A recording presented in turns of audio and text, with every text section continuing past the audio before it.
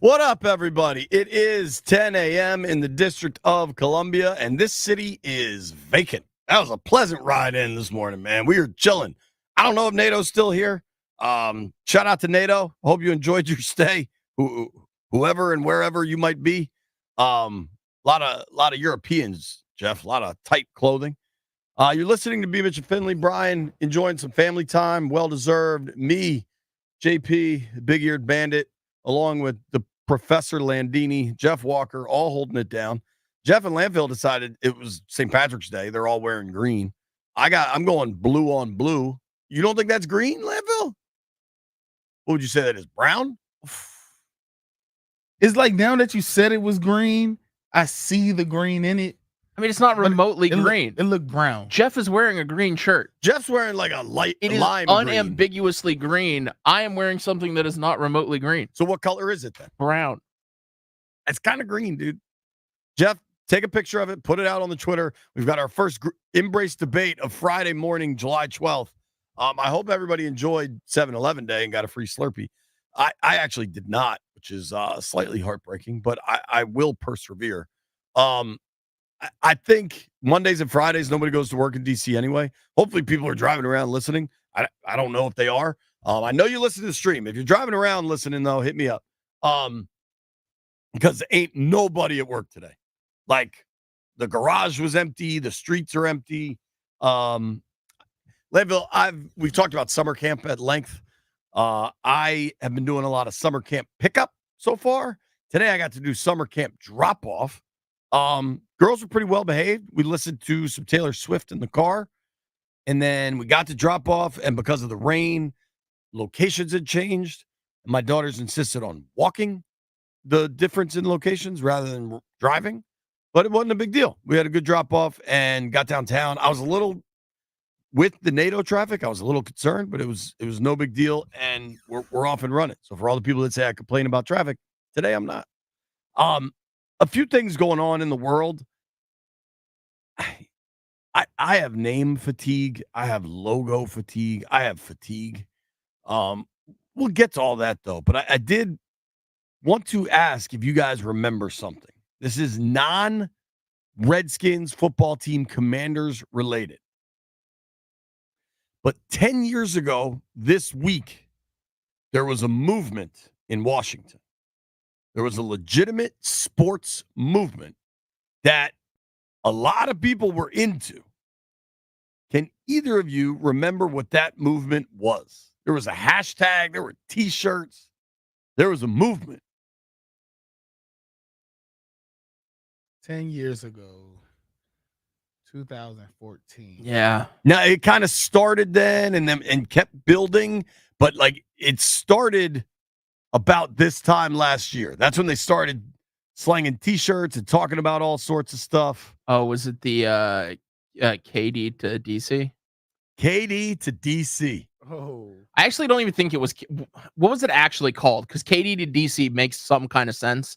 Like, it's a little bit catchy, but I think the actual slogan that they were using was massively stupider. No, the hashtag. Oh, okay. The hashtag was KD to DC. And there was a legit time where a lot of people, myself included, thought that there was a real chance Kevin Durant would want to come home. Come on home, KD.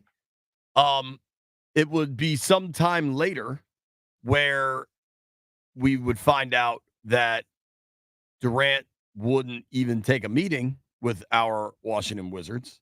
He was in Oklahoma City, and then he chose to go to Golden State. But like the beginning of KD to DC, and I know this because my boy was selling T-shirts. There were hashtags, there were websites, there was all this stuff. And people were making Durant Wizards jerseys. Now, Durant all along was out on it.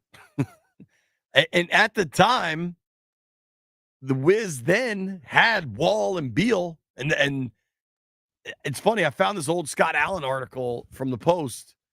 Bradley Beal said of KD to DC, it is disrespectful because he plays for Oklahoma City. He doesn't play for Washington. John Wall said, It's the same I said last year. We can't worry about what Kevin Durant's doing. He's worried about his OKC team, and me and Brad and 13 other guys on the team, we're worried about the Washington Wizards. We're not here to tank. I mean, with the gift of hindsight, how absurd does all of this thing? Kevin Durant of KD to DC. You remember when Oklahoma City came, there were people with signs in the stands. This is Durant 10 years ago playing for Oklahoma City with people, signs in the stands, wearing the T-shirts at KD to DC. Durant said of that, it was crazy. It was kind of disrespectful, in my opinion, because you've got a great team there already that deserves your full 100% support. And I wouldn't like it if I was on that team, and I didn't like that. But it comes with it nowadays. It's part of it. In hindsight, how flipping absurd does the KD to DC movement seem?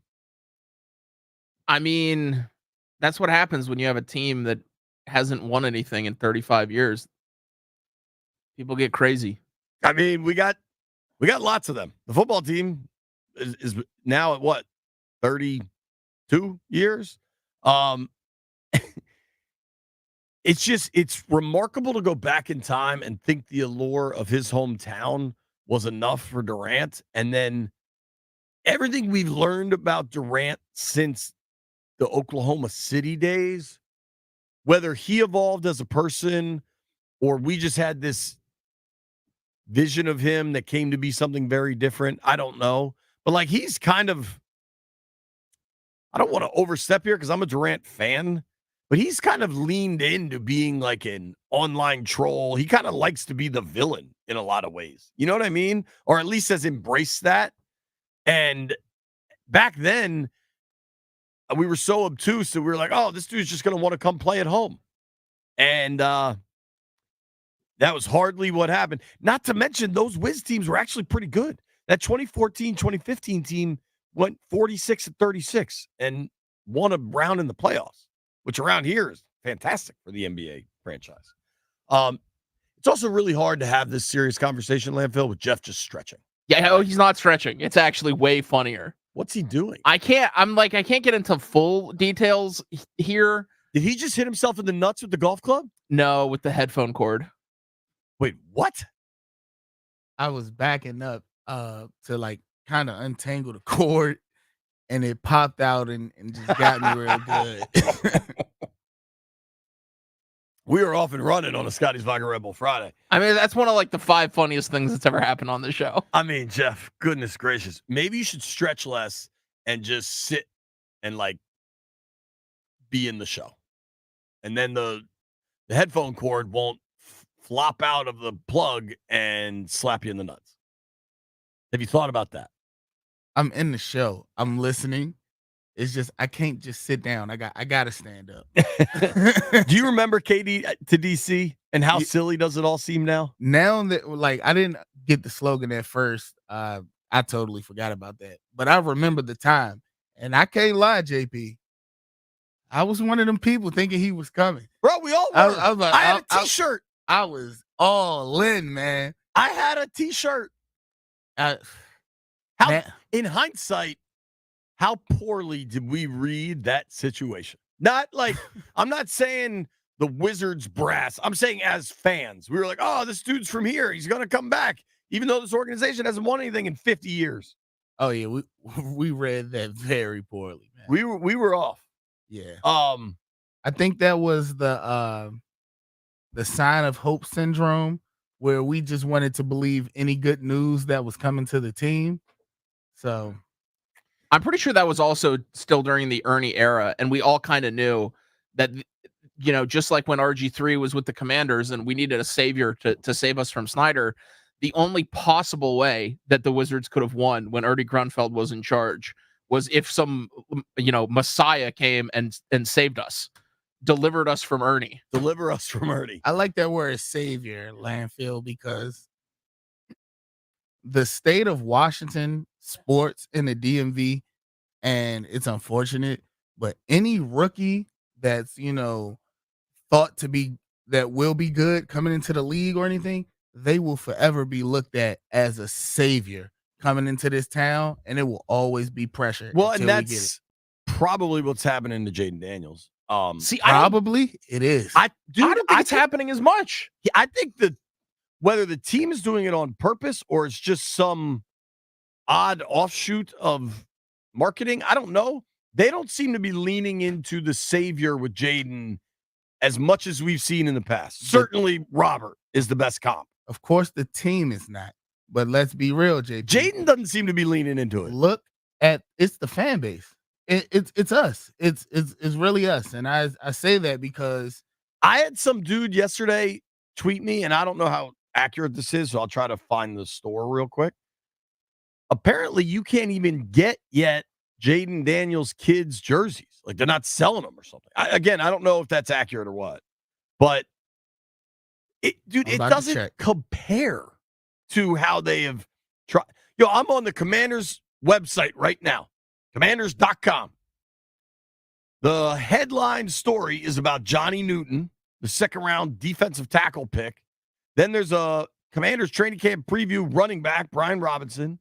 And then Wake Up Washington is a nod. There is literally not a picture of Jaden Daniels on their website. Not to mention, the dude just won. The ESPYs are kind of nonsense, but he won one last night. He won College Athlete of the Year, I believe.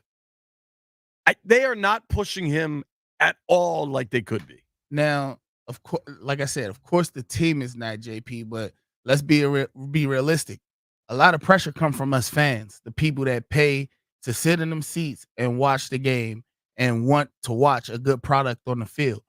If you open the phones up right now and say, give me your thoughts on the Commanders this season, I guarantee you the first thing that come out of everybody's mouth will be something about Jaden Daniels. Sure, but zoom out and go to Atlanta, and the first thing out of most Falcons fans' mouths will be about Kirk Cousins. Go to Miami, it's going to be about Tua. Go to LA, it's going to be about Stafford's health. Like, people focus on the quarterback in the NFL. JP, our quarterback situation has been so bad that it has gotten national coverage. You think the fans are not? I did a hit yesterday with Atlanta radio, right? And they wanted a Commanders preview, and we did it. And at the end, they asked about Kirk, and I was like, yeah, I think Kirk will play well, and good luck with the Kirk experience.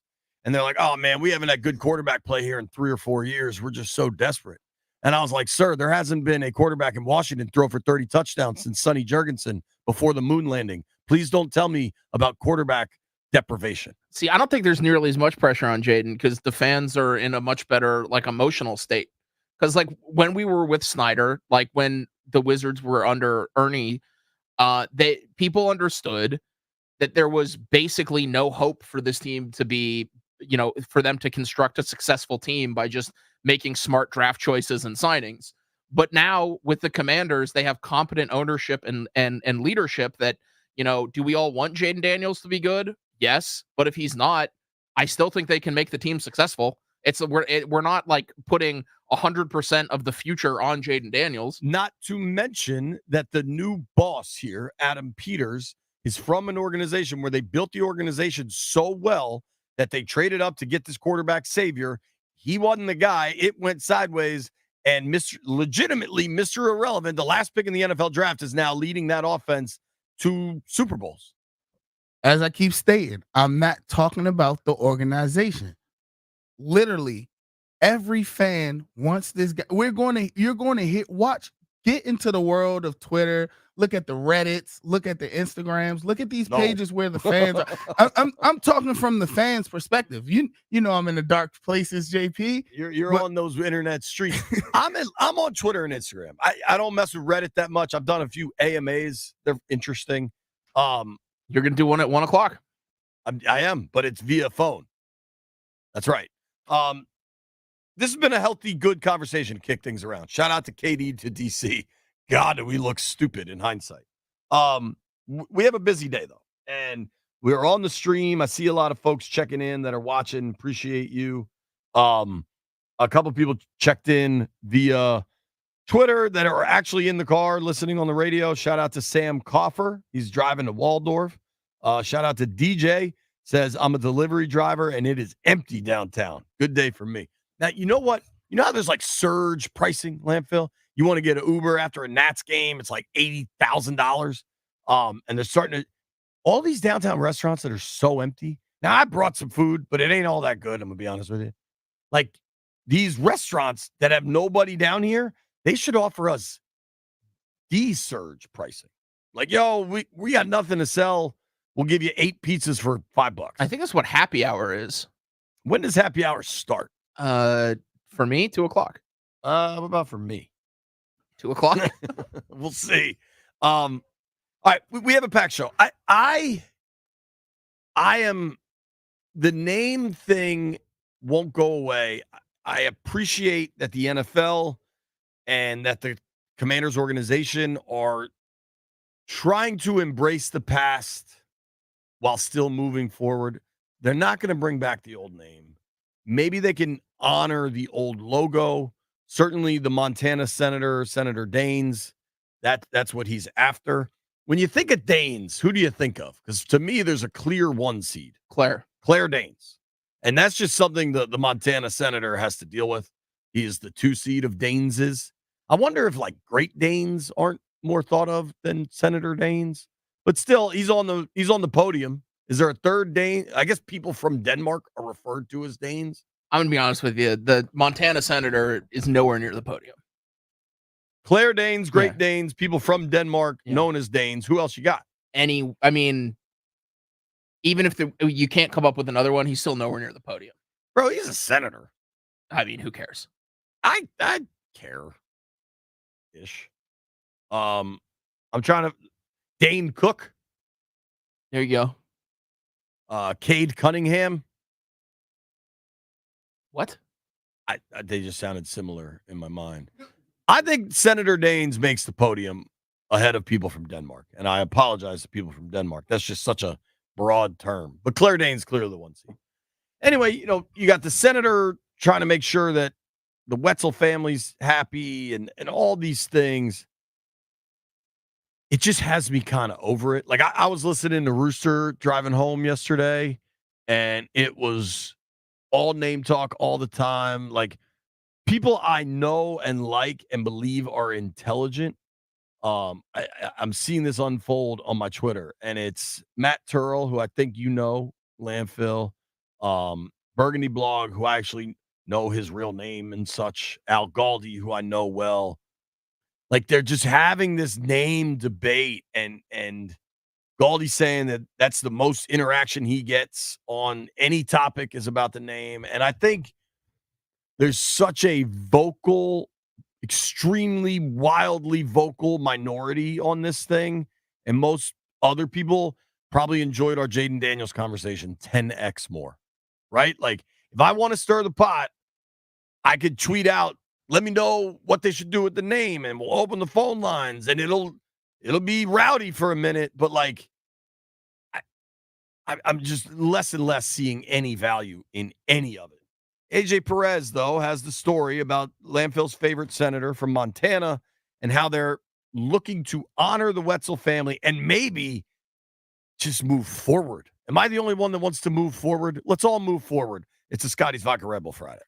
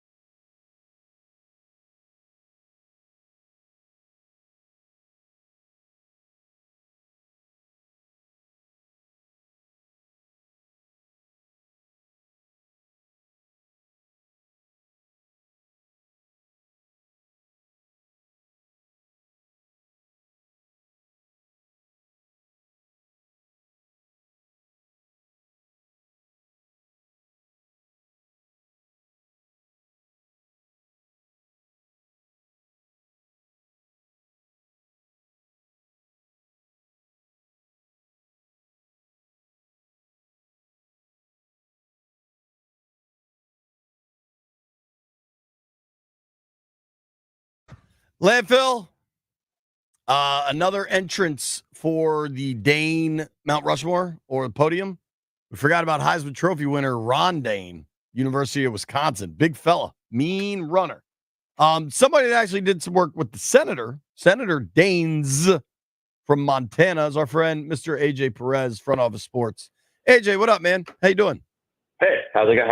Doing well. Thanks for having me back on. Let's start with the important subject matter of the day. Do you remember the KD to DC movement, and how silly does that seem now? Kevin Durant? Yeah. DC? Remember when that was a thing? Oh, yeah. Yeah, well, he's from DC. He should come back here, right? Right. It was so simple. That was fun. It was so simple that they were going to get him back just because he was from here. All right. Yeah, that's how it goes. You got some reporting on the Montana Senator Danes working with the Wetzel family to get the creator of the Old Skins logo honored. What do you got? Yeah, the talks are continuing, and apparently there's at least some kind of framework of a deal for the home opener against the Giants. So there's going to be the Wetzel family. I'm not sure how many members, but they're expected to be in attendance. I don't know if this will be a pregame, halftime thing, but they're currently designing a plaque that will have a permanent home somewhere at Commander's Field. So that's good. The team said it's not final yet in a statement to me yesterday, but they're heading in that direction. Will that be enough? Maybe for Senator Daines, who you're talking about, moving off of his basically block of this bill. That's going to be kind of that we don't know, and we also don't know about the two Maryland senators who are Senator Daines is doing all this work for. Kind of not saying that there's some kind of cabal going on, but there's the two senators from Maryland haven't really had to do much because Senator Daines is kind of has blocked things up with his with this whole logo thing. All right, so Senator Daines, I mean, there's just so much that I find interesting. I do want the organization to honor their history, and I do think I've seen it with my own eyes, right? Like I've traveled with this football team, and I've seen groups of Native Americans come together supporting the logo and the team name because they took it as a sense of pride. I've also seen the opposite. I've seen groups of Native Americans in large numbers protest and rally against the name because they thought it was offensive. And I think you can easily see why both sides would have their opinion. Senator Daines from Montana has entered this fight because the family that came up with the logo and the inspiration for the logo are from Montana. I find it laughable that is how he's decided to enter into the fight. I'm sure there's a lot of people in Montana that would love a senator to try to represent them. I fear much of this is driven by politics. But if the Commanders are going to honor the Wetzel family and honor the logo, and I like to think there is a cool way to have the old logo at FedEx Field that is both respectful, a nod to history, and looks forward. If they're checking all these boxes, is Senator Daines done?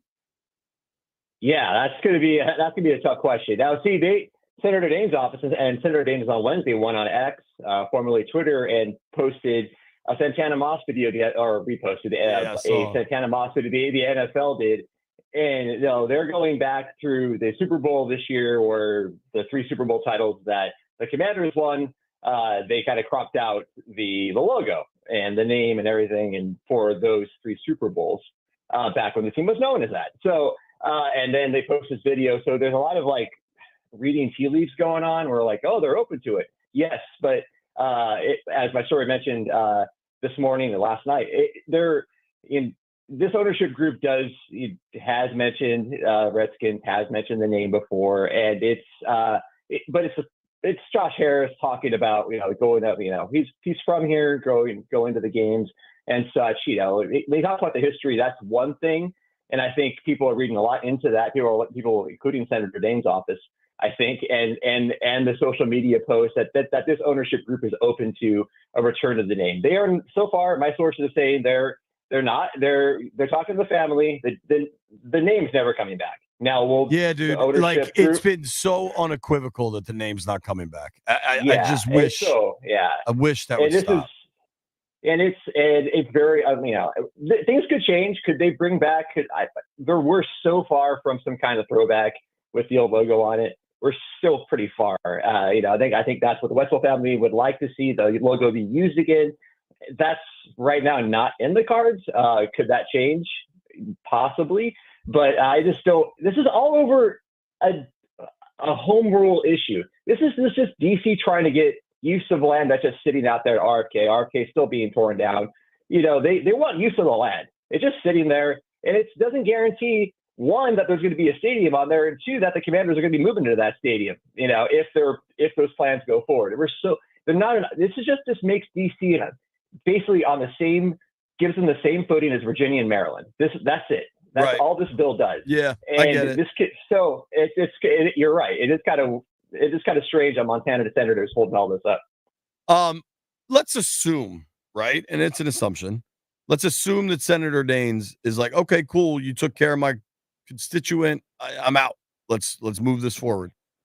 The two Maryland senators would then be thrust into a bigger role if they actually want to shoot this down. Now, what I know as a Maryland resident is I understand the economic impact of the stadium in Landover, but dude, I honestly think if you did a poll of Marylanders from the mountains of the western Maryland to Ocean City, I bet a majority of Marylanders would support RFK. And I say that because, one, there's a ton of old school Skins fans that just want to go back to RFK that live in Montgomery and PG and Anne Arundel and probably Frederick and Calvert and wherever the Burgundy and Gold fan base exists in Maryland. Two, I think all the people in Baltimore and on the Eastern Shore don't want state money to build another stadium. Like, does that seem unreasonable? No, but I think Westmore, the governor, and is still, he's arguably the biggest cheerleader for Maryland. I love Wes. He comes on the program with us during football season. So, I get him, but if you're the Senators and you're just, I don't know who the next dude is that's up for election. I guess there's an election going on right now, right? With also Brooks and Hogan. Yeah. That's kind of interesting. Yeah. Yeah. So, I mean, we don't know what they're going to do because, you're right. Because during the House vote back in February, Raskin abstained. Every other rep from Maryland voted no. So, we know there's resistance there. But just two things. One, back in 2020 when they changed the name, JP Beamich, didn't we all think we were done with this topic? But it's 4 years later, and we're still talking about it. It's kind of shocking there, right? Yeah. I mean, the name's not coming back. Please stop. Now, maybe they change the name again. Yeah, the name does suck. I don't know, man. I'm so burnt on this topic. There's a lot of bad team names out there. There's even I'm a Dodger fan. That's not a great name. It goes back to New York and turn of the century. There's a lot. I think the view is, I think first get this offseason, a lot of movement, front office, coaching, players, things going in the right direction there.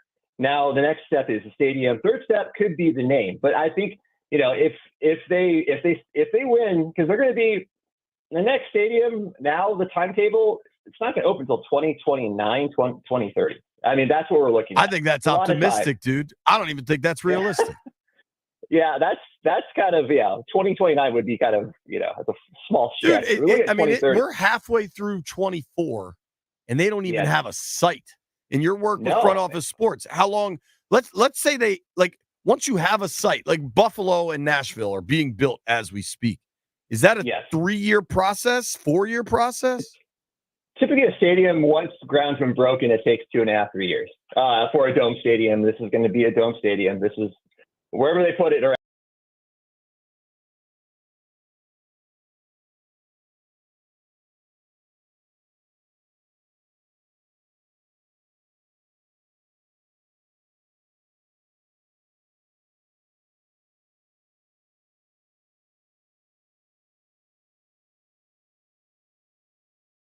When Harris and everybody else, his ownership group bought the team, they bought the land, both in Ashburn and at the former FedEx Field site. So they have all that. They can play. They can play at Commanders Field for forever. No one wants that. They need a new stadium. That stadium was outdated when it opened. So they're going to work towards it, but they're not.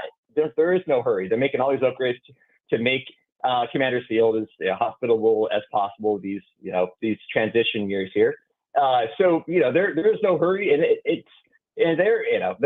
I'm sure they want to see what happens with this bill if it advances and makes DC a player, because obviously that we've seen the polls and you just talked about it. This is where a lot of the fans want the team. Well, everything has to be so complicated, and I think that's just life in a multi-jurisdictional city, for lack of a better word. Like That has no representative. I mean, there's no one on Congress who, outside of Eleanor Holmes Norton, who's advocating for there is no senator for DC. Yeah, and I mean, when you think about Buffalo, they got money from the county and the state and maybe even the city. Yes. Nashville got the over same $1 billion. deal. Whereas, I mean, whether you think Muriel Bowser's done a good or a bad job, she's on an island pretty much fighting the feds as well as the city council. Like, it just seems so. And the new ownership group is full of legit heavy hitters. Like, these dudes know how to get stuff done, but damn, it's a complicated road. Yeah, I thought once it passed, and that's without dudes from Montana interfering. Yeah, I mean, I thought once it passed out of the oversight committee, which is one of the most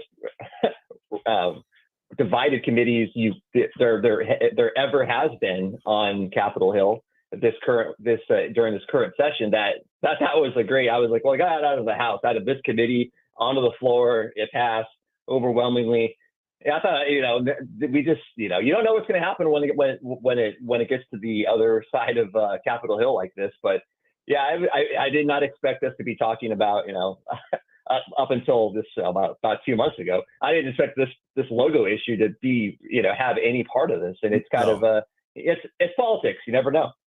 It's politics, man. You never know. All right, AJ, appreciate you, man. Good to hear from you. Hope all's well. Yeah, thanks. Thanks for having me on. All right, that's our guy, AJ Perez, Front Office Sports. And I do think it's important. Like, one of the things that the senator's been clear about, he's not looking to bring the name back. The problem is, like, he just wants the logo to be honored and the people that came up with the logo and were part of the building that, which I applaud. The problem is the slightest thing that happens in this process, just the gold pants, for example. The zealots on the edge of the debate run with, okay, this means the name's coming back. So you bring gold pants back. There are a bunch of people that are like, okay, the name's coming back. You honor the logo. There's a lot of people out there that are going to say, okay, the name's coming back.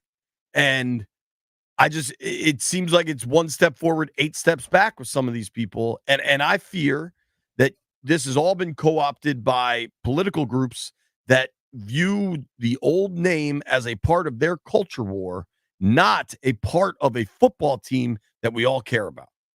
And I wish we could build a giant wall between the co-opted political culture war nerds and the people that just want to root for their hometown football team. We'll be right back.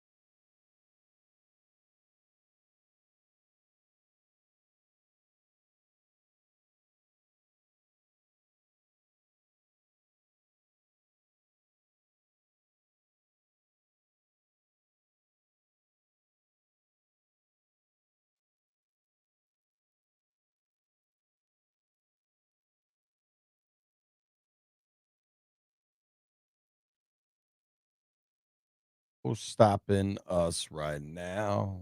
I feel so close to you right now.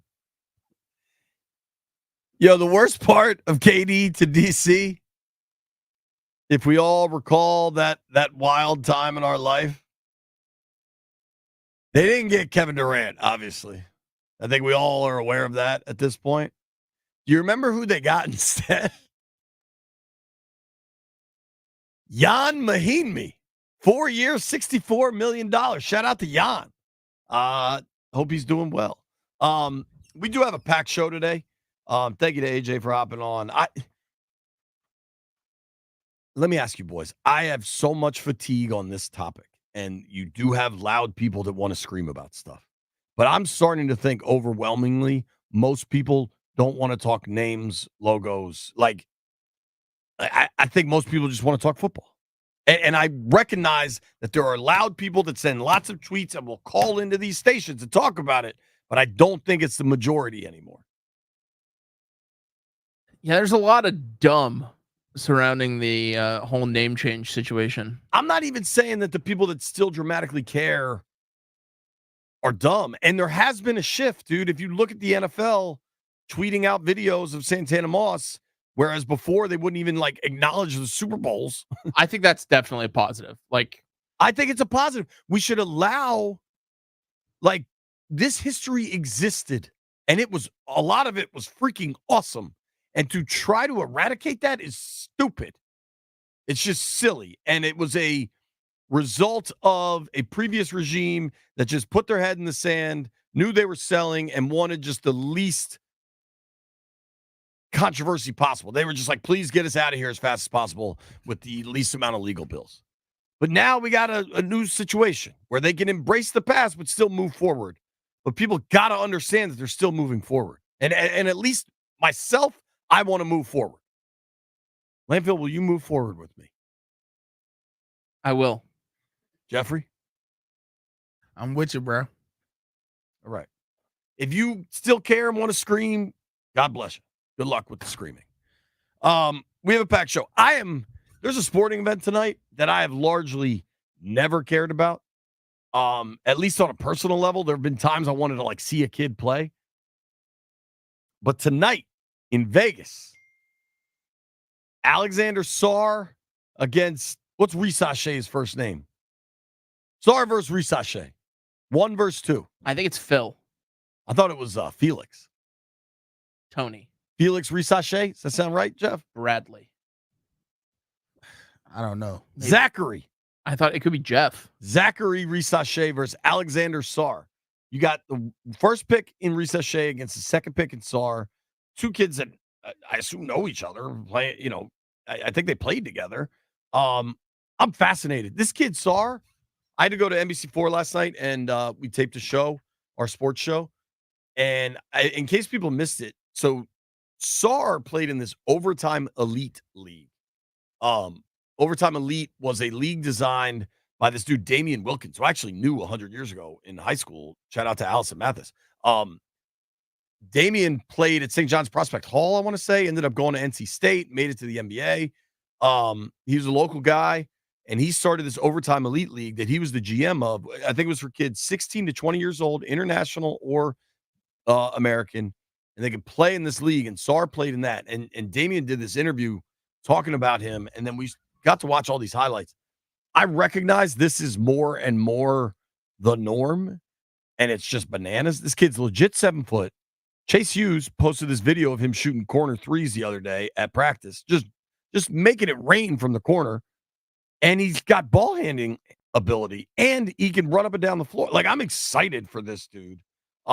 Chase Hughes is out in Vegas. He'll be at the game tonight. Chase Hughes also, I've learned this on Instagram, went to the Sphere last night to see Dead and Company, which I'm incredibly jealous of. So we're going to talk Summer League. Andrew Golden from The Post is joining us. Talk some Nats baseball. Jeff Reuter from The Athletic joining us.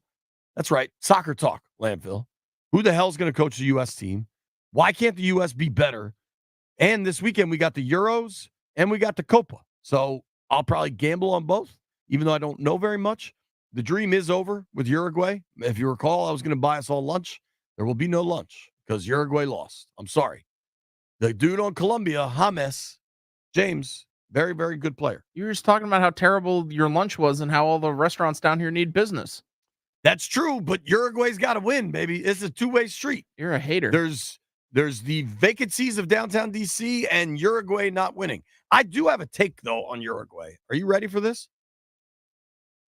This could go a lot of directions, so I guess just rip the Band-Aid off. Are you familiar with the Uruguay flag? Yeah. I argue the Uruguay flag is the most upbeat flag in the entire planet Earth. There's a sun that's smiling on it. Yes. Mhm. Now, having a sun on the flag is not news. There are lots of countries that have suns on their flag, but a smiling sun, incredibly upbeat. Shout out to Uruguay. Of all the guests we have, though, nobody will bring a more interesting perspective than our friend PFT Commenter, who joins the program next.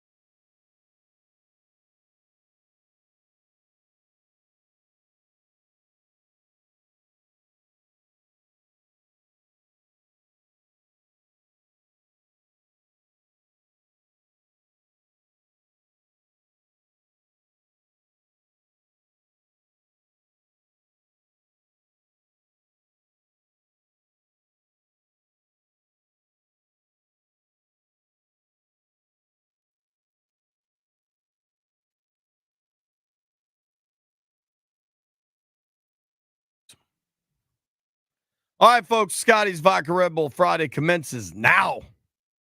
Get some Scotty's Vodka, chill out. It's a rainy day. Enjoy it. It's not a rainy day where our friend PFT Commenter is out in Lake Tahoe, Nevada, or California, depending where you are. PFT, what up, man? How are you? JP, what's up, my man? Unfortunately, I left Lake Tahoe last night like an idiot, and I'm not going to be there for the weekend. I just wanted to stay there. There was a part of me that thought about just digging a hole into the side of the mountain and just living in Lake Tahoe because it is it's beautiful out there. Dude, what's funny is, as the story goes, my mom and dad, 45 years ago or something, before I was born, drove cross country, and my dad wanted to move to Lake Tahoe, and my mom made him come back to DC. So I've been once. It's incredible. It's just beautiful over there. Yeah, I mean, I'm glad that they brought you back to DC. So we were out there for the American Century Championship Golf Tournament, which is awesome because it's a bunch of athletes and celebrities that compete in this golf tournament all week. And Steph Curry won it last year. I think he got an eagle on the 18th hole. Yeah, that was. I remember watching that. And so it's an awesome tournament, and it's great if you are the host of a sports podcast because you've got all these guys, and it's like the roster of people that you can interview is like Super Bowl week, except everybody's kind of like half drunk because they just got done playing golf. So it's really like Super Bowl week on steroids, and nobody's pitching like Bridgestone tires. Right, low carb yogurt. Exactly. So it was a great time. We got to interview a bunch of guys. I don't know who I can say, who I can't, because we're going to keep it a surprise, but Blake Griffin and Josh Allen were on the show today. And very rarely do you see like a true friendship forming in front of your eyes. And I think they're just going to be bros. We just kind of put them together in a room. It was a play date. We're like, I think my son would really get along well with your son. And now I think they're like best friends. So that was really cool to see. Talk to some, by the way, Josh Allen he did not know that the other Josh Allen in the NFL had changed his name. Yeah. So we got to break that news to him. And he's pretty proud of that. It's like Highlander. There can only be one Josh Allen. And I guess he won that battle. He did. He did. Well, we got the other Josh Allen's on the Jets now, right? So they're going to be facing each other at least twice a year. Oh, wait, are you serious? I thought he was still on the Jaguars. You're right. I'm sorry. I mixed that up with you're correct. Take that back. Yeah. So, but he was proud of the fact. I told him he should change his name to Josh Allen, except all caps. So it's like big time Josh Allen. That would be a nice counter move there. But we interviewed Baker Mayfield, who actually he just had a baby, or I guess his wife had a baby a few months ago, and that baby was a Lake Tahoe baby from last year's tournament.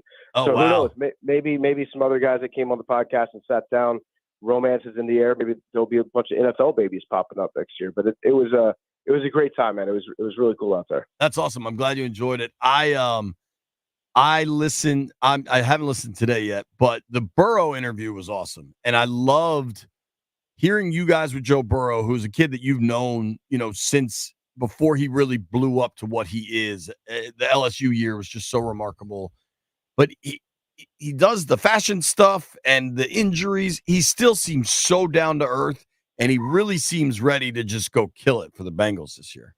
Yeah, I'll be honest with you. I was a little bit worried going into that interview. I'd seen, the fashion show Joe Burrow. I'd seen, like kind of the way he, and it's mostly, now that I think of it, he just dresses really well. He's just a very good dresser. And on the other hand, I always say that like 2 days a week, I'll accidentally dress like a 6-year-old. I'll just wear like, a brightly colored shirt, shorts with stripes on it that don't match, like high top clown shoes that look like they're from the 90s. So I'm not exactly a fashionista. I'm not who you would look at and try to model your wardrobe after. But Joe went kind of the other way where it's just like Cartier everything, big time fashion guy. And I guess that's a me problem for me thinking that maybe he had changed a little bit, that he got big time, which is, it's probably kind of hard to get big time in Cincinnati. Like how big time can you really get out there? You're always going to be playing second fiddle to a dead gorilla, no matter how big you get. So like with Joe, I was a little concerned about that, but then I saw him, we started talking, and it was like, yeah, this is just normal Joe. The way that he explained it to us was that he tries to just put himself way out of his comfort zone and try things that he would never try or never think that he would try. So like doing the Fashion Week thing was one of those where it's like, okay, I'll give this a shot, see what happens. And he went with his teammate, and they had a good time. But I am happy to report Joe Burrow is just as down to earth and just as cool a guy as he ever was. And he gets real serious though when you talk about what's going to happen next year in the NFL. Like he he is locked in. He's upset about how last year ended with his injury, and it seems like he's getting back to being able to throw the ball like he used to. So you're going to see Joe Burrow on a mission this year. I'm excited. I've been a Burrow fan. I like that Bengals team. That AFC North, though, dude, is so loaded. Lamar with the Ravens. I don't know what the Steelers will be offensively, but that defense is so good. And Cleveland, if you ever get Deshaun Watson back to, and we don't even like everything else that happened, just the football player he was in Houston, if you can get him 80% back to that Cleveland team could be a legit Super Bowl contender. Yeah, no, I think you're right. And don't forget, they got Mike Vrabel. They got Mike Vrabel too, as an additional football mind in there. And so we did get a chance to sit down with Mike when we were out in Tahoe and talk to him about how things ended last year with the Titans. And Mike is a guy that's like, he is an open book. He will tell you, exactly what's on his mind. There were a couple things that it's almost like we had to say them out loud for him so that he could just kind of like nod his head and confirm. But the way things ended in Tennessee was a big surprise to him last year. And he's looking to become a head coach again, probably as soon as next season, I would imagine. But this year in Cleveland, it's going to be interesting because his title is just consultant. So he's a guy that they bring in. He's like Deloitte. They're bringing him in, and he's just going to be floating around from room to room. He's been putting on helmets and shoulder pads and doing some like scout team kick return stuff too. And he could definitely he could beat the crap out of me right now. That dude is a monster. For sure. Me too. We're talking about the game day setup out there. I don't think he's actually going to be in the stadium. Really? Browns games. I think he's going to be watching from home. I don't know the entire reasoning behind it. I think they initially planned on him going to half the games, like maybe the home games, but then they were like, well, that's kind of weird if he's only going to half the games. It kind of takes us out of our routine a little bit. So I think he's going to start the season just watching football on his couch, which I told him, like, good luck going back to civilian life after you've experienced life as a football fan. Like we have it pretty good on Sundays. You're not going to want to leave your couch after you get to see Red Zone one weekend. But that division is going to be awesome. And I think the Ravens going to be really good. The Steelers, that's a big question for me. And we've got this one guy in the office, Jersey Jerry, massive Steelers fan. He was funny on the Burrow interview. he loves Russ Wilson. He just snapped into it this summer. He's like, okay, I'm all in on Russie. That's what he calls him. Nobody else calls him Russie except for Jerry. It's kind of creepy, to be honest. And so we played a little prank on Jerry when we were out in Nevada or in California this week. We told him, he was asking us who we were interviewing, and we told him that we had all these quarterbacks lined up, and Russ Wilson was there, and we had to pass on an interview with him because we had something else scheduled at the time. And Jerry flipped out on me and Big Cat. He sent us text messages saying how disappointed he was in us for not interviewing Russell Wilson. And then we had to eventually tell him that we're just joking. Russell wasn't there at all. We're just having fun with him. But yeah, that whole division is going to be a lot of fun. Probably the best division in football, I would imagine. That's funny, man. Yeah, Jerry seems like a real character in my limited experience. But dude, I'm curious as we get back to football. It's like, I mean, training camp's in about 10 days, maybe like 12 days, which is just crazy. I know you touched on this on the Pardon My Take podcast, which I'm an AWL. I know millions of people are. What do you make of all this Brandon Ayuk nonsense? All right. So on one hand, it's fun to think about, right? Like, he is an awesome receiver. On the other hand, maybe this is a sign of growth for me, JP, because the old PFT would be like, yeah, give me Brandon Ayuk. He wants to be a Commander. He's already said it. Just give him to us. Now I'm starting to think, and this is a good life lesson, I think, overall. If you start dating a woman or a man, and they are cheating on their significant other with you to start the relationship, you cannot then be surprised if they cheat on you with somebody else later on, right? That should be like a pretty clear red flag, and it feels like that's kind of the situation that we're in with Ayuk right now. Which, I mean, he is one of the best receivers in the NFL. He's awesome, but kind of weird how things are shaking out in his time with the Niners. He doesn't seem happy. He's being very public about not being happy. He's doing things that are like intentionally inflammatory to a really, really good team and a really, really good organization that has this, the 49ers are probably, I would say probably right now, the best organization in the NFC in terms of how they do things and how stable it's been recently. Yeah. And he's thumbing his nose at them batting his eyes at us, which I get it. You know, we got Jaden. The two of them go way back. He wants to maybe play with Jaden. Imagine what he would do if he was in a less than stable organization and he wasn't happy about things. I'm not saying I don't want him because the dude is awesome. I would love to have him as a football player. But it's just it's something to think about right now. And I think old me would not have had that same perspective, but I've been burned before, so to speak, with a large amount of football players and athletes in general that I have not seen these red flags coming. This to me seems like a pretty clear one. Now, have we figured out how he got his hands on Commander's practice tape? I mean, I don't know that we've officially figured it out, but it seems pretty fair to guess that Jaden texted him. No. I was going to say that he hacked into the system. He hacked into. Yeah, he seems like a hacker. Yeah, he uploaded some malicious code. He put a worm in there in Ashburn and exported it. I don't know. I don't know what happened, but it does. It seems kind of fishy. So I don't know. I'm just a little bit wary about that. I got the good opportunity to ride along for 9 holes with Kyle Juszczyk, the fullback for the 49ers. How was that? The golf tournament. It was awesome. Great dude. Awesome guy. But I kept bringing up Brandon Ayuk and talking about how good of a player he was and how much I would really, really like him at some point down the line on my team. Kyle didn't appreciate all that, but I had to just needle him a little bit, be like, he seems like he wants to be a Commander. That's pretty cool, huh? So, yeah, we'll see what happens to that. I don't know if Jaden sent it to him, if it was a screenshot that he sent over. I don't know. Was it moving film? We don't know, right? I mean, you don't want to assume too much. It might not have been Jaden. It might have been somebody. Like a lot of things could have happened. It sure seems like it was Jaden, but that doesn't necessarily mean it was. My understanding is, if I had to guess, and we'll say it's a guess, that some folks in Ashburn had some conversations after that made sure something like that will never happen again. And I think the vast majority of this was kind of okay. Like, these two are friends, and NFL players kind of use their social media as their outlet in these contract situations, and everybody understands that. But I think once it got to, he's posting our practice tape, that's when it went too far. Yeah, I would agree with that. And if it's just like a screen, they might just be trolling. I don't know. Yeah. They might just send them a screenshot and be like, here, use this. In which case, that's kind of funny. It's kind of funny to do that, but also at the same time, you should probably think ahead and be like, well, people are going to think that I sent them practice film. So either way, it's not the best look. And I don't think that the Commanders are installing like crazy things in the offense in the OTAs. And I like to imagine that Jaden's not giving away the playbook. But you know what? At any rate, like, we know that we have a quarterback who does watch some film because he had to access that film to send it over to Brandon Ayuk. That's right. So I'll take a spin zone any way I can get it. The one thing I didn't like this week was the Hard Knocks when they were doing the interviews with Jaden and Drake May and all that stuff.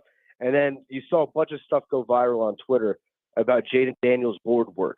His board work was not up to par in his meeting with Brian Daboll. I saw that, yeah. First of all, Jaden was never going to get drafted by the Giants. Correct. He didn't even have to show up to that meeting.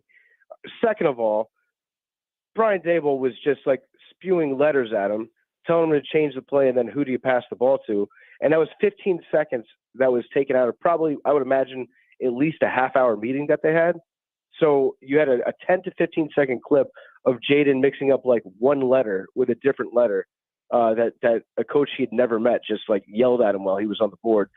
I don't care about board work. Obviously, I would like my quarterback to be able to diagram plays and understand concepts and how to switch things around, all that stuff.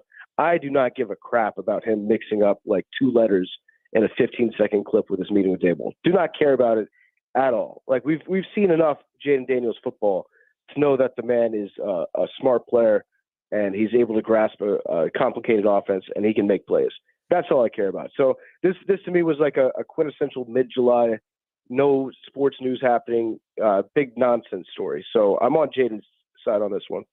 Dude, I'm with you. I think this version of Hard Knocks, through it's only 2 episodes, has really not been looking good for the Giants. I think Joe Shane looks small, if not almost petty, in the Saquon stuff. Seems like he's really pissed Saquon didn't take the deal 2 years ago. And I thought Daboll, the rumors of Daboll being super cocky and like kind of over the top on the sideline. I feel like we kind of saw it in the combine stuff with the quarterbacks. Yeah, a little bit of that. I think he's a good dude. I think Daboll's an easy guy to root for. I wish he wasn't on the Giants, actually. And again, with these shows, like they want to portray the coaches how they want to portray them for compelling television. Yeah. Maybe Daboll, maybe he was okay with using some of that tape too, because like he wants to seem like he's the man and he's like an assertive head coach. But he's from my experience at least with Daboll, he's a good guy. So I don't know what happened with that, but yeah, I do not give a crap about board work. That to me is like, you know what that's tailor made for? It's tailor made for people like with a Twitter account that want to seem like they know what they're talking about when it comes to board work. That's who really Totally. loves that stuff. Well, did you see? I think it was Pablo Torre and Dominic Foxworth had like a disagreement over the fetishization of football jargon. I think that's a real thing, man. Like the people that can sound the most ridiculous in their breakdowns of coverages get like celebrated on social media now, when most of them probably have no idea what's actually happening. Yeah, they don't know what's going on. They talk about players like it's a golf swing. Talk about like, okay, so you have to bring your hip under and then turn your head around sideways and then be able to move your feet and hips laterally down the field in unison while keeping that shoulder inside. Right. It's like nobody knows what any of that stuff means. You're just saying stuff. We need to, you know what? We need to dumb down football jargon. That's what we need to do. Bring back just on defense being like, you got to dial something up here. Right. That's what I say. Like, just dial something up. We got to dial. Yeah, pin your ears back right now. Set an edge. Bring that stuff back. Make it easy for us to understand. I play golf with some really good players and then some just hacks like me. And whenever we're with the really good players, me and my buddy always say, "Don't give away the hole. Don't give up the hole." I mean, Yeah. it's the most obvious thing in the world, but it works. It fits in the vernacular. Yeah, no, it's awesome. Actually, that was maybe the funniest part about this week was getting to ride along and walk up and down the course with a bunch of guys. And they were playing in a pro-am scramble. So it would be a celebrity, and then there'd be 4 guys that somehow got into the tournament, whether they won it in a raffle or they're a sponsor or what have you. But there are some guys that I promise you, they spend all their non-golf time just reading golf one-liners to say on the course to bring out. And they're the same jokes. You hear the exact same jokes all the time. And for some reason, everybody always cracks up for them. I don't think I can say any of them actually on the radio. Right. But you can imagine where they're going with it. When a ball just runs around the lip of the hole and doesn't go in the hole. A lot of Monica Lewinsky references. Yeah. You can see where like a 55-year-old guy would go with that one. So For sure. it's kind of funny seeing that happen in real life and talking to some comedians out there. Like we talked to Nate Bargatze the other day, and he was paired up with a group like that, and they're making these jokes, and they would just keep looking over at Nate, being like, "You gonna laugh at that?" Like hoping that the stand-up comedian would like their prom night reference on the 17th hole. It's very funny. Last thing, dude. I don't know. It honestly might be a blessing for you to be in Chicago and traveling all over the world and not necessarily putting up with the minute-to-minute minutia of the Commanders' uniform, name, logo discussion. Obviously, they brought the gold pants back. I think that's a cool step. But every time they do something cool, there's a portion of people, fans, whether they're actual fans of the organization or just people that have decided to get involved because it's become like this political culture war BS, that are like, okay, they brought the gold pants back. Next step is bringing the name back. Do you notice any of that? What was your reaction to I think gold pants are cool. It's a good move. The name's still not coming back. Yeah, I do see a lot of it. So I'm not like totally insulated from it. I get frustrated too because it's the same people that keep bringing it back up as people that have absolutely no ties to the organization or to DC at all. Right. It's usually Twitter accounts that are trying to get interactions because they've monetized them. So they know that this is something that they'll get a lot of reaction to.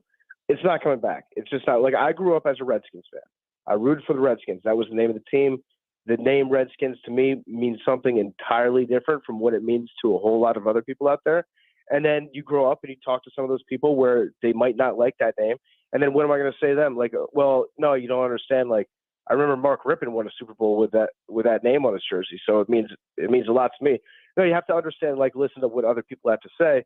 The reality is, like, there's a lot of people out there that like the name Redskins for reasons that are just very personal to them, and because of what it meant to them growing up. We're not going to change the name back. You can't change that name back. It's just not going to happen. So we can just like put that one to bed right now. There's some organizations out there that are pushing for it, but it's still not going to happen. I've completely accepted that at this point. But so when people are trying to insinuate that it's coming back, just know that they're playing you. Just know that they're trying to make money. They're trying to engage. Totally. They're trying to build up their own name off of it. They don't actually think that it's coming back because it's not. Dude, I couldn't agree more. How about Robert? How about RG3 the other day talking about a safe space? Do you want the logo to come back? Robert wants, traction and engagement on social media too. I Robert Griffin? Are we talking about the same RG3? Yeah, exactly. Are you talking about RG? You're talking about Rex Grossman the third, right? No. That doesn't sound like Robert Griffin. Robert, Greta, the whole gang. No, listen, RG3, he knows what gets people talking out there, and so he knows that anytime he talks about the Redskins or the Commanders or the football team, whatever you want to call them, he's going to get a lot of hot takes. So I don't knock Robert at all for that, but no, it's not coming back. No, it's not, and maybe they change it again, maybe they don't. But the absolute best thing that could happen is Jaden Daniels comes out and is really good. They go 9-8 this year, build more, have a Super Bowl contender, and nobody will care about the name. Yeah, and also one more thing about the guy that got the whole boardwalk conversation going. I did go back and I looked at his quarterback rankings from last year. I think he had C.J. Stroud 5 or 6 on his list. So if he's saying bad things about Jaden Daniels. Of the rookie class last year? Yeah, like pre-draft. Yeah, that's fine. Good luck. His ranking. So it's okay if he doesn't like Jaden Daniels. It's all right. Absolutely. It'll be fine. Dude, thank you for the time as always. I appreciate it, man.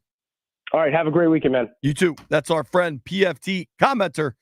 Follow him at PFT Commenter or check out the Pardon My Take podcast, YouTube, all that stuff. PFT is the best. Nats baseball when we come back. It's B. Mitch Finley.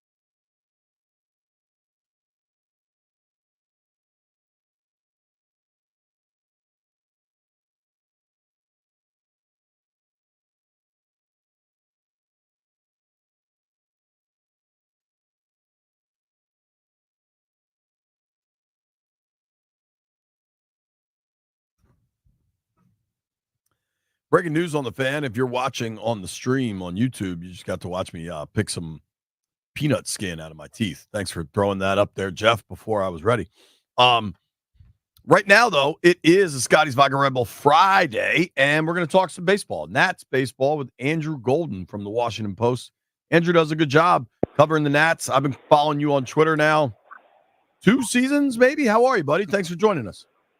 Hey, good. How you doing, man? Yeah, three going on 3 years now. Kind of crazy, but yeah, definitely enjoying it. Okay, because I mean, there was that period of time where you were at whatever the hell they were called when you were out there, Washington football games, kind of as the third person there too. When did you convert to just full-time Nats? 2022. So yeah, like you said, I was covering them and going to the games, the home games, through beginning of 2022, and then they asked me if I wanted to cover baseball, so I switched over 3 months after that, so not too long after. So okay. Yeah, since maybe March of 2022. I think that's when I started. Okay, great. Well, it's a great gig, and let's hope you are now on the upslope of a team that will get a lot more exciting to cover. Got to be honest, though, dude. I mean, they are really struggling all of a sudden. The All-Star break's coming at a good time for them. They've fallen to, it's got to be a season worst, 10 games under 500 after this last Mets series.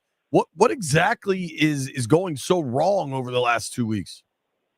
Yeah, I don't know if it's per se what's going like wildly wrong. I think what it is that their starting pitching is kind of back down to earth a little bit. I think their pitching was so good that it kind of masked how their offense was really struggling.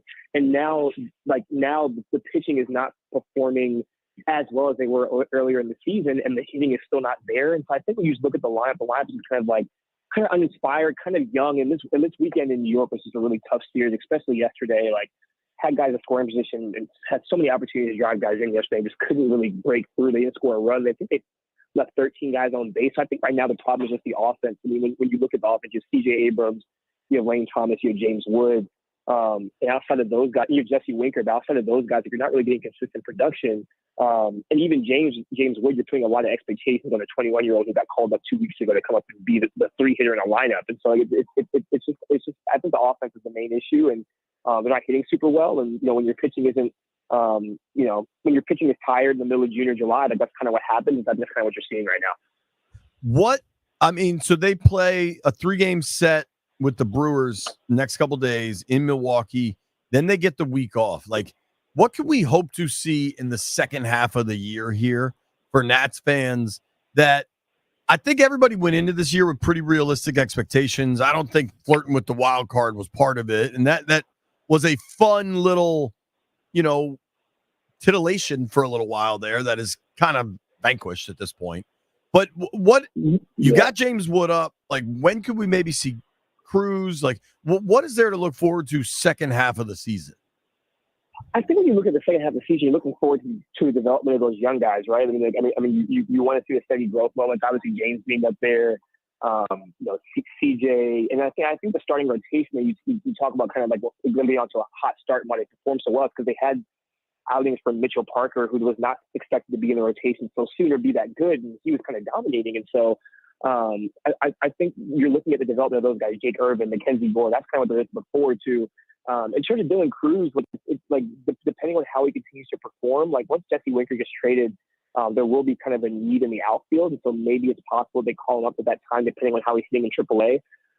It wouldn't be crazy to see him at the end of the year, given where they're at. But I think at this point, the exciting part is the development of the young guys. They cut Nick Senzel the other day. They cut Eddie Rosario. They optioned Joey Meneses AAA. I think they're really, really putting an emphasis on just letting the young guys play and see what they can do. And so that's what I'm looking forward to, at least in the second half. When do you think, if at all, this year we get to see Cruz? I think it can happen post-trade deadline, right? You're going to trade Jesse Winker, right? As long as he stays healthy, you're going to trade him and try to get some prospects in return. I think that could be a possible timeline of when you could see him. Because they'll need another outfielder. I mean, you could put Joey Gallo there, but depending on how Joey goes, if Dylan's raking in AAA, it could be worth it just to give him a little taste of it this year. And so it's possible we could see him. We could see him in maybe September, depending on how things go and they stay on the roster. So you never know how it turned out. So I'm kind of interested to see how it goes, but I think it all depends on his performance. We've talked a lot about the trade deadline kind of as it was farther away, and what should Washington do? And the thing I always kind of heard is they're going to make a decision as it gets closer to see if they're actually in contention or not. They're not in contention anymore. You're 10 games under in July. Not to say you can't get hot. I know Davey's done it before, but who I believe in most in this city is Mike Rizzo. Who do you think he can get? Who do you think he can and will deal before the deadline?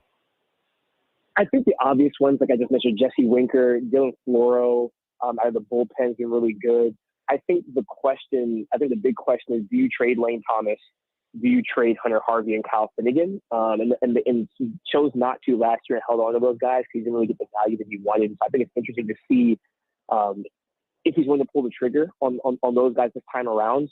Kyle Finnegan last year was having a really good year last year, but like his underlying metrics and advanced stats weren't that good. But this year, like he has the performance and the stats to back it up too in terms of his underlying stats. And so I'm interested to see if Rizzo's willing to pull the trigger and get a return for, Finnegan, Harvey, and Lane Thomas. And I think it depends on how does he view them in terms of can they help them next year, and does he view Lane Thomas as a veteran piece that he can keep around? It all kind of depends, and I think it also depends on how teams view them versus how he views them. Like, do teams view him as an everyday player, or do they view him as a platoon guy? Because I do think like Lane splits make him look like a platoon guy who only hits against lefties, and so it kind of depends on what is their value and what is his value, if that makes sense. So I think those three guys are the more interesting ones to keep an eye on as we get close to the trade deadline. Yeah, I mean, it's going to be fascinating to watch. Do you subscribe to the kind of analytical theory that most closers are kind of replaceable and it's a volume play and you should get assets when you can? Or do you think that's an oversimplification?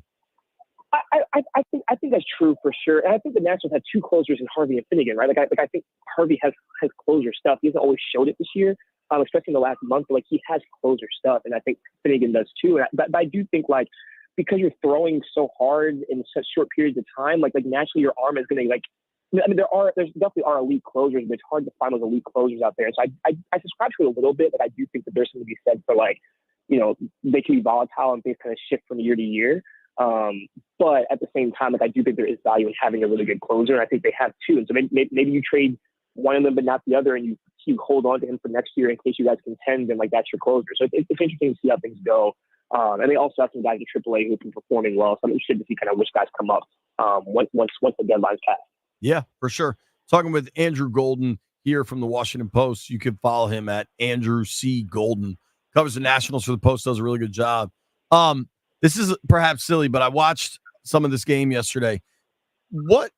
And I don't know if they've already come, just tell me to shut up. But or have the Pirates come to town yet? What are the chances we get to see Skeens at Nats Park?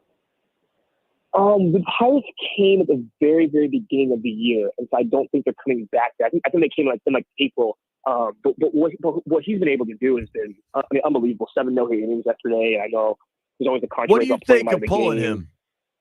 Yeah, like I get it, right? Because like it's tough, right? Because the fan in me, I think I'm a little bit jaded just having become a beat reporter, right? Like the fan in me has kind of gone a little bit. I understand. The fan in me, like I wanted to go all night and throw a no hitter, right? Like I want to see that.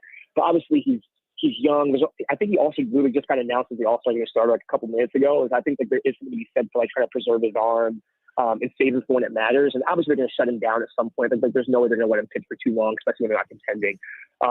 Wow, dude! So I get it. Baseball just announced that Skeens is the starter for the All-Star game. Do we already know that?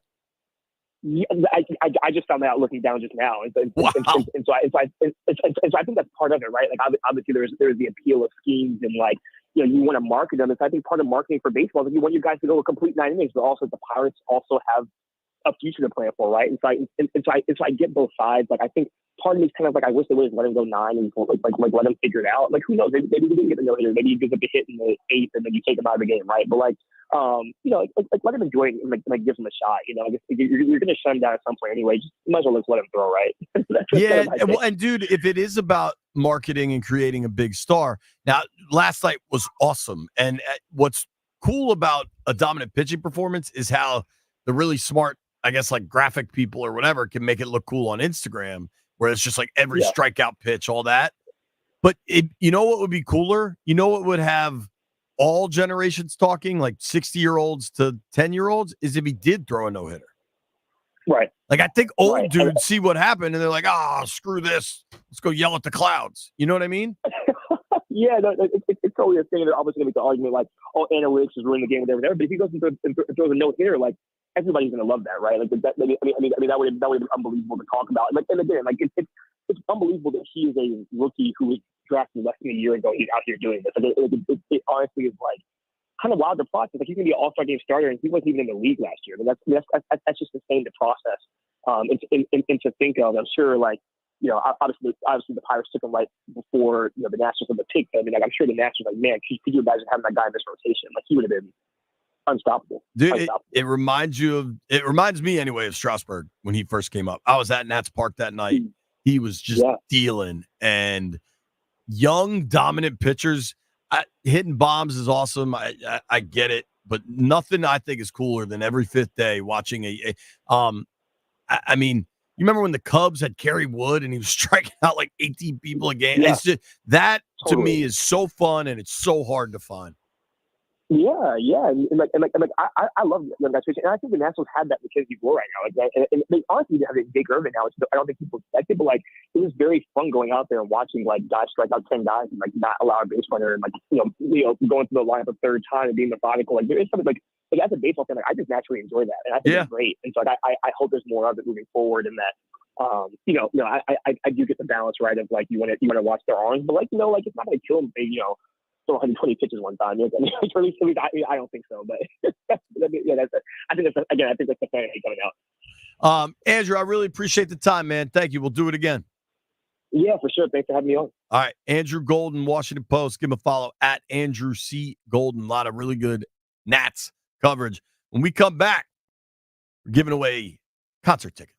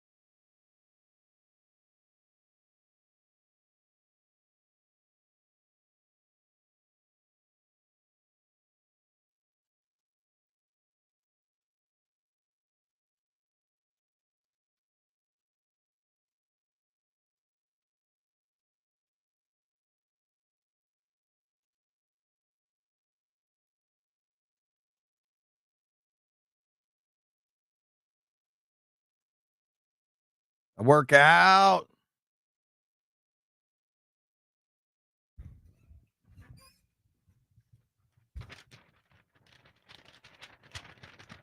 Did he say I've got passion in my pants? That's a lyric right there.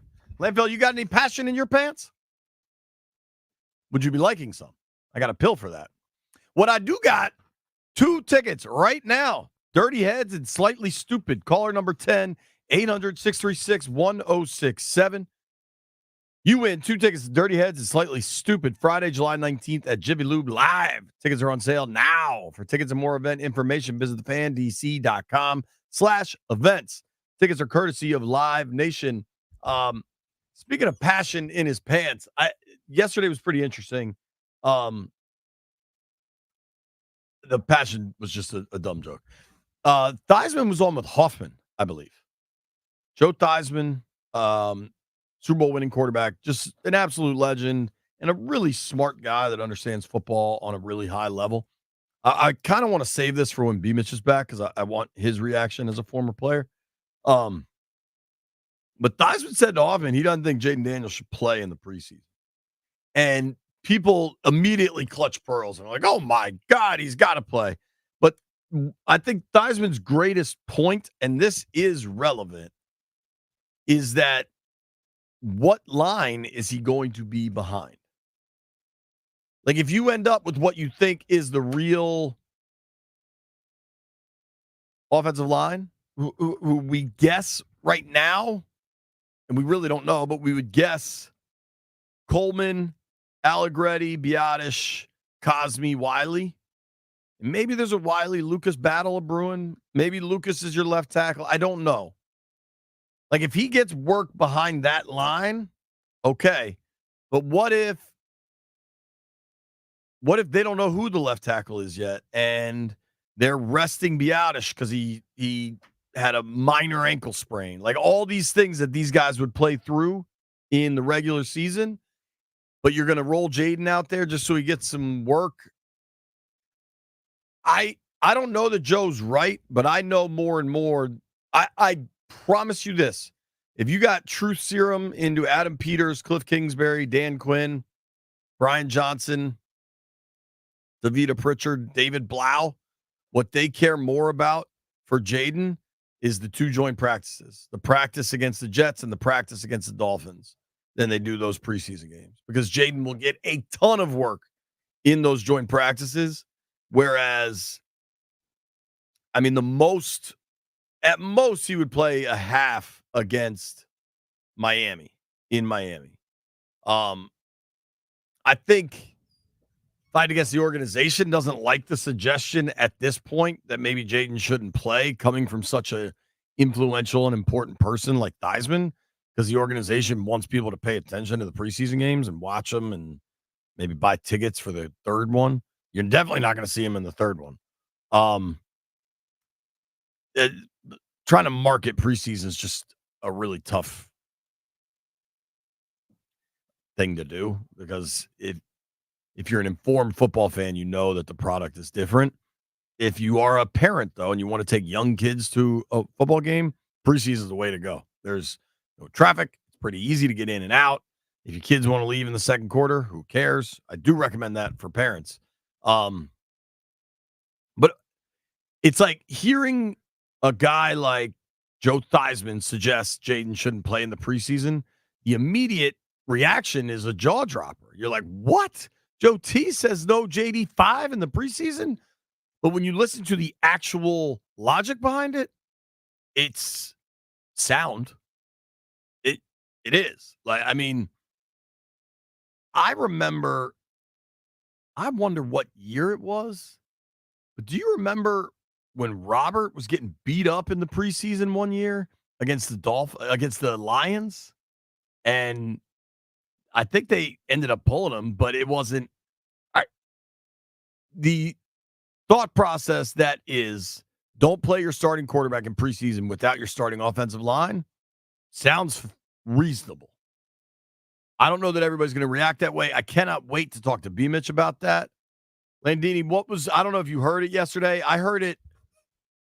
I don't know. Maybe I didn't hear the interview live with Hoffman, but I heard it on somebody else's show.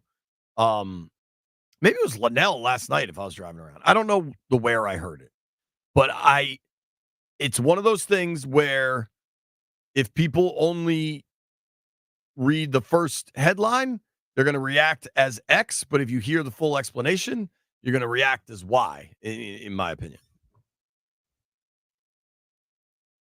Yeah, I mean, I'm personally fine with none of the starters playing in preseason, honestly. And I think that's like a growing movement. I mean, McVay doesn't play anybody. Right. I think I also wonder if the kid doesn't need a little bit of live work before the opener against a Todd Bowles defense is going to blitz you from everywhere. Jeffrey, what's your reaction?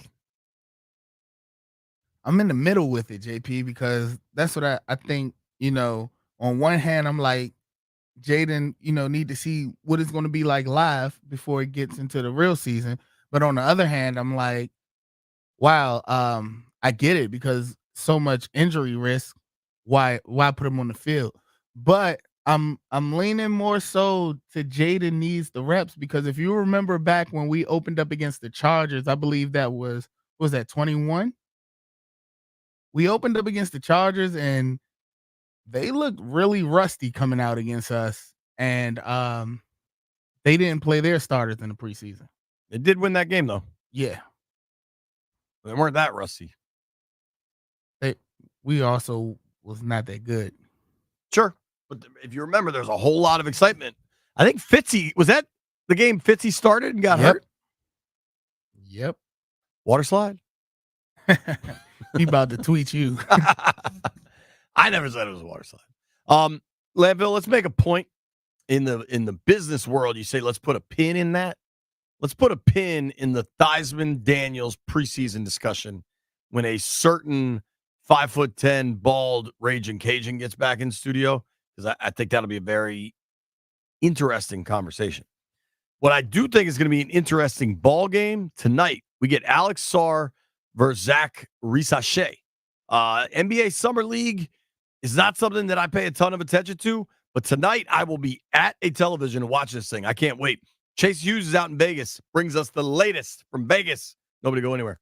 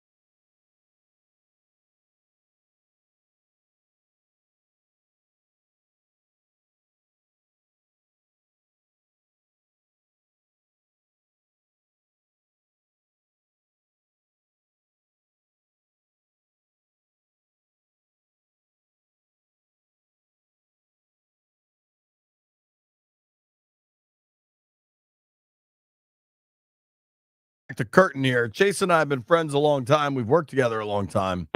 I follow Chase on Instagram, not for work purposes, just because he's my friend. And I'm looking at it this morning at his stories, and I realized, look, we're going to talk plenty about Sarr versus Risache, but you got to go to the Sphere last night and see Dead and Company. How was it? It was unbelievable. I'm not going to lie. Like, obviously, people have probably seen the videos of how big the screen is, and maybe you've read a little bit about how immersive the experience is. But it was absolutely incredible. Like, for instance, you know, there was one point where we were like essentially traveling through space, like on the big screen. And it felt like it looked like you were on a spaceship, like going through space. And I'll tell you this, I have a TV show to do today. So I did not have a single sip of alcohol last night. I was completely sober. And it was like, there's a big difference between no alcohol and completely sober. Well, I'll also tell you this. I might have been the only sober person in the house because as amazing as the venue was, it was the sloppiest concert I've ever been to in my life. I've probably been to at least like 50 concerts. I've seen some pretty big shows. I've never been to one where people were like throwing up in my row, in the aisle, like in the hallways. Really? Like I had to clean my shoes when I got back to my hotel. Wow. And it's funny because it's this like futuristic, state-of-the-art like arena of the future, but it's still Vegas. Well, dude, that's funny because so when I was at the Super Bowl, I saw you too at the Sphere. And I agree with you, like the production quality, the big screens, the audio, acoustics, all that is just outrageous. And I was not sober, but I wasn't barfing or anything. I just had some drinks. But good. I said to my buddy Ahmet when we were there, because the next couple of big acts they had signed were Fish did that short run, and then the Dead. And those are jam bands where people are usually pretty banged up at the concerts. And I was like, people got to be careful, man, because the visuals of this motivate you in such a way that you're like on another planet. And then when you add, you know, some substances to that, it could get pretty dicey. Yeah, it was very disorienting. I will give everyone out there a pro tip. Be careful which seat you buy because there are some obstructed views. Like basically, you kind of have to choose between whether you want to see the stage really well or see the screen unless you pay the big bucks. And I've had some success previously getting the quote unquote obstructed view seats. I take my wife to see the Nutcracker every year. And if you go, I think it's at the Warner Theater and get the quote unquote obstructed view, you can get great seats from like 10 rows back where like 5% of the view is obstructed. But in this case, a lot more than that I could not see. Landfill, quick ruling on Chase bragging about getting real cheap seats for he and his wife to go see the Nutcracker. Lame. I think you better hope she's not listening. That, as somebody that says a lot of dumb stuff, you don't tell them, and I mean, no one would know the difference. That's true. That's true. Talking with our friend Chase Hughes here on the BetQL guest line. Sports betting has come to the DMV. Don't place that first bet without checking with BetQL. All right, you can follow Chase at Chase DC Sports. That's the Instagram too, right? Is it the same thing? And TikTok. I followed you to TikTok. Oh, my man. I don't think I've posted a TikTok in some time, but I did have a little period where I tried. Shout out to TikTok. The game tonight has major juice, and I'm a Wiz fan. The Wizards Bullets have been my team for some time. I just acquired a Bullets Calbert Chaney jersey, which I'm very excited to break out at some point. But this game has national intrigue. You got the number 1 pick against the number 2. What's the vibe out there? How excited are they out there? Are they trying to keep things calm? Take us to Vegas. Yeah, there's a lot of excitement. Tonight is opening night. First, we'll have. Is it opening night for the whole league? For the whole summer league? It is, yeah. Oh, so wow. The Lakers with Bronny James will play right before the Wizards and the Hawks. So it'll be a packed house. It always is when the Lakers play in Vegas because it's so close to LA. And because the Wizards got the 2nd overall pick, they get primetime billing. You see this every year where the 1st and 2nd overall pick go at it on opening night. In this case, it's 2 guys who are from France. They're good friends playing on the national team for several summers in a row.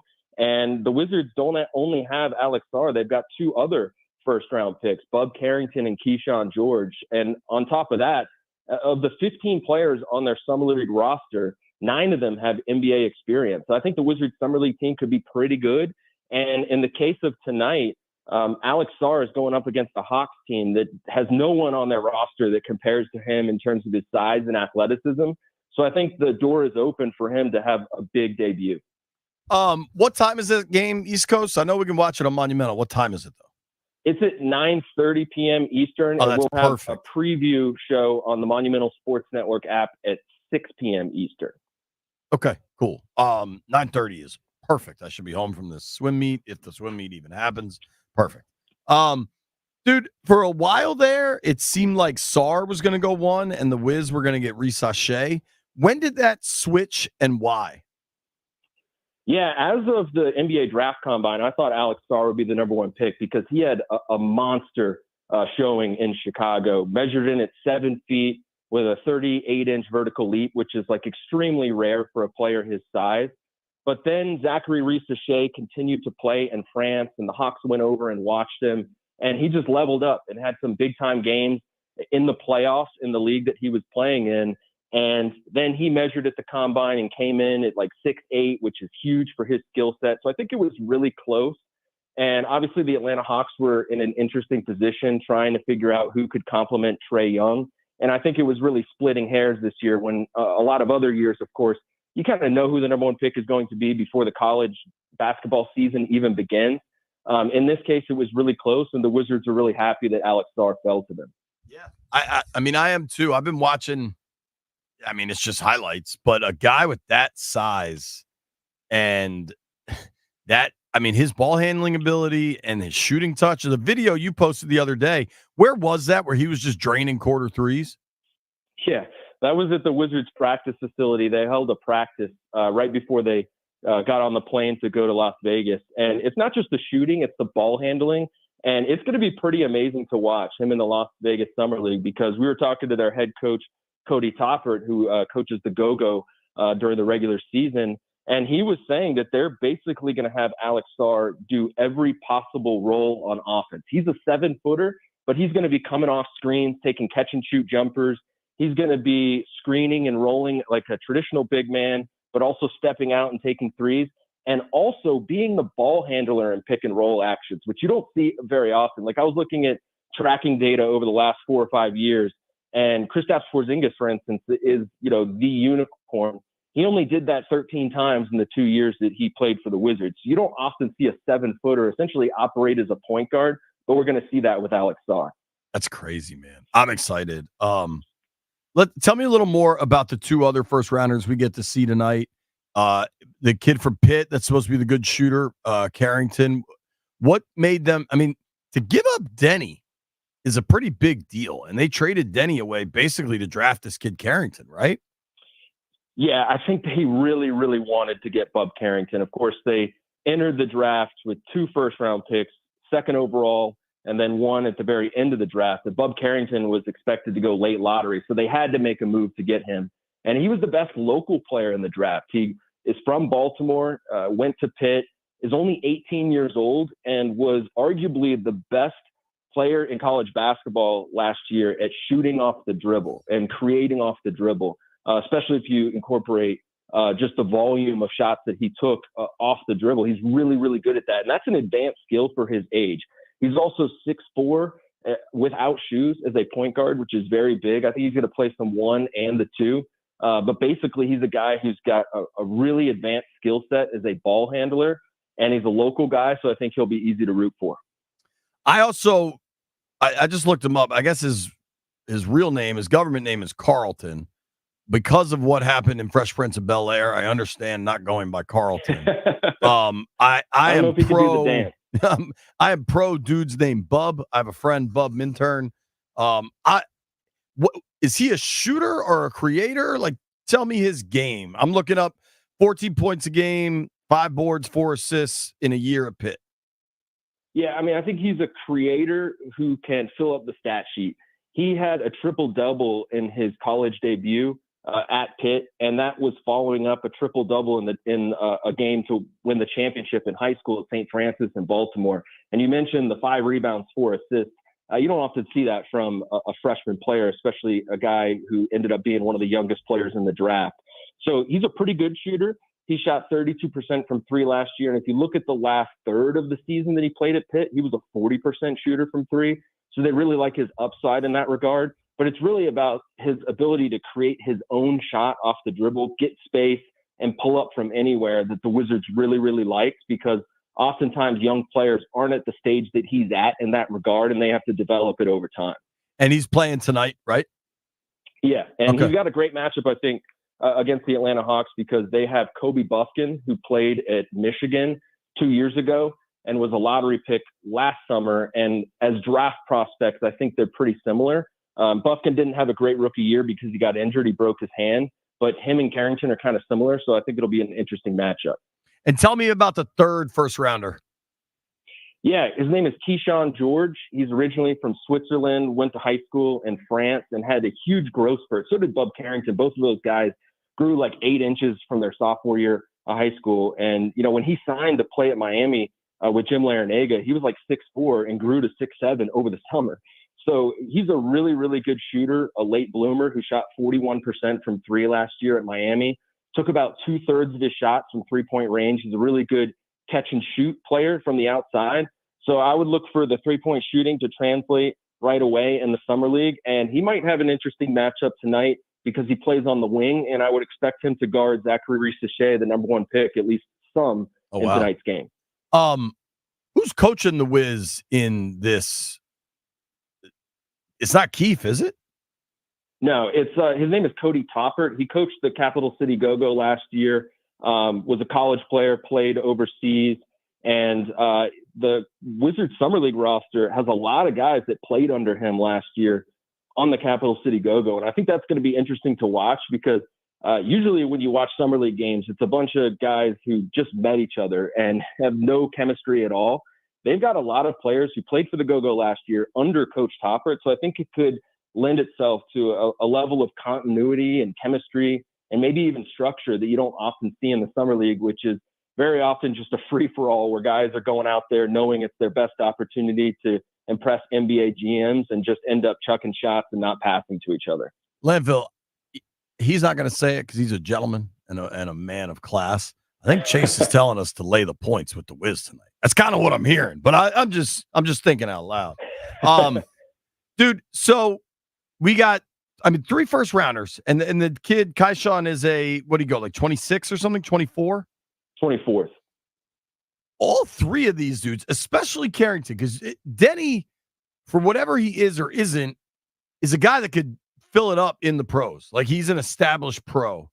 So if you're moving on from Denny, you take the one kid at 2, Carrington, and then this guy, like, these are legit parts of what this organization is supposed to look like by, hopefully it's 26, right?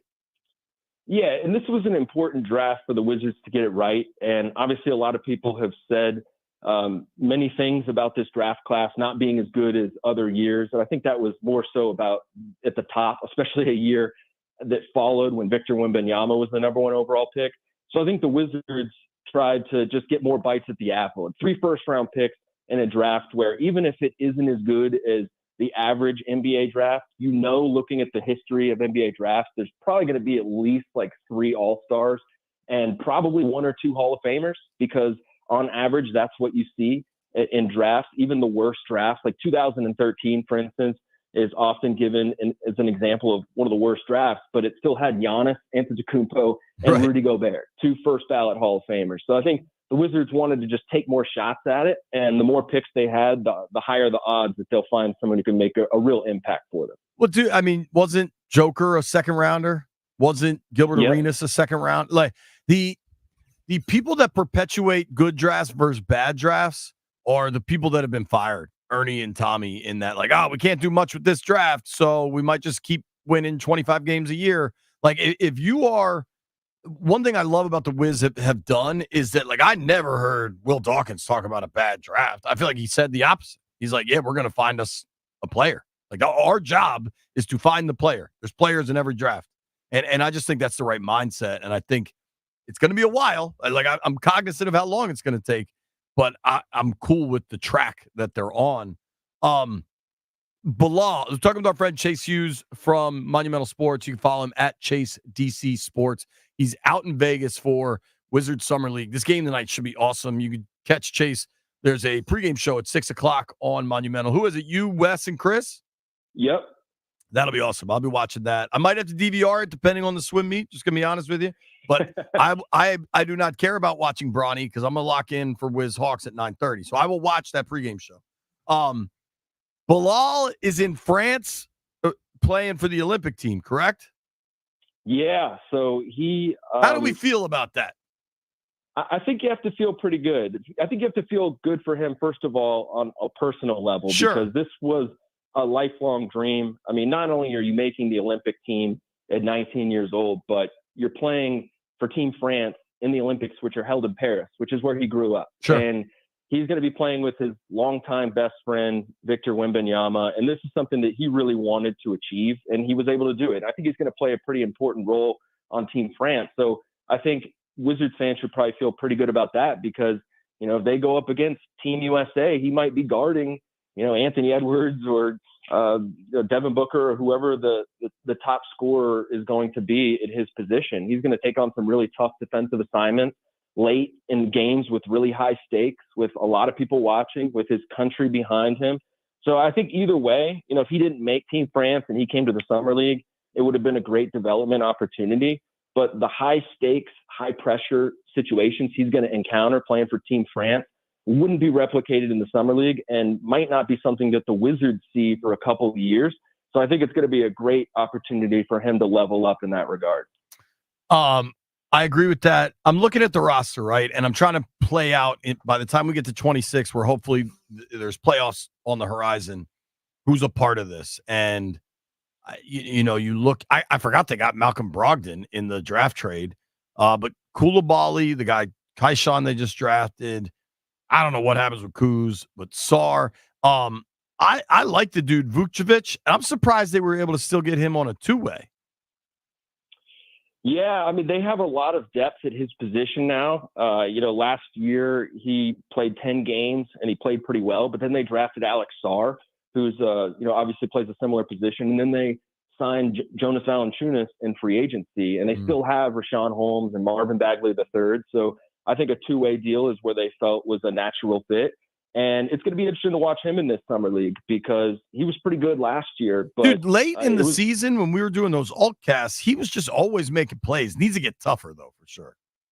Yeah, he's tall, but he needs to gain some muscle and play a little bit more physical on defense. That's what their summer league coach Cody Toppert said the other day. And so I think that's what fans should probably be watching for in Vegas this time around. But he's definitely one of their top prospects and definitely a big part of their future at this point.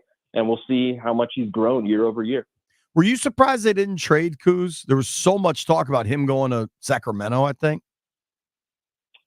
I wouldn't say I was surprised just because you go back to February and they kind of walked down this road with him. That's true. Where, it was reported publicly and they spoke on the record about it that, they could have potentially moved him to Dallas, and both sides kind of agreed that they wanted to, stick in it together. So obviously things can change very quickly in the NBA, but given that happened pretty recently, it would have been a pretty big and quick change of heart.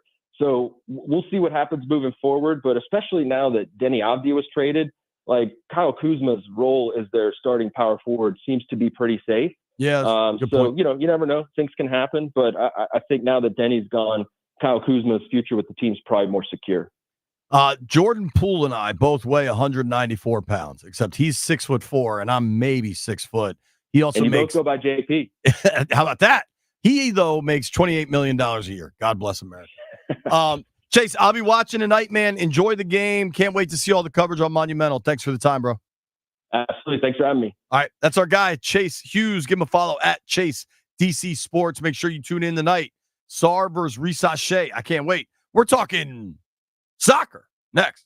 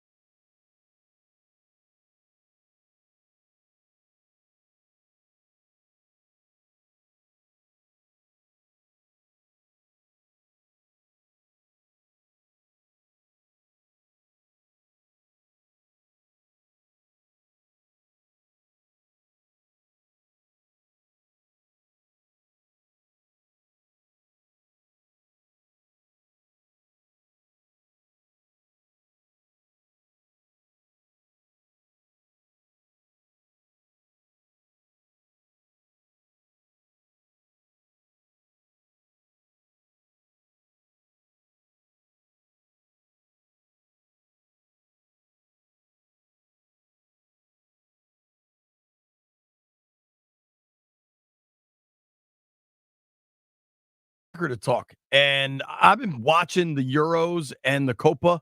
I've been watching the Euros because I enjoy the soccer. I've been watching the Copa because I bet on it, and the soccer's kind of rough to watch. And the U.S. just got smoked, which really kind of made the Copa a lot less fun. Helping us make sense of all of it is our friend Jeff Reuter from The Athletic. Jeff, thanks so much for joining us, man. How are you? Doing well. Thanks for having me. Appreciate it. Dude, I don't know how this works, but when you are a soccer writer and you have two gigantic tournaments, one's here in the U.S., but one's in Europe, where are you? Like, where are you physically? Physically, right now, I am in St. Paul, Minnesota, which is home base for me. Okay. I mean, the beauty of a publication like The Athletic is that we do have a full European branch that's based out of London. So a lot of them have been doing the hard yards on the Euros, and then we've been kind of leading the charge in terms of the Copa America with some other people kind of coming and going both directions. So yeah, it's been a bit of everything here, but it's been a great summer. And I mean, like you said, the tournaments have both been really good, really interesting, not from a U.S. perspective, but from a neutral one. So lots to talk about. Yeah, the good one is in Europe, and it's just been, I mean, these games have been incredible. The Spain-France game was incredible. The England-Dutch game was incredible. The interesting one is Copa. I maybe never paid this much attention or was unaware, but like the difference in the soccer is striking. Has Copa always been a street fight, dude? I mean, that's one variation of it. I think that, I mean, Copa's always been an emotional tournament. I think that usually it doesn't involve North America, right? Usually it obviously isn't played in the United States. It's the 10 national teams from South America. And just given the geographic congestion of the continent, every single team is a rival with every other team. Right. So you don't get these games where it's just like, just to pick on random ones like Portugal, Slovenia. It's like, okay, there might be some good players on both teams, but it's not like they have like, they grew up disliking the other country, right? It's like an entire tournament of England playing Scotland. So you do get, a very different flavor with the Copa America. It can get chippy. I mean, the standard of officiating of the domestic leagues in South America might be more permissible to the kinds of fouls that'll draw yellow cards in Europe. So just different flavors for different appetites. For sure. And it seemed like, at least just in watching the coverage, which I think the coverage has been really good, the television coverage. But it seemed like in watching a lot of the coverage that a lot of the South American players stay in South America. And certainly there is that top maybe 10, 15% that make it to Europe or whatever. But it seems like there's probably a lot more repeat, clashes with these guys than maybe we see in Europe.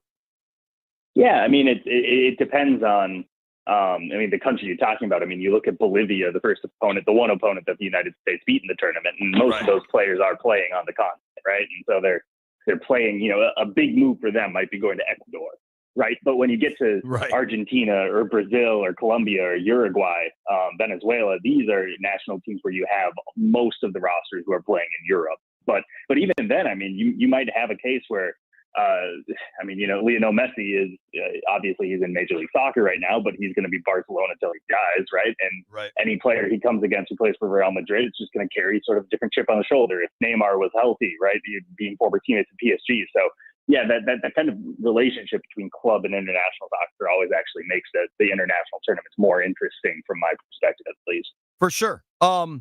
So we know the finals matchups now, right? We got Argentina, Colombia. Yep. We'll start there. Hard to pick against Messi at this point, right? Yes.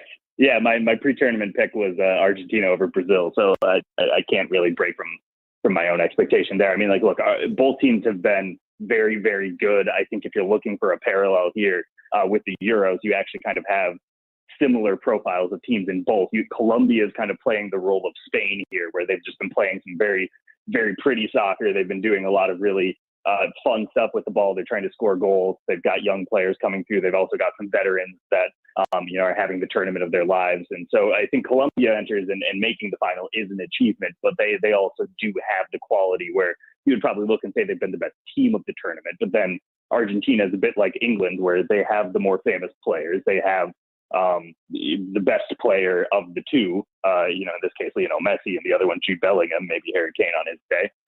And so I think that you would look at Argentina and still say that they're the favorite, but they also enter with the pressures of expectation, right? They're the defending World Cup champion. They're the defending Copa America champion in 2021. So this is their title to retain. And so is it going to be a matter of them wanting to cap an all-time great run with a performance for the ages, or are they just going to be pragmatists looking for a win, right? So should be an interesting game. I think that this is probably the best soccer matchup that you could have gotten from this bracket if you look at all the teams involved. And should make for a great final. Talking with our friend Jeff Reuter here on the BetQL guest line. You can follow Jeff at Jeff, JEFFRUETER. So it sounds like we think Argentina's going to win. Let's go to the Euros. England versus Spain is a banger of a game. That young man that scored for Spain the other day, that's like 16 years old. I mean, that goal was just unbelievable. I think we all know the pressure that lands on the English team. What do you think happens in Berlin? Yeah, I mean, Lamine Yamal has been just unbelievable at 16 years old. It's shades of watching Lionel Messi at the 2006 World Cup when he was just 16, 17 years old himself, and seeing the player with the shaggy hair and just very, very different to our lives when we were 16-year-old, my friend. But look, I think England is getting hot at the right time. I think that Gareth Southgate has been a very conservative manager tactically throughout his tenure with England. But then you get to the semifinal and he has to make some big changes, and he has to pull Harry Kane in the 79th minute with the game tied 1-1, looking like it could go to penalties, right? And he's their number one penalty taker. So big call there to bring in Ollie Watkins, immediately rewarded with a fantastic finish of his own. So I mean, it's really going to be a question of. This is contractually the last Gareth Southgate tournament for England. He could, be asked to come back on for another World Cup, but that's the decision they'll make after this tournament. And it's a decision he needs to make if he wants to go back to coaching the club. And so does he want to go out, similarly with Argentina, right? What kind of legacy do you want to cast for yourself? And England has only won one major tournament ever, the 1966 World Cup. So this is a big opportunity for them. I think it's going to be one that he sees as a needed culmination for his project, where they're going to need to win. And so there you go again about a team playing with pressure versus Spain, who, was expected to be quarterfinal, semifinal contenders, kind of a bit like what the Netherlands ended up doing, unfortunately. But I think that they wouldn't have been one of the favorites entering this tournament. So for them too, like Colombia, it's the case where you have a collective that's been punching above their weight a little bit, and a young rising group of players who's ready to establish themselves. And you happen to have the best defensive midfielder in the world with Rodri. So I think Rodri is going to be vital to neutralizing Jude Bellingham, who has struggled to make an impact in this tournament. And England's going to need to find a way to do it again without him. I can't wait for both those games. Sunday is going to be crazy just with the amount of soccer there is to watch. But let's get to the disappointment here. We keep being told how good this U.S. team is, and they couldn't even get out of the group stage against a group that was pretty beatable. Now they got no coach. The dude from Liverpool doesn't want to come. What the hell happens next for U.S. men's soccer? Yeah, I mean, they need to kind of figure out what they want to be, because you do have this generation of players that's good. They're talented. They're getting opportunities, but I think when you look at the globalization of the sport, there's actually data that says that they might not be that much better than the team that made the 2002 quarterfinal, or looked promising to make runs in 2010 and 2014. So so they need to take a little bit of humility with it and get back to work. But I think it ultimately, this program right now is probably, even after that, you would say that they're one of, let's say, 20th. I think that it's fair to say it's the 20th best men's national team program in the world. And that doesn't sell many shirts in America. There are a lot of very good athletes in America where if you're the 20th best at something, you often just get overlooked. Like there just isn't enough limelight for you to take. So if they want to be something that's challenging for more, they need to do more. They need to improve player development at youth levels. They need to hire better youth coaches to be able to get these players at a younger age. But then you also need to get disappointment right. And Jurgen Klopp looked like a very expensive Band-Aid, someone who would only be there for 2 years. Maybe he would be able to do great things, but he's never coached internationally before. And so he wouldn't get a transfer window. He wouldn't get to train with players every day. And those are nuances that some great coaches have really struggled to master as they work into international soccer. So it wasn't as much of a slam dunk as maybe some fans are convinced, in my opinion. got a bit of a column about that, and also the fact that the U.S. Soccer Federation just needs to figure out what it wants to be. It needs to have they've been a leadership group that has claimed they're data driven, that they are, reviewing studious and reviewing tape and talking to as many people as they can to make the most informed decisions possible rather than just making decisions off of emotion. And that's great, but it hasn't led to any improvement over what the previous iterations were doing. So the there's a lot of pressure. The one issue I have is I think kids soccer, like youth soccer, is such huge business in this country. I mean, there's elite travel soccer everywhere, starting in 5th grade or probably even younger than that. And I don't think you're putting that, Pandora back in that box, because that's big business. And clearly it's not the right way to develop players to compete on a national scale. But I just think we're missing the boat if we think not enough kids are playing soccer, because I bet more kids play soccer than any other sport in the country. Oh yeah, I think so, and especially if you open it up and make it boys and girls, right? I don't think it's even close. But you're right, man. The reality is that those travel fees to get on the best teams possible, that is a barrier of entry for a lot of families and for a lot of kids who can't get into the game to that same level as a result. And often, also, when you look at those youth teams and you really look at what's driving them, it's not player development. It's not with the U.S. men's and women's national team in mind. It's about winning their little individual tournaments locally. And I'm not saying little in the sense that they don't matter. Of course, they matter to the players and the coaches, but they don't matter in the grand scheme of improving U.S. soccer. So if we're talking about this at a macro level, how are you moving player A your best striker from point A to point B in their development if they have shown that they have that sort of interest or that sort of dedication to the sport where they want to get better in that sort of way? Where are you looking at and saying that, hey, this program, we won the regional tournament and that's great and all, but really look at the players who got better year over year, where I feel like they're in a better spot, rather than, well, here's our tallest kid, here's our fastest kid, they're going to be our attackers, they're going to run forward. And we're going to hide our less technical players and fullback and central midfield and kind of less glamorous spots maybe, and we're going to call it a day, right? I think it is still very much driven by winning, the ultimate American sports credo, and that does come at the cost of young player development, of any age. Really, really does. Hey, Jeff, this has been great, dude. I look forward to talking to you again, maybe Monday if we can pull it off. I know you're going to have a busy weekend, so thanks very much for making Monday time. Sounds great. Awesome. Looking forward to it. All right, bro. That's our guy, Jeff Reuter from The Athletic. We're going to do a little bit of football. 1 o'clock, we're opening the phone lines up, and the Vegas boys come to town. Maybe we'll deal some blackjack. Nobody go anywhere.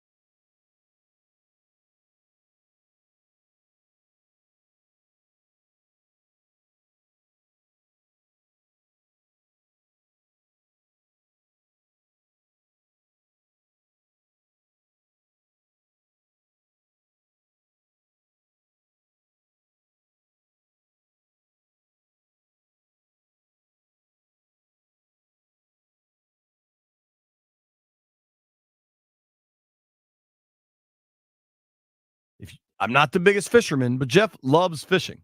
And Jeff put me on to this dude, Stephen Fultz. He runs the Has Life Fishing Instagram account. He's a local guy, has all these life hacks for fishing. He's got 380,000 followers on TikTok talking about fishing. Steve joins us now. Dude, thank you for joining us. Bring me up to speed on everything it is you do, because you are obviously immensely successful in this space. Man, I kind of started like 6 years ago into fishing. Didn't even fish, you know what I'm saying? Learn how to do it. Learning how to content create at the same time. But I found a joy, a happiness in it. You know what I'm saying? It fueled a fire, a passion. And I started seeing success and started getting feedback from people, how I'm inspiring them, getting them to get outside and go fishing. And that just kept me going more and more, you know, learning more and more, trying to figure the sport out, trying to learn these fish and, you know, really take over the sport in the DMV, especially DC. That's where I fish at most. Yeah, it's crazy the platform you have. Like, I'm looking at some of these fish you're catching. They're bananas. Jeff loves your content. Did you ever think fishing would get you into this type of space where, just judging off these numbers and the little bit I know about Instagram and TikTok, this is probably much more than just a full-time job. This is a pretty nice living. Yeah, no, it is. I definitely did not expect, you know, this to happen. You know, really, TikTok really over the last 3 years really blew me up even more. And then Instagram over the last year and a half. But it's been very, very successful. You know, I definitely went full-time 2 years ago into content creation space, launched a business, a tackle shop online from it and everything as well. So it's been great, man. It's been a big blessing, this whole journey that I've been on. Hell yeah. Can I ask how old you are? You look young. Today is my birthday. I'm actually just turned 36 years old. No way. Happy birthday, man. Thank you, man. Appreciate you. What will you do? What does a fisherman do in a rainy thunderstorm kind of day to celebrate his birthday? You can't go out on the water today, right? Nah, we went out last night. So me and my bro, Ernie the Hog Snatcher, we went outside last night and celebrated the birthday and caught a couple nice fish, 35 being the biggest. We caught 35, couple 20-pounders. And today, I'm just going to be in the house editing this content because, you know, I run a lot of social media platforms and I got to keep it going. So I'm going to use this rainy day to get caught up on content. I like that. I need you to do me a favor. Tell me Ernie the Hog Snatcher is a nickname about his ability to catch fish and not women. Yeah, it's definitely his ability to catch fish, bro. He definitely out here. Me and him definitely going crazy in the DC area. For sure. It's wild watching these videos. Like the bulk of this fishing looks like it's done, maybe not the bulk, but looking at your Instagram page here at Has Life Fishing, HAZ Life Fishing. Looks like a lot of this is like under the Wilson Bridge, right by the Key Bridge. I mean, you got a video here with the Washington Monument right there. Like you're doing this in DC. In DC. We're literally in the heart of DC, around the Washington Monument, around the Kennedy Center, you know, up in Georgetown, Woodrow Wilson. All these fish we're catching are right in DC. That's crazy, dude. What's your favorite fish to catch? Because I have a rule that I'm not going to eat anything called crappie. My favorite fish is catfish. Okay. The most underrated, overlooked, you know, trash fish that people didn't like. I was like, this is the biggest fish that I can catch in this body of water. It's peel and drag. It's fun as hell. It's super exciting. And for people to see the excitement and joy that it brings me, just, you know, brings a smile to their face. So once I got hooked on the catfish, my first big one, that was it for me. I was like, this is the fish I'm going after. Have you ever done noodling? Is that where you like reach your hand in and just pull the fish out? I have not done it yet, but I definitely am down to do it. I think me and Ernie are going to plan a trip to go down to like Alabama, Tennessee, and get on and do a noodling trip. That's something we definitely want to do for sure. It looks fun as hell. Can I ask something? And I don't know the right way to phrase this, but like looking at your Instagram here and like the music playing on some of these videos, you're clearly like a young man that grew up with hip hop and or from an urban setting. Do you feel like some of your success as a fishing content creator is that like you come at this from a different viewpoint that clearly lots of other people can feel? Yeah, I feel as though we came, we came from the hip hop era, loud, obnoxious, where everybody's always like, you got to be quiet when you're fishing. You got to do this. You got to be this way or look this way. We just kind of did our own thing and just knocked down the door. They didn't want us in, but we just came through and kicked it in. I'm like, we're gonna get here, and we're gonna have fun, and we got the city behind us and inspiring a lot of people from from the hood, from less fortunate places, and showing them a different outlet. If you can't make it in football, if you can't make it in basketball, there's fishing. You can go out here, pick up a rod. You may not be the most athletic or the fastest or the strongest, but you can get out here and catch a fish and have fun. And there's sports fishing, there's tournament fishing. You can make this your way of life too. So that's what we're here to do. I love that, man. What I know is opportunity. The idea that opportunity knocks is a myth for children. No opportunity knocks. You got to kick down doors to make your own opportunities. You have to kick down the door. Nobody's going to come looking for you. You got to go looking for it, for real. Now, I do want to let Jeff talk to you because I think what you do matters a lot to Jeff, even though I think Jeff's a terrible fisherman. But one thing I can't help that is a really awesome concept that I see here on your page. When you do these videos where you're asking people that are like jogging by on the Potomac, like, yo, do you want to try the fish that I just caught out of this river? Yeah. How do most people, because I know they've cleaned up the Potomac like crazy. I think I would certainly eat fish out of the Potomac, but I bet a lot of people are pretty damn hesitant.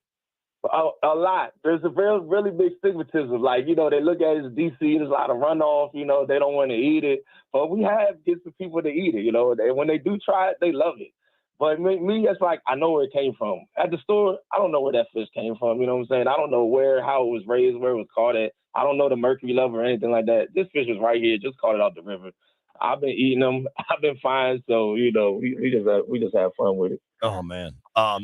I got to be honest. Some of these videos you post are kind of gross, man. Like all these eels and stuff. It's not for me. Hey, that is the number one bait to use in DC is these American. They're slimy. They look like a snake, but that's what we use, man. They love them. That's wild. Jeffrey, I do want to give you an opportunity to say what's up or ask a question.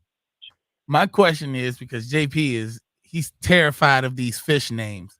Have you eaten snakehead, and what's your thought on it? They sound gross. Snakehead tastes like chicken, bro. Like when they say stuff tastes like chicken, no, snakehead, I had it as a taco, as a snakehead taco. I couldn't tell the difference, bro. I said, this is chicken right here. It is very delicious. It's better than catfish. I'll put it up there with rockfish. Like it's very really good. Like fresh stripers out of the bay. Yes, I've been trying to tell you. I don't know. Yes, I don't know.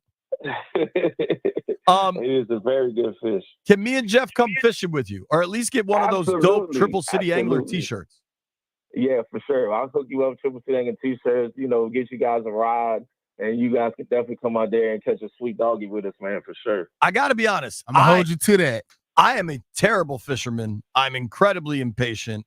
I can sit on the banks of the river, drink some beer, and throw a hypothetical zin in if that counts as fishing.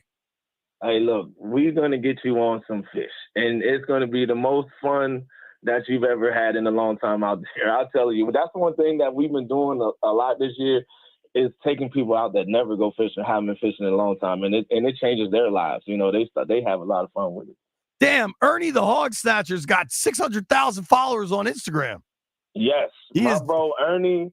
Ernie started after me, and he took off. Like, he got the algorithm, the content, the editing, and he goes crazy, bro. Like, that's my guy right there. We do a lot of filming, fishing, content creating, and everything like that. Damn, the size of these catfish are outrageous. Yes, sir. Yes, sir. We can catch the slobs. And here's what I can confirm. If Ernie has 600,000 Instagram followers, no problem with the women. It's just the catfish that are hogs.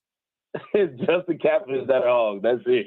Hey, Steve, I appreciate you making time for us, man. This has been a blast, and we'll see you on the river. Absolutely, man. Thank you. I appreciate the invite. That's awesome, man. You guys keep doing your thing, dude. I love seeing the growth, and I don't know if I'm going to eat snakeheads, though. Hey, look, we'll do a catch and cook catfish. All right, we'll do that. Sounds perfect. Thank you, buddy. Good luck. All right, take care. That's awesome. I love this stuff. And Jeff, I appreciate you bringing stuff to our attention that we otherwise might not see or know about, and letting us maybe bring them to a new audience.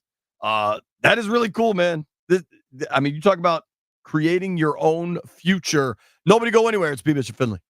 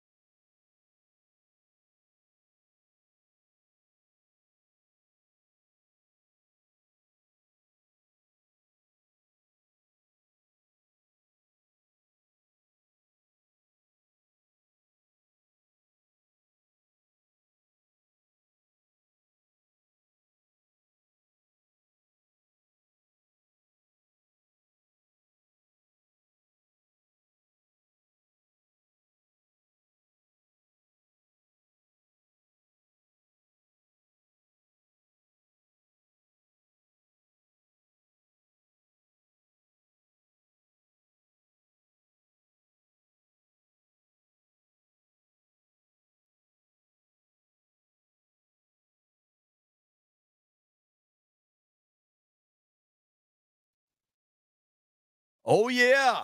1 o'clock on a Scotty's Vodka Red Bull Friday. Means I got 1 hour of work left, landfill. I'm out of here. I imagine you are out of here. Jeff will probably leave before 2. It is a Scotty's Vodka Red Bull Friday, powered by Scotty's Handcrafted Vodka. Scotty's Vodka is Maryland-made, amazingly smooth, and loved throughout the DMV. While you're listening to B. Mitch and Finley, keep in mind the good folks at Rude HVAC Equipment are major sponsors for us. We appreciate them. Head over to rude.com to find a contractor near you and available tax credits and rebates. Remember, if it ain't Rude, it ain't right. And all of our football coverage on 106.7 The Fan is presented by T-Mobile. Switch to T-Mobile and you can get tons of benefits and still save on every plan versus AT&T and Verizon. Use their savings calculator to find out how at T-Mobile.com switch. Now, you guys hear our boy Bees from the Vegas Boys all the time. And Bees wants the world to know that he got 7 out of 8 teams correct on a parlay last night. And I want the world to know that 7 out of 8 teams on a parlay nets you $0. But joining us now is the silent partner in the Vegas Boys, is our friend Mr. Pete Brasia. Pedro, how do you do, man? Are you fired up for your in-studio debut? This is pretty cool, JP. Pretty cool. Appreciate you having me. Oh, dude, that's the least I can do. First time in studio for me. It's fun because you've been on before, and whenever your brother, the mob boss, gives us a pick, that's an immediate 5-diamond play. But having you in here, I don't think people recognize just how much of football fans you guys are, and how much, like, even this time of year, I know you're looking at the NFL, you're looking at college, like already trying to figure out what you like, what maybe you think is a fade, with the local team, with the Commanders here. We all know how bad they were last year. They overhauled everything. What do you think of Washington going into this 24 football season? So I'm a believer. I'm on Jaden Daniels. Big LSU fan, as you know. I You think were down there for a couple years, yeah, right? yeah. I was in Louisiana, season ticket holder for 10 years. Wow. Back in the Saban days. So When they were winning those natties, and yeah, he turned it around. I think it was 03, something like that, whatever it was. was that the back in the day. 9-7 championship game? Wasn't it like No, there was a game like that, but that wasn't it. That was we beat them in the regular season, beat Bama. They came back, beat us. I think it was 21-0 or something. We didn't get past midfield. It was a crazy game in New Orleans at the Superdome. Wow. Yeah, pretty crazy. But I'm a believer. 6.5 is kind of the number. I was looking today, 8.5. If you really want to be aggressive and you really want to take a shot, I think it's plus 225, plus 250 over 8.5, and that's what I'm doing now. And I think they're gonna turn the table this year. How much of a difference do you think? I mean, I like Jaden a lot. I might not be as bullish as you, but I recognize that's where the value is. But I wonder this: how much of a difference do you think Dan Quinn and Joe Witt, who's now the defensive coordinator, but who was with Dan in Dallas as that pass game coordinator, that Cowboys defense was so good for so long, especially in the secondary. Can they turn things around immediately in Washington, where the secondary's been a nonstop eyesore? Yeah, I think they can, and I'm one of those people that think defense is really more about your offense. I think the better your offense is, the more you keep the defense off the field, the better the defense plays. Certainly helps. And, you look at these teams in the past that have great defenses. Well, look at their offense. Look how much the offense was on the field. We're going 3 and out last year. We're going 3 and out every time we hit the field. Well, your defense is tired. I don't think they're as bad as the stats. I don't think they're going to be world beaters, but I think the offense is going to be so much better. Everybody's going to go, wow, look at the defense. Look how much better the defense is. So that's my opinion. I think the defense is going to do enough. And remember, we had a lot of talent going into last year. We thought we had some good skill players. Everybody was high on this team. They get some, Hal was going to do this or that. So take that out of it and say we still have some really good skill players. We still have a good defensive line. So I don't know. I'm kind of bullish on the team, and I think new coaching is going to make a difference. So I'm on. The other thing I like, and people think I'm crazy for this, but when you look around the NFC East, I don't know what the Giants got. I think I think the Giants are in a real transition time. Dallas, you got CeeDee Lamb holding out. Micah Parsons unhappy with his contract. Dak is going into the last year of his deal and mysteriously wearing a walking boot to go on a boat, apparently, because everybody wears a walking boot on a boat. And Philly's loaded talent-wise, but they finished the season last year 1-7. I don't think you just wash that away. I kind of like where Washington is in the division as the only team. We talked about this the other day. If you had to tell me which coach would definitively be back next season in the NFC East, it's Dan Quinn. Because even if they only win 5 or 6 games, it's still part of this improvement, part of this rebuild. Everybody else, they bottom out or even start slowly, gets dicey. I agree. Look, I think the rest of the NFC, you know what you're up against. There's not a lot of changes with the coaching, with the teams, with the players, with the starting quarterbacks. We're the unknown. People have no idea what they're going to see this year with the Commanders. And to me, that's kind of exciting. You know what I mean? Yeah. I think we know what we're going to get with the Giants. I think we know what we're going to get with that quarterback over there. We know what the Phillies or the Eagles, excuse me, something happened to them at the end of the season. I don't know if the QB lost the team. I don't know if the coach lost the team. Something happened, and we'll have to see if they turn it around or not. And I'm not a big Cowboys fan. I'm not a Dak Prescott fan, so I'm not too high on them. You sound like the guy that normally sits in that chair that doesn't have any hair. He calls him Whack Prescott. Going around the league, there are a bunch of interesting quarterback battles. We got our boy Pete Brasia, Vegas boys, sitting in with us to help me grind out the end of a long week. We might need some ice or some beer, Landfill. I'm just going to put that out there. But let's zoom out from Washington, and I'm looking at I get these emails from all these different betting companies about this one's specifically about quarterback battles. Can you even name who do you think? That's too easy. Name the 3 quarterbacks associated with the Broncos quarterback battle. Can't do it. Landfill, you got not that even going to try. Can't do it. Landfill, give me the 3 quarterbacks in Denver. Because I think one of them is hard. I don't know any of them. None? No. You know who they draft? I have no idea. They drafted Bo Nix in the first round. Yikes. Which is Sean Payton really trying to swing his sword. Yeah. The odds I see of the regular season week 1 starter, Bo Nix is the overwhelming favorite, minus 300. Jarrett Stidham, 4-1. Remember the kid that played at Auburn that couldn't unseat Russell Wilson last year?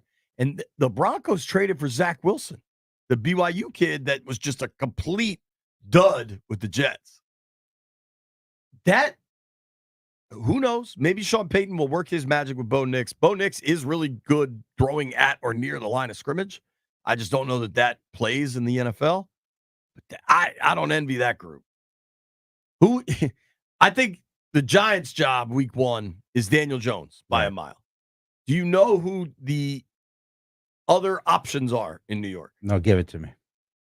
They signed Drew Lock, who was kind of fighting with Geno Smith with the Seahawks job. Don't forget about Tommy DeVito, the Italian sensation, Mr. Chicken Parm. If Daniel Jones can't hold on to that. Is DeVito still living at home with his parents? Do we know? I hope so. It's a great storyline. Great story. I don't know if he is. I got to meet, you know how his agent became famous? Because he dressed in the 3-piece suits and all that and was on the sidelines all the time. I got to meet his agent in Vegas for the Super Bowl, and I got a picture with him. And people thought I met Taylor Swift. Like, people were like, oh, my God, you met DeVito's agent just because he dresses funny? It was pretty damn interesting. You know the quarterback battle I'm looking forward to the most? Sure. What? Justin Fields. Russ? And our boy, Russ. Who you like in that one? I can tell I you like what Vegas Fields. says. Look, I think Justin Fields still has it. Been on a crappy team. I'm going to be watching Pittsburgh this year. You think? I think he has a shot to take. I think he'll be the week 2, week 3 starter. So the odds I see are week 1 starter, Russ Wilson minus 1,000. So it's Russ overwhelmingly. Yep. Fields plus 550. I wonder if you could get odds on week 4. You know what I mean? Because right. that introduces injury to the equation. Russ last year, 2 years ago, the first year in Denver, when they had Hackett and Russ was completely alienized, he was really bad. Last year, he wasn't that bad, but the numbers are just so middling. Last year, he averaged about 200 yards per game through the air, 26 touchdowns against only 8 picks. So a little better than 3-1 TDINT, completed 66% of his passes. But dude, I don't know, but Russ's BS, which seems pretty damn omnipresent to me, like he always seems to be on some level of nonsense. Yep. Mike Tomlin isn't a nonsense guy. Yep. And Fields, it's easy to get enamored by Fields because of the athleticism and the big play potential at every snap. But the numbers, the raw numbers with Fields don't support that he is going to be any good as an NFL quarterback. But I could see Tomlin liking Fields. Yeah. It is going to be, and that defense is so good. I just think you need, if you could get, like when Roethlisberger won the Super Bowl early on in his career, I don't know if he was quite a rookie, might have been his second year. But when Roethlisberger won early, it's because he just protected the football and let the defense take care of things.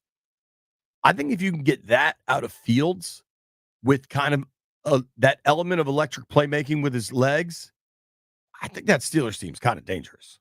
I'm with you. I like the Steelers this year. And I think it's going to happen this way. I think Tomlin's going to put in Fields. Either he's going to have a package or two for him, or he's going to need a spark. The team's not going to be moving the ball. And Fields is going to go in and move the team up the field, probably with his legs, whatever, make a few passes to the tight end. And next thing you know, it's going to be Fields getting more of the playing time than Russ. But that's just me. I just. Well, if you're a Steelers fan or you're the Steelers brass, I think you'd much rather, like, both those guys, I believe, are free agents after this year. And I think you would much rather, if you're going to have to spend quarterback money, you'd rather it be for the 25-year-old dude rather than the 38-year-old dude. Right. Like, if Fields shows you something, whether you're selling yourself and your fan base on an idea or he forces it, like Justin Fields, whether it's a 5% chance or a 35% chance, he could be your quarterback of the future. Russ, even if he has a good year, is not your quarterback of the future. Huh. So if you're a Steelers fan, I think you kind of want Fields to win the job. Yeah. Look, before the draft, you're going to think I'm crazy, but I was saying Washington pick up Fields, trade down, and stockpile. You weren't the only person saying that. I heard that. Did you really? I don't agree with it. But No. You got to believe that the top 2 or 3 quarterbacks in the draft are game changers and they're decade quarterbacks, you know. But so that's how I feel about him. I think the kid has some game left, and so I'm excited to see him play for Pittsburgh. See what happens. Landini, what do you got in that Russ Wilson, Justin Fields, Pittsburgh quarterback situation? I mean, it's rough. It's I think it's an improvement from their last few years there because the position's been pretty bleak. Even the last few Roethlisberger years sucked. But I'd go with Russ, I guess. Jeffrey? I'm going to go with Russ just off the fact that he have a lot to prove and he have way more experience. I think Russ is absolutely the starter, like to open the season, but I am intrigued by how that could shake out. The other part of the Steelers situation is just how hard that division is. Yeah. The Ravens are really good. I think the Bengals with a healthy Joe Burrow will be really good. The Browns are really good. I don't know what they got in Deshaun Watson. I mean, that's a tough place to try to win, for Fields to try to get it back together. They also, I don't know what it means, but the Steelers forever just had a god-awful offensive coordinator, Matt Canada. Here's what you need to know about Matt Canada. I'm pretty sure he got fired at LSU. Sure did. He got fired at the University of Maryland. Yep. Football team. Like, I'll take anyone over there. Dude, take it easy. But like, you talk about failing up. How do you get fired from every college job and then end up as the Pittsburgh Steelers offensive coordinator? Maybe they got Arthur Smith now. Arthur Smith in Atlanta didn't work out. He had bad quarterback play too, but it didn't work out. Arthur Smith wants to build a run-first, tough-nose offense. I like Jalen Warren better than Najee Harris. Sorry, Ed Mather. But if they can run the ball well, Arthur Smith made it work with Ryan Tannehill. Think about it. Those Titans offenses were pretty good. Granted, they had Derrick Henry, but Tannehill was kind of that converted, wide-out quarterback, athletic. Yeah. Russ was that. Russ turns 36 Thanksgiving. Like, is he still running around? I don't know. That is a fascinating little subplot in a season that's going to have a ton of them. I think I'm going to be able to get Pete some headphones here. I think Pete's going to be able to take questions. Here's what we're going to do. For the rest of the show, 800-636-1067. 800-636-1067. We'll do Ask Me Anything. Phone lines are open. It is a Scotty's Vodka Red Bull Friday. We might try to enjoy ourselves before the show is out because the Cluster Buster is out of town. Nobody go anywhere.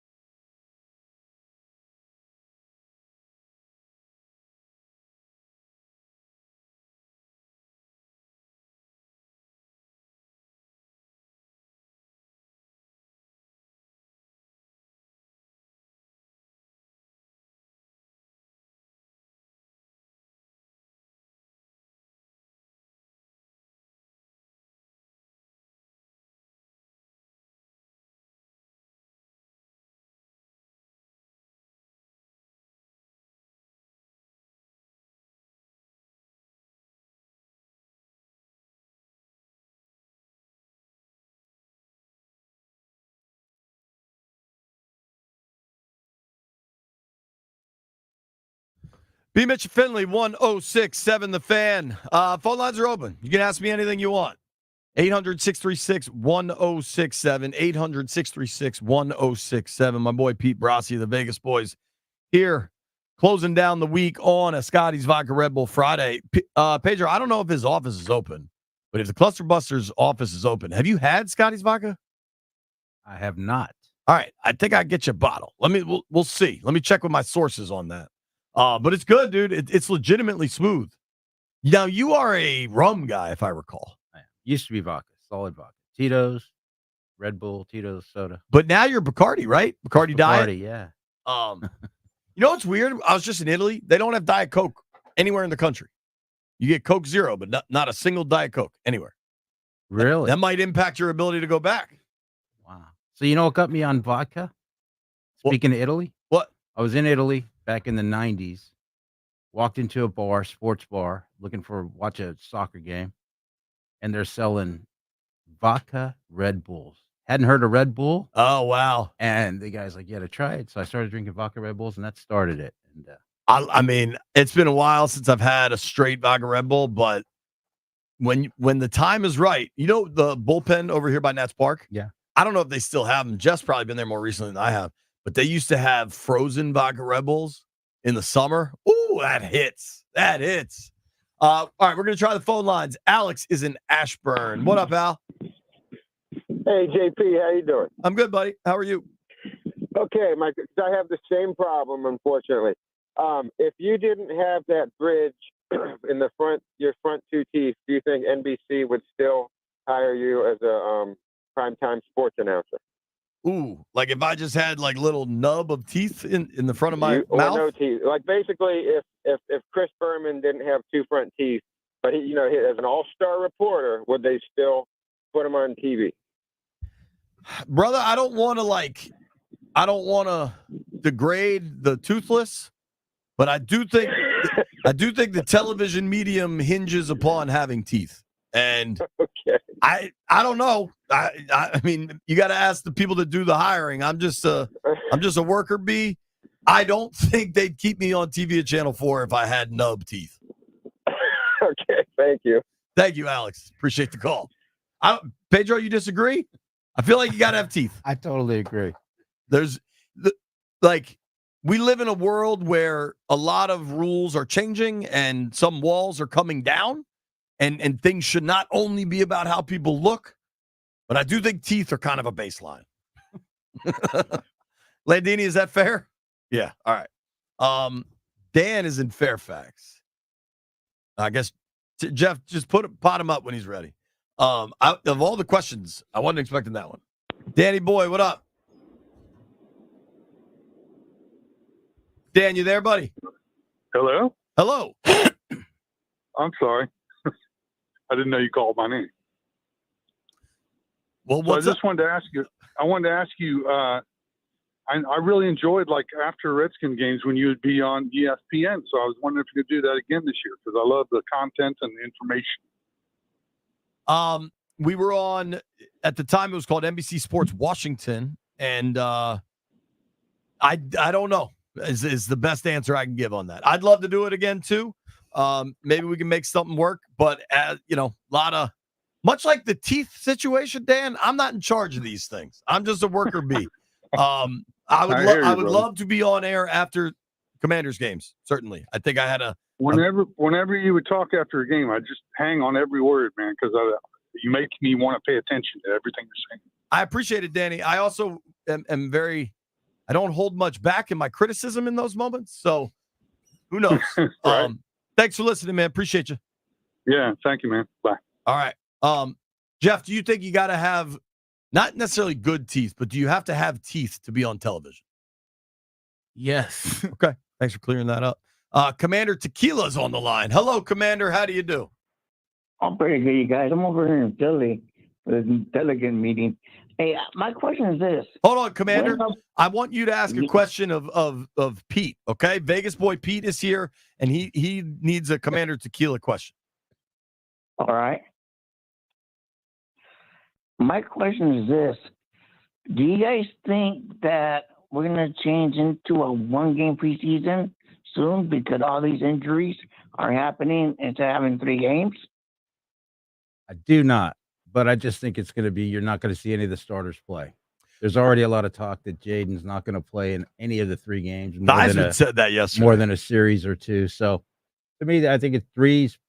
Maybe it goes down to 2, but 3 seems like the right number. They're just not going to play the starters. Commander, I'll tell you what I think, because I disagree with Pete a little bit. I think the goal is and has been for some time about getting to 18-game season, because then they get to a Super Bowl on President's Day weekend. Yeah. I think to do that, you get 2 preseason games. At least 2 preseason, one home and one away, and these players do get hurt. That's what I'm looking at. Thank you, Every Commander. year, Always appreciate you, buddy. Have you ever heard the Commander when he calls? I believe so. Commander Tequila, I noticed in the stream.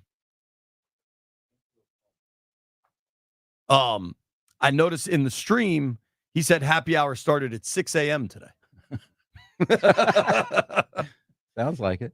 Commander works very hard. He came in here. He brought me a gift. You know what the gift was? Commander Tequila brought me? Tequila? No. Wow. It was alcoholic pickles. Wow. It was pickles soaked in moonshine. Wow. Yeah. If you'd like some, they're in the refrigerator. No. Would you like to try one? No, I'll Really pass. get your Friday off to a kickstart? Stevie, you want one? No, I'm good. Thank you. Jaime is in Manassas. Phone lines are open. 800-636-1067. 800-636-1067. Jaime, Uruguay let us down, dude. Yeah, man, I know, man. They don't have a different player, a guy who can do anything, anywhere.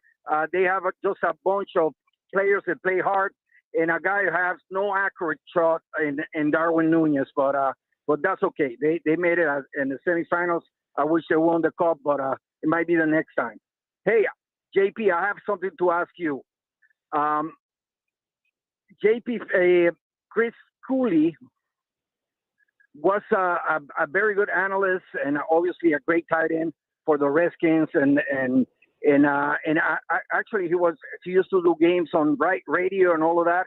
I thought he was on a trajectory to be like one of these big networks analysts for Sunday afternoons and Mondays. But I don't know what happened to him, man. The trajectory was going up. I really enjoy hearing his insight, and then he all of a sudden disappeared. Cooley? You know what? Yeah, Chris Cooley. Yeah, I mean, you'd have to ask him some of that. I know that he decided to move out west, kind of where he grew up, to let his kids experience that kind of childhood. I believe he's in Wyoming. It might be it's either Wyoming or Montana, with a lot of land, and gets to be kind of that outdoors life, which is how he grew up. And I think I haven't talked to him in a little while, but last time I did, he's happy and loving life and just being a great dad. So he was a great analyst. I always enjoyed all of his work, but I think he's happy, man, and that's all you can hope for in this planet. Awesome. Hey, thank you, brother. Thank you, Jaime. Appreciate you, buddy. Let's go to Bob in Ashburn. What up, Bobby? Hey, how's it going today? I love the show. Hey, Thanks, bud. I live and work right off Loudoun County Parkway, and I've noticed the bubble's been down since Wednesday morning, at least the first time I saw it, and still down. I was wondering if you know what's going on.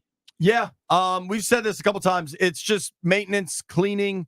If you've looked at it, I don't know if you could tell this from the road, but you could definitely tell from inside of it that they had to replace about half of it, or they thoroughly had to either clean or maintain about half of it, and the other half looked older. I don't know if they are replacing that half or just cleaning it or what, but it's fairly standard. They've had to do this a couple times where it's basically just upkeep, dude. There's no funny business or a greater, situation than cleaning, maintenance kind of stuff.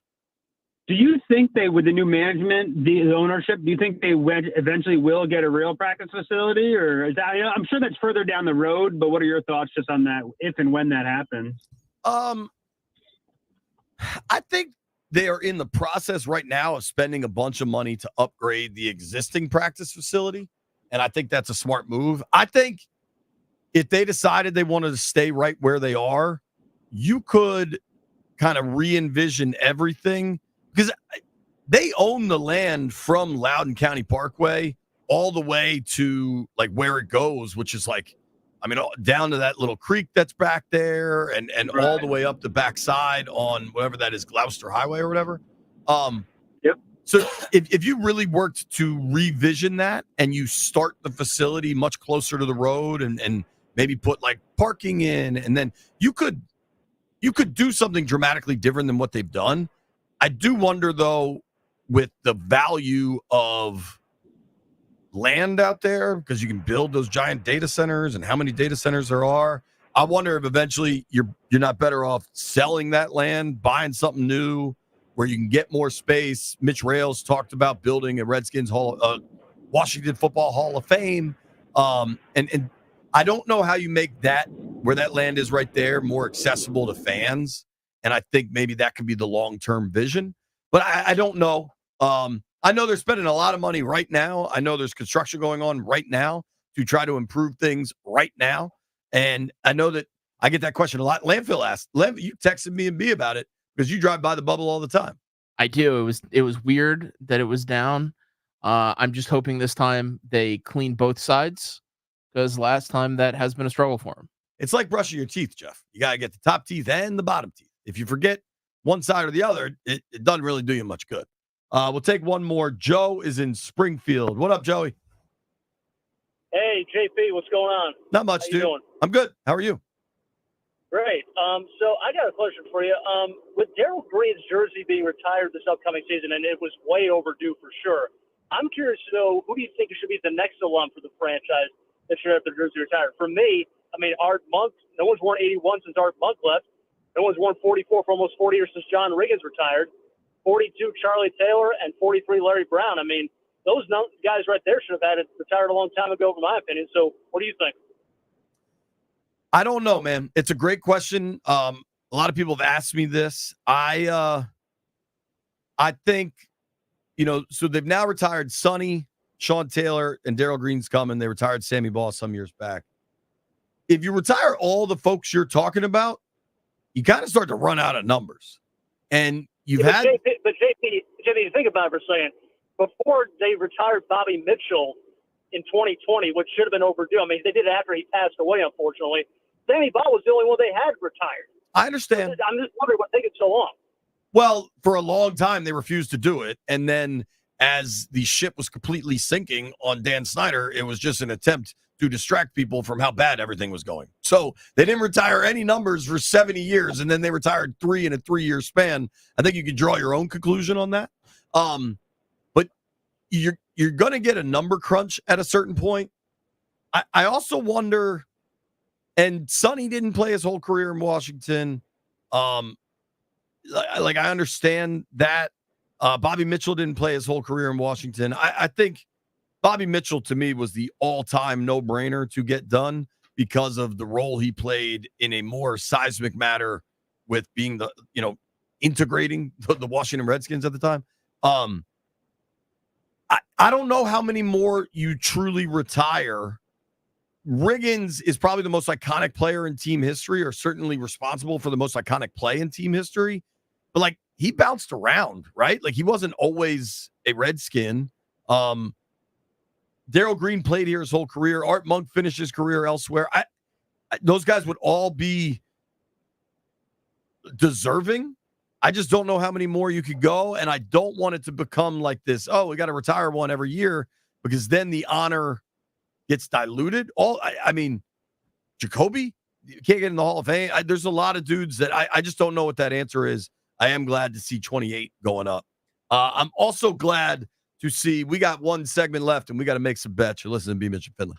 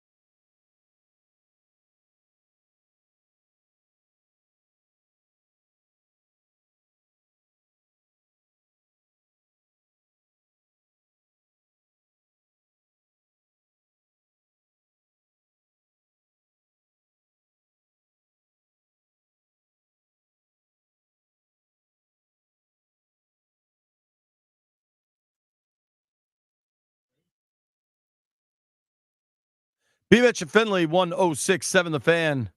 Wrapping things up on Scotty's Vodka Red Bull Friday. You know what I love is just when the boys hang out and talk ball, and having Pete in from the Vegas boys. We've just been talking ball. I've enjoyed it. Thank you for coming in, Pedro. Here's what we're going to do. One more question from, I suppose, Ask JP Finley Anything. This is submitted via Twitter, CDub1906. He's grilling this weekend. Charcoal or gas? Pete, you start. Gas. Why? You kidding me? Who wants to mess with charcoal? Who wants to deal with taking 30 minutes to get the charcoal lit up? Who wants to do all those things? That's what we did 30 years ago. That is one vote. Now that gas. we've grown up and we can afford it, we use gas. Landini? I mean, depends on how much stuff you're cooking. If it's just for a short period of time, you go with the gas. But if it's a long session, go charcoal. How many long grilling sessions you getting done, Landfill? Not as many as I'd like. Over under 0.5. Over. All right. Jeffrey, you look eager to chime in here. It don't matter how long you are cooking. You always use charcoal, man. That's the best flavor. It's not the size of the boat. It's the motion of the ocean. In the ocean, baby. Charcoal is better. I am impatient and relatively haphazard in how I interact with most things. I break a lot of stuff. I knock stuff over. Give me gas. Give me gas all day, dude.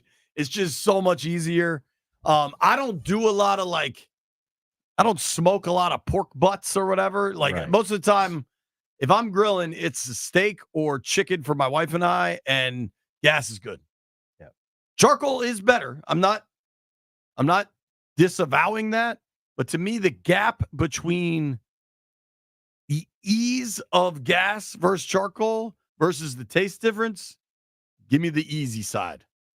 I think you and I are similar, though. There's if B-Mitch was here, he'd be yelling not just about charcoal, but about a smoker and a Traeger and all of these other things. Jeff, were there any questions on the stream? I don't want to ignore the streamers.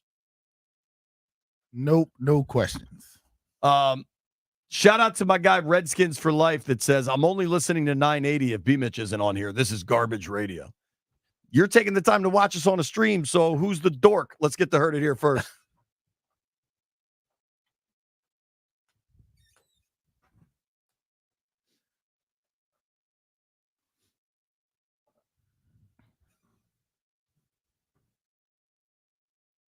Jeff, tell Redskins for Life I love them.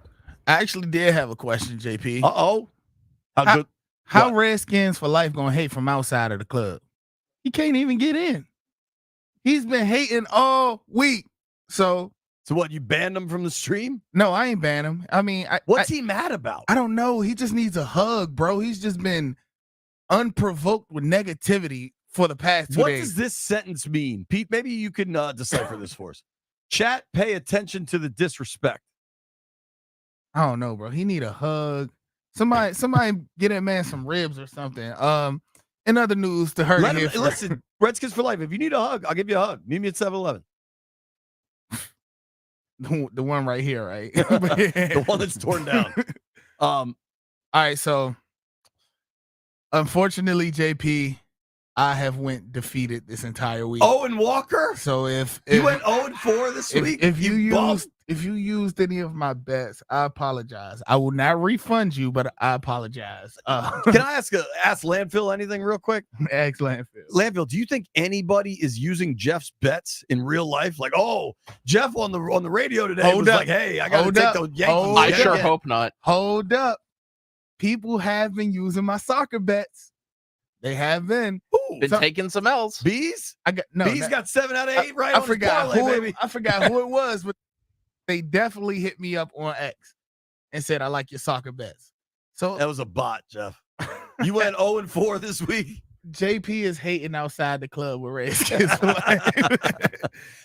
They won't let me in the club. I got my own cup on the other side of the street, and I'm just throwing ice cubes at people. Landini, he came in at second place. Oh, 2-2. Unfortunately, let's go. JP, you won this week. Eat it, Redskins for Life. What I go 3-1? Yes, 3-1. It Hell was yeah. 2-1 yesterday, and Nice. Skeens won yesterday. Yo, Skeens is that dude. What I can tell you in real life is I put 2 bets in this week in actual US dollars, lost both of those. So I'm glad I won the fictional bets and lost the real ones. Let's make picks real quick. Colombia, Argentina. Who you got? Pete. Argentina, one of my best bets. Landfill. Colombia. Ooh. Jeffrey. I want to ride with Colombia because they on the momentum, but Argentina. Spain, England.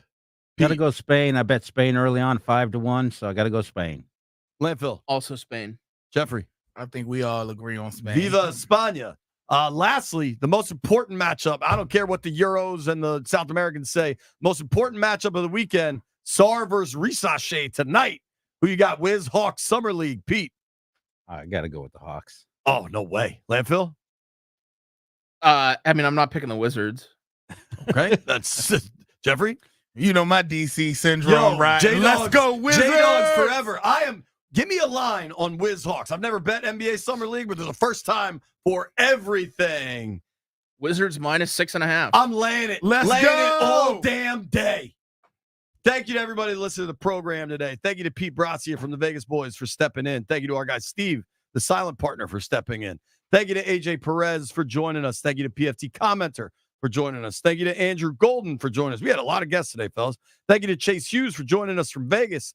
Thank you to Jeff Reuter for joining us from The Athletic. Real quick, do we believe that Chase was completely sober at the Sphere last night watching Dead and Company, by the way? Not at all. No chance. But we still love you, Chase. Thank you to everybody that called in. Thank you to everybody that watched the stream. Thank you to everybody. The weekend is here for me. I hope the weekend is here for you soon. Grant and Danny coming your way next. You made it this far. Chase Hughes owes you a beer.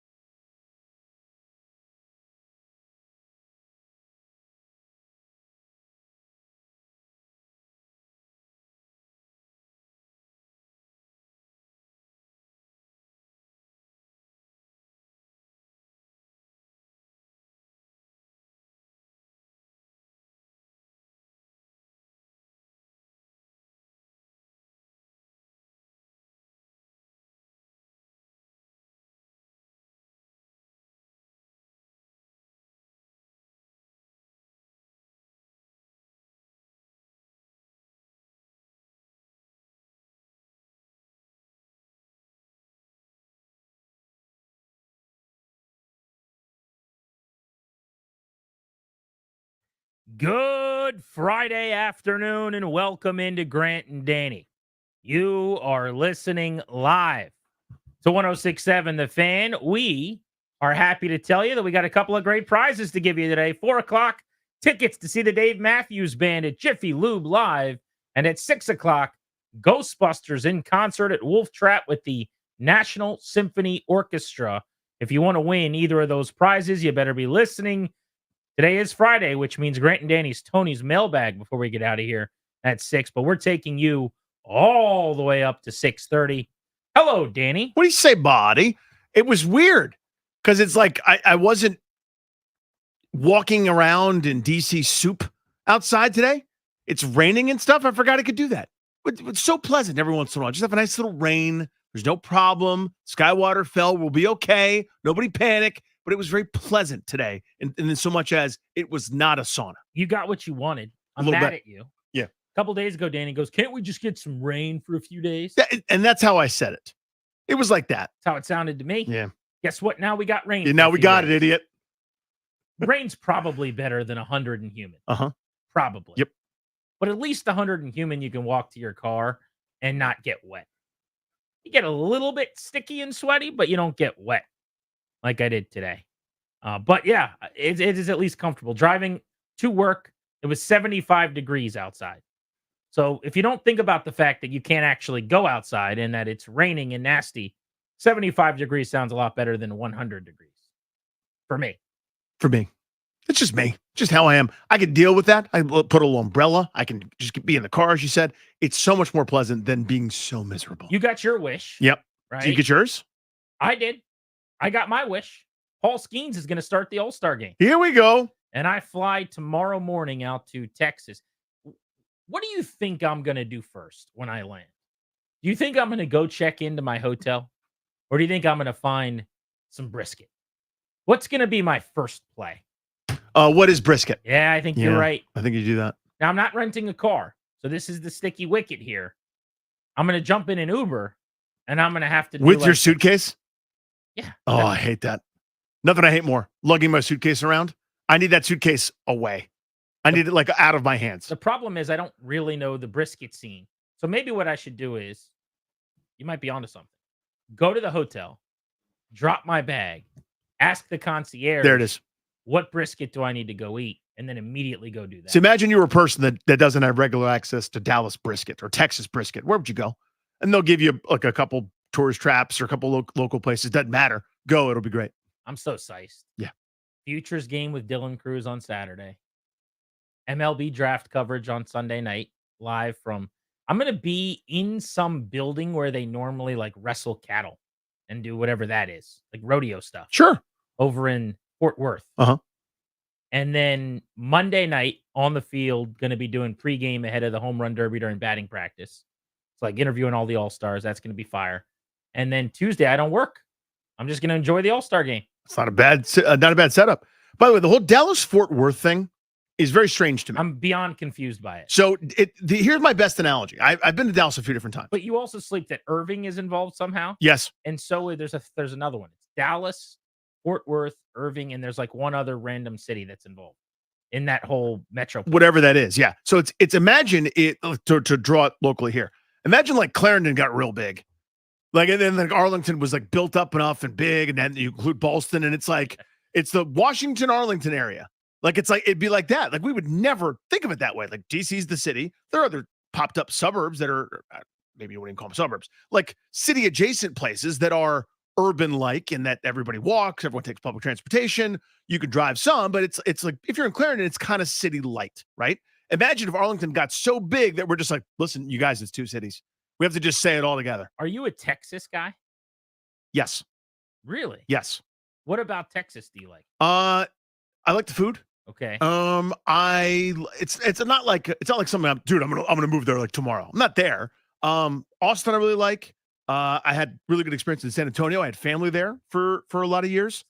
I'm trying to think of where I've been in Texas, but I'm not a fan of Houston. It's not that I hate it. It's just sprawling and big. Yeah. Everything's 30 minutes apart. It's the Jacksonville of Texas. I've never really enjoyed it. And I'm pretty sure, I know that's where I've spent the most time. That might also be where I've spent all of my time. Dallas, I've been to football games at the Cowboys Stadium. Mhm. Again, that's like Irving, Texas or something. I don't know exactly what that is. But I like the idea of Texas in the sense that I think they pride themselves on brisket Yes. and just being bigger than other states. Yes. Like, that's okay, generally. I want to go to Austin, but I don't think it's anywhere near where I'm going. I don't think it is either. I think now this is total ignorance here. I'm not looking anything Can I up. get a So quick just, Google on that, Clary? Yeah. How far away from Arlington, Texas is Austin? I feel like Texas? everything in Texas is 6 to 8 hours. It's a small state, so it can't be that far. Everything is so far somehow in that place. It's massive. But yeah, the barbecue in Texas, that style is delightful. The whole point, we're not going to over-season this thing. We're not going to slather it in a bunch of different kind of sauces, whatever. Meat. It's meat, salt, pepper, low and slow for a Isn't our long favorite time. restaurant Hill Country? Mhm. Isn't that Texas style? It's Texas style, yes. I mean, what else do you want? What are you doing? What else are you doing? They have the best mac and cheese ever at Hill Country. Why haven't we been there in a long time? That's our fault. We used to go all the time. All the time. Now we don't do any date nights anymore. It's well, you know whose fault it is mine mainly because I moved out of the city. When I was a city dweller, it was like that's more on my radar. True. And I'm a deeply suburban dude. Yeah, we used to go before games, Mm-hmm. but it's the kids. It's gotten between us. Yeah. And date nights. Right. You never go to games anymore, That's a big part of it. and you like to be at your house now. I just need to be like Well, that's like a the good kid needs to be picked up. Yeah, you don't really. I'm going to Hill Country. Grant and I are going I'm to see not the hockey. looking forward to a handful of years from now where like I'm constantly driving to different things. We're not quite there yet. You are on the way. You're sprinting down the highway. You're We're going about headed there. 125 in the fast lane on the Autobahn towards it. Speaking of the fast lane, Clary, how far away from Arlington, Texas is Austin, Texas? It is a 3-hour drive on the That's it? nose. Yep. That's not terrible. I'm actually stunned by that. If there's a really good comedy show, although I'm kind of busy every night. Yeah, you're doing stuff. If I stayed on the back end for a couple days and just said, "See you, Danny," taking a little vacay. Dude, Austin rules. It's the food is great. The vibe is really good. It's like this unspoiled big city, if that makes any sense. You know what I mean? Like it just doesn't feel very corporate. It's like a bunch of individual, like, hey, these are some of the best tacos you ever had. Like this guy just, went to school to learn how to make tacos, opened up a little corner store. Then there's, really good brisket, fun nightlife. Like everything about it is very chill. And it's got a bunch of cool amenities. I'm an Austin fan. I've packed zero.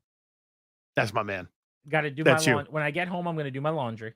You haven't done laundry yet? Oh my no. God. I I have haven't hives. started the laundry. 7 a.m. flight, I think. We'll get 4:46 by the a.m. time I get packing. home and get everyone to bed, it'll be about 8 o'clock tonight, and then we'll start the laundry. Start the laundry. Eventually, we'll get everything packed. How comfortable would you be to do a, hey, hun, do me a favor type text? Oh, Like if there's a moment to throw a couple of my unmentionables in the laundry, would you? She may do it anyway, knowing Mhm. that I'm traveling. Yeah. I won't do it because it's not necessary. If I was in a pinch, I would have a zero hesitation. But it feels like you're in a pinch. Not at all. Like this feels like you don't have enough time. No, this is perfect amount of time. Is it? Oh. If I was in a real sticky wicket, Yeah. where the time was not on my side, I would absolutely hit her up and go, "Can you help me out a little bit?" But if I was in that situation, I think she'd already be offering She'd be on top of it. her services. But she knows this is all how I drew it up. This is Right. perfect. 8 o'clock, I'll turn on receiver, knock out a couple more episodes, fold some laundry. My parents got me a new suitcase for Christmas. Everything's looking good. Everything's coming up me. Oh man, it's a good day right now, ladies and so gentlemen. late. It's a good day. We are also just 6 days away. 6 days away from the start of Washington Commanders training camp. We are 29 days away from a preseason game. I don't know why this happened. Maybe it's everybody's ESPN.com account. When you sign up at ESPN.com, you tell them who your favorite teams are. Uh-huh. And that way they kind of give you the schedule for your teams each day at the top of the scores bar. You know what I'm talking Yes. about? So it shows Nats Brewers tonight at 8:10 Eastern. Right next to that, it shows August 10th, Commanders Jets. Seems a little early to be showing that in the upcoming games A catalog. little bit of a dry period. So they're like, when's the next thing on the calendar? That's it. August 10th, Commanders Jets, 29 days away. Preseason football. Yes. Who's ready for it? Did you hear what Joe Theismann said on Craig Hoffman's show on our sister I station? certainly did. That was intriguing. That was pretty amazing. This is with Hoffman over on 980 yesterday. This is Joe Theismann. Jaden Daniels he isn't and shouldn't play in the preseason. So if he isn't going to play in the preseason, how are we going to be able to understand how good he is when he's got people around his feet? And it's a different world. It's a different world than college football. I know he's a Heisman Trophy winner. I've watched him work. I've been at practice. I've sat and visited with him. I like him a lot. But our business is a tough business to learn. And that's the biggest thing that we're going to have to take a look at. How well will this team, how soon will they be able to assimilate the teachings of the new coaching staff and putting the players into place to be able to give them a chance to be able to flourish and be successful? He isn't and shouldn't play in the preseason. That's what he said, right? How about that? Nobody's really talking about the part. The isn't part. Where he suggests that it's not going to happen. And he's a guy, I've seen pictures of him standing next to ownership and the executives in the front office on the sideline. It's not like me or you saying it. This is a Super Bowl hero and a legend in this town who has access to the team. So I don't know if he's just suggesting that he shouldn't, but he at least did say he isn't, which makes me think maybe he knows something and there's a possibility that Jayden Daniels actually doesn't play in the preseason, which would be mind-blowing, which would be incredible. I am Mr. Joe Theismann fan number one. Team Joe Theismann. We both love that guy. Correct. One of our favorite guests. In fact, we should make note to try to get him on early next week. He is the absolute best. And there's not a short list of 5 people I like having on the show more or would want to hang out with and go play around the golf with. I completely disagree with him on this take that Jayden Daniels shouldn't play in the preseason. In fact, I'd play him more in the preseason than you would a veteran quarterback. But we'll get to that. But no one's talking about the isn't word in there. Like, play the beginning of that again. He didn't just say he shouldn't play in the preseason. I'm Joe Theismann. This is my opinion. He said he isn't and shouldn't, as if to say he's not going to play in the preseason, and I agree with that. Nobody's talking about that part. Hoffman show yesterday, Joe Theismann. First time that they're really going to be involved and have any kind of contact is for the opening game. Jayden Daniels he isn't and shouldn't play in the preseason. Right? He isn't. Here's information. My shirt is blue. He isn't playing in the preseason. Huh. Wow. That was I did one of those kind of like triple takes when I heard that. That's it. Like, I don't know how to say this better. If I said that, you would go, Dan doesn't know anything. That's Joe Theismann. When he walks into the building, they go, "Hi, Joe." They don't go, "Hi, Danny." You see what I'm saying? Like, he can go where he wants. Well, they don't just go, "Hi, Joe." He goes in and he says, "Hey, how you doing?" Names the secretary. I don't know who the Miss BJ is these days. "Hey, Martha, how's it going?" She's like, "Hey, Joe." And then he keeps walking and goes to the back of the room and turns left. And then he walks into Adam Peters' office. Yeah, there's nobody going, "Hey, wait right here. Someone's going to come escort you to a different area," or "Here's your badge." That's Joe Theismann. He gets to go. See what I'm saying? He sits down in a chair and he goes, "Adam, how's everything going? How's the rookie group looking?" "Pretty good. How you been, Joe?" "Pretty good." He goes, "All right, well, we'll talk to you soon." And then he walks down the hall to Dan Quinn's office. Yeah. And he gets an audience with him and sits down. He's just got the all-access pass. Yeah. He hits up Josh Harris and goes, "Hey, Josh, good job getting Paul George." And he goes, "Oh, thanks a lot, Joe." How does he do it? I just wanted to see if he wanted to come to Philly for a beer. Next stop, whatever other office he wants to go to. Wherever he'd like to go. So it's impossible not to notice that. Now, there are several possibilities here. Number one, just a slip of the tongue. Exactly. You're not trying to break any news or you're not like specially informed or knows something and let it slip. Possibility two, he does. And he just told us that Jayden Daniels ain't going to play in the preseason. Isn't and shouldn't. Pretty staggering. We'll come back to that. Second part of this clip, this is Theismann talking about Jayden Daniels and why he would not play him in the preseason. This was his opinion. Why would you put your starting quarterback out there? Let's say you got your starting offensive line. They'll probably play a series, maybe. So you give him a little chance to get his feet a little bit wet. But you don't want him risk. You don't want to risk him out there in a preseason game. Craig, they would tear Dan apart if Jayden got. They would. You're not wrong. You're 1,000% not wrong. So where's your risk reward? You give him a chance to grow into the position, and this is going to be with every rookie quarterback that starts. Every and any rookie quarterback that starts. I would be surprised if you see them more than a series, possibly 2 in the preseasons. They're not going to play in the third for sure. Mm-hmm. Absolutely. And there's a big long period of time before the opener too, as far as that goes. do you really risk him out there in the second game? And the other part of it is how am I going to be able to evaluate the guys that I'm looking at to fill out the roster if I don't have them out on the field? And if I put the guys that don't have experience out there with him, I go at the risk of getting him killed. So, it's sort of a quandary, but in my mind, it's no question a decision that I don't take the chance of putting him out on that football field and having something happen to him in the preseason. So I want to table for a second the possibility when he says he isn't going to play in the preseason as maybe him knowing something and the team has already determined that. I just want to set that to the side. That's speculation and it gets thrown out of court, I guess.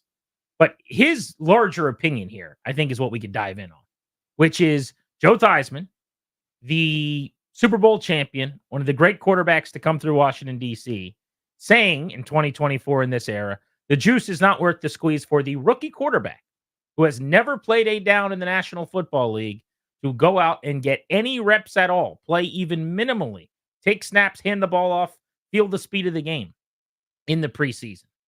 What do you make of that? This is the trend. Not rookie quarterbacks not playing, but quarterbacks, starting quarterbacks not playing in the preseason. Very Veteran much. starting quarterback. Yeah. The arrow's going in one direction, where quarterbacks that start for teams don't play much in the preseason. I don't know that I'd go all the way for that. I mean, to me, the value is less vanilla defense, vanilla offense, run a play or two. To me, it's here is an NFL pregame experience. Here is you get dressed, you call the signals, you get everything coming in from the sideline. You see things that we'll be doing in the NFL, less so the handful of plays that he'd run for one series before he goes and sits down. The reps are going to come from the joint practices, and nothing could really recreate the game speed. It's kind of like a dry run there. So for me, it's more about, the guys that go through pregame walkthrough or pregame drills. Hey, this is how we do this. This is what time you need to be where. Get a couple of those down, more so than, the one series or two series where he hands it off twice and checks it down.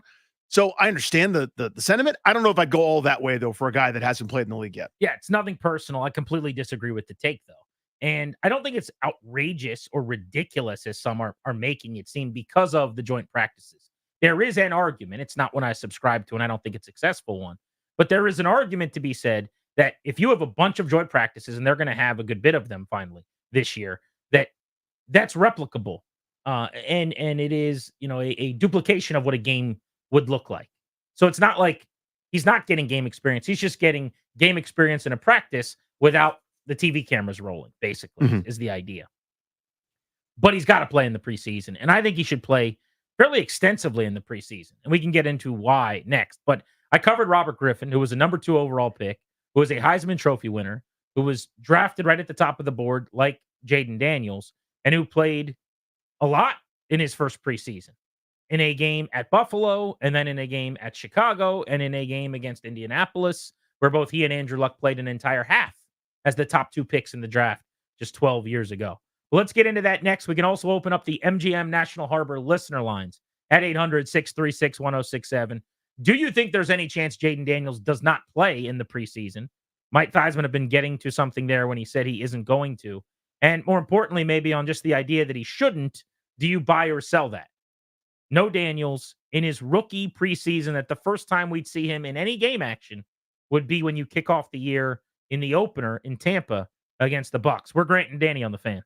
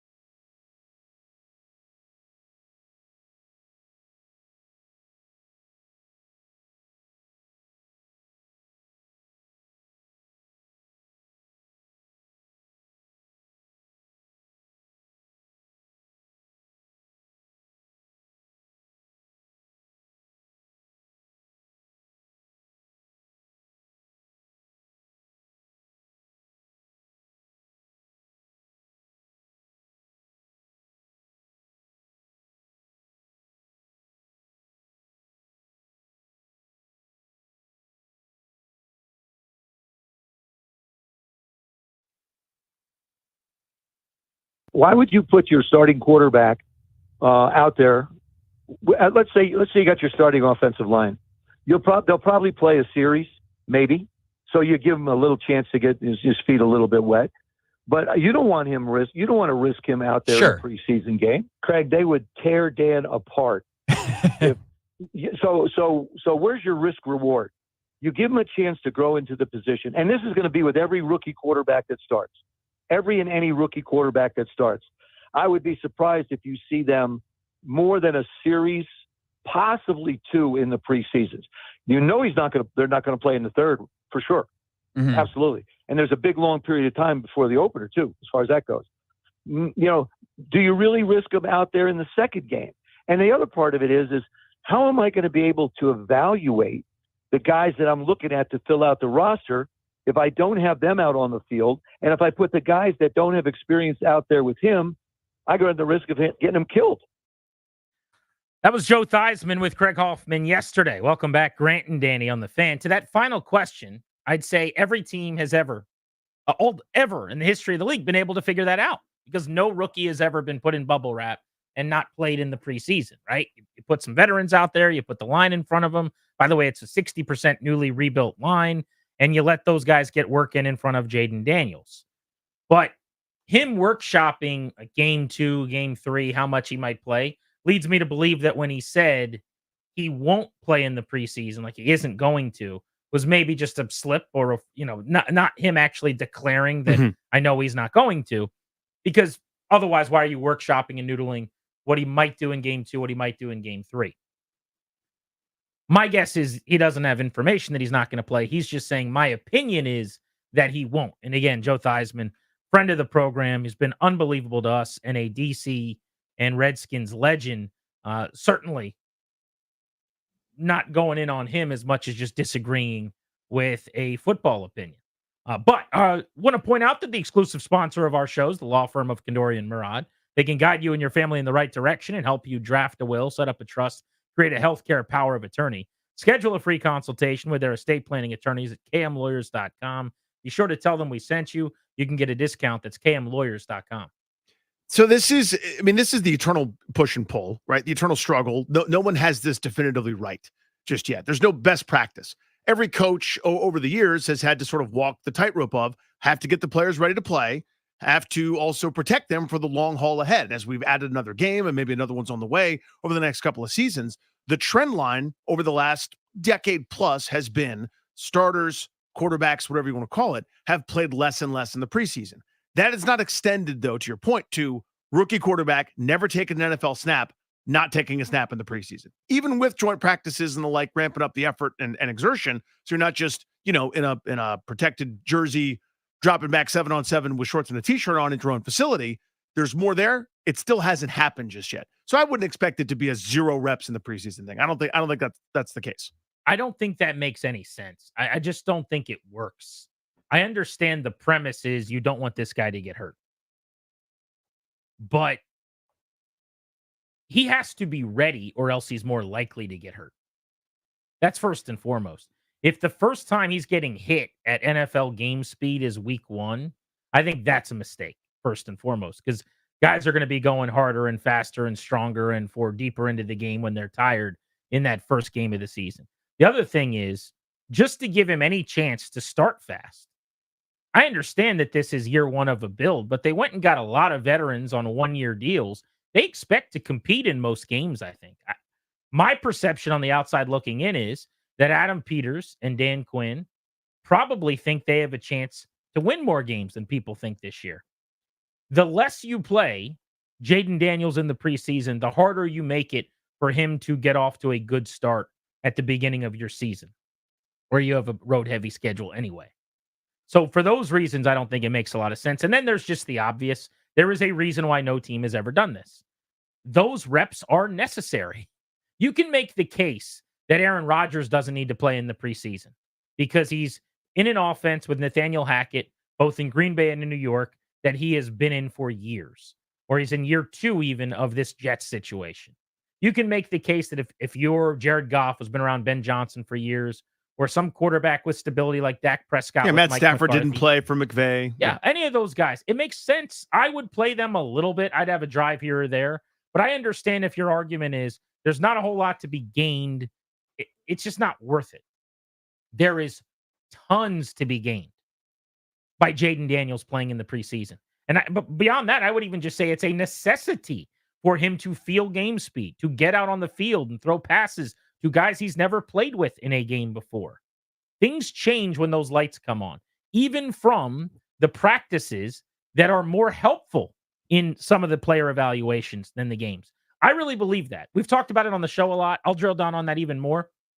I think that the joint practices are more beneficial to the Commanders than the games because you dictate what you're doing. Mm-hmm. Because situationally, you can say, we need work on 4th and goal.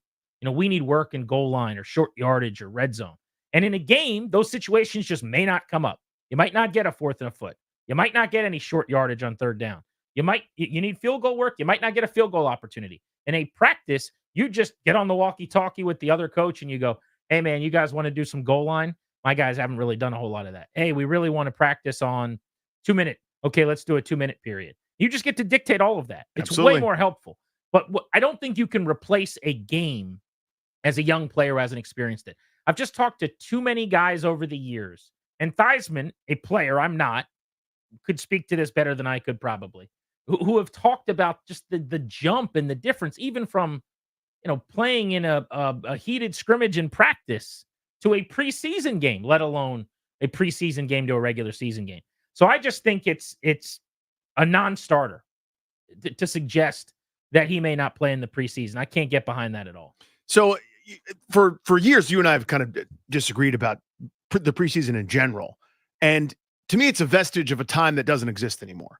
It's the old way of doing things where these guys weren't in shape 24/7, 365.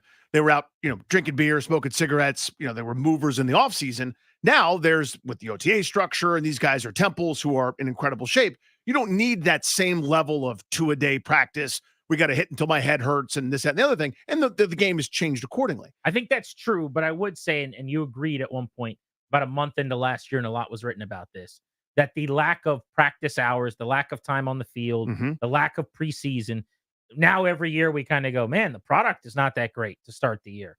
Penalties are up statistically, and some of the other things about gameplay have gotten worse. And we're just okay with that, I guess, because it's about the long haul. But exactly. Yeah. But it is certainly the product has suffered, which I think is indicative of it being helpful. But go ahead. No, but it's and so there again, there's no anybody that's like they should never play any in the preseason at all, or they should play every down. I don't know that either is correct. Like there's to me, it's case by case. If you're a veteran group that's window is open, that's done this a million times, like the Patriots were every year, right? Under Belichick with Brady, they would start slow in September. I bet you they'll be okay come November, December. I bet you they'll have their 13, 14 wins. If you're going to get them, you better get them the first couple of weeks of the season as they're kind of getting their sea legs under, because they got to prepare to play a month longer than everybody else. They shouldn't play much in the preseason. Team that hasn't done diddly or squat, aka all of Rivera's teams, you're holding guys out here, there, and everywhere. I would have done that. I would have done something a little bit different. Like, to me, there's got to be some nuance to it. Remember last year, the Commanders defense played, I think it was like one series to start the preseason. I don't even remember who they played against. Gave up a touchdown, I think. Yeah, the team went right down the field from like the 25 all the way down, one drive. And the expectations were really high for that defense, if you remember. Yes. There were some excuses made as to how it happened, why it happened, and then they didn't play again. Like, we're good. We're set. We did. We showed everything we wanted to. Coordinator gets fired. One of the worst defensive seasons. I'm not saying had they have played more in the preseason that everything would have been different, but they certainly would have been better to start the year, because the problem in the first quarter of the season was they couldn't tackle at all. And they just didn't practice hard enough, probably, or enough in game settings. And they certainly didn't play in the games enough. But I go back to the quarterback position and what recent history tells us. Robert Griffin III, 2012. That was 12 years ago. I understand this. The game has changed some in that time, sure. But he is as good an example as I can come up with as a comp for Jaden Daniels. Because A, it's Washington, D.C. B, he's a number 2 overall pick. C, he had just been a Heisman Trophy winner. And D, supposed to kind of be the savior for the organization in the city, yeah? Robert Griffin in the first preseason game came out and went on a drive, 4 for 6, 70 yards and a touchdown, hit Pierre Garçon for 20 yards. That was in Buffalo. I was there. It was a beautiful drive. It was a great kind of get your feet wet moment. The following week against the Chicago Bears at Soldier Field, Robert Griffin came out and again, one drive, 5 of 8, might have been 2 drives actually, now that I think about it. 5 of 8 for 49 yards and got sacked 3 times and got off the field. Probably better for that. You get that first contact out of the way, something you hear players talk about a lot. Okay, if I hold the ball, this guy's going to be able to get to me. If I need to do this, I need, whatever it is. So I don't remember all the specifics of that Chicago game that you referenced. I do remember that being the first time going, oh my God, these hits he's taking are so awkward. Like one of those, like I remember doing the show the next day where it was like he folded up in a very unnatural, he's so limber and flexible and strong that he ended up popping back up and it was fine. But that filed away in my mind going, that he didn't go down like most people go down. That was like a Gumby claymation type thing. But even that, I think, can be beneficial and good because then the coaching staff's talking to you. It's going to happen eventually. Right, let's make sure we get to the ground or get to the sideline, or we won't run this to the the field side of the play with extra space and bodies or whatever it is. Didn't work out in the end. Right. Obviously, his relationship with the coaching staff was whatever it was, but I think you probably learned. Then the third of 4 preseason weeks, he played a half, and so did Andrew Luck. That was the number 1 pick and the number 2 pick. Luck threw 23 passes. Griffin threw 17. They combined for 40 attempts at FedEx Field in preseason game 3, known as the dress rehearsal, right? Then, this is how Shanahan always did it. The following week, they played the Bucs. Not a single starter played. Everyone was in bubble wrap, and Griffin watched like the rest of the team did. I would do something similar to that. Now, the preseason has changed. There was 4 games. Now there's 3. The third game is typically a game where nobody plays. The second game is the dress rehearsal. I would probably give Jaden Daniels 2 drives in the first game, and then I would give him at least a quarter and maybe a quarter and change, depending on how it went, in the second game. And I would get him up from the 15 to 20 pass range. But you are playing, you are experiencing the speed. You want a more timely and relevant in terms of, the lay of the land in the NFL today. 3-game preseason schedule comp. CJ Stroud was the number 2 pick last year and had an unbelievable season. In week 1 of the preseason, he came out and went on 1 drive, was 2 of 14 for 13 yards and threw a pick. They got him out of the game. Second drive, CJ Stroud, a second preseason game rather. Couple of drives, I think it was 2 or 3. Went 7 of 12 for 60 yards. Pretty substantial play time for him. And then he actually did play in the 3rd preseason week last year, very minimally on national TV, went 2 of 4 for 16 yards and a touchdown. So he played in all 3 preseason games, barely at all, 4 passes in the first and the third, but he played a lot in the second. That's the most recent comp of a number 2 pick. And the Texans weren't saying, well, we got to sit this guy and just get him to week 1. They were going, let's let him make some mistakes. He threw a couple interceptions and barely any passes. He got sacked, lost 18 yards, I was reading, on a sack at one point in time. Like, good. What's the line from Sandlot? Get in trouble. Get your knees dirty. Mom's yelling at the kid. Like, go make a terrible decision, man.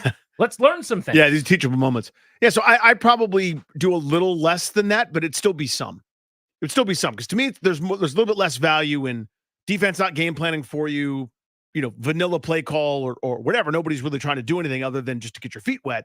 But I would go through the pregame warm-up. This is what it looks like when I'm signaling in the play in an NFL stadium with the lights on, kind of to your point. I would go through the exercise. That's a great point. I think that stuff's super valuable too. That to me is why I would do it more so than getting a rep.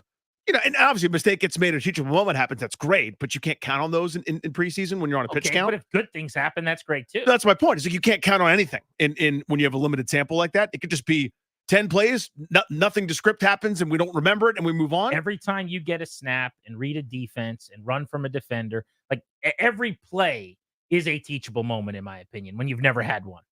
You will learn something from every single snap, probably. But I'd be curious to see what people think about this. 800-636-1067 is the number. 800-636-1067 on the MGM National Harbor listener lines. Danny makes a great point. Forget the actual football. I mean, just to go through all those motions and figure out how the structure of your offense and the play calling and doing all that before you do it for real. You already got enough nerves and anxiety on your plate in week 1 to then be hearing the play in your helmet in a game in a loud stadium for the first time. Not that he didn't do some of that at LSU, but it's just different up a level with fresh voices in your ear. Do you guys think there's any chance that they play him very little or not at all, as Joe Theismann suggested should be the case with G&D?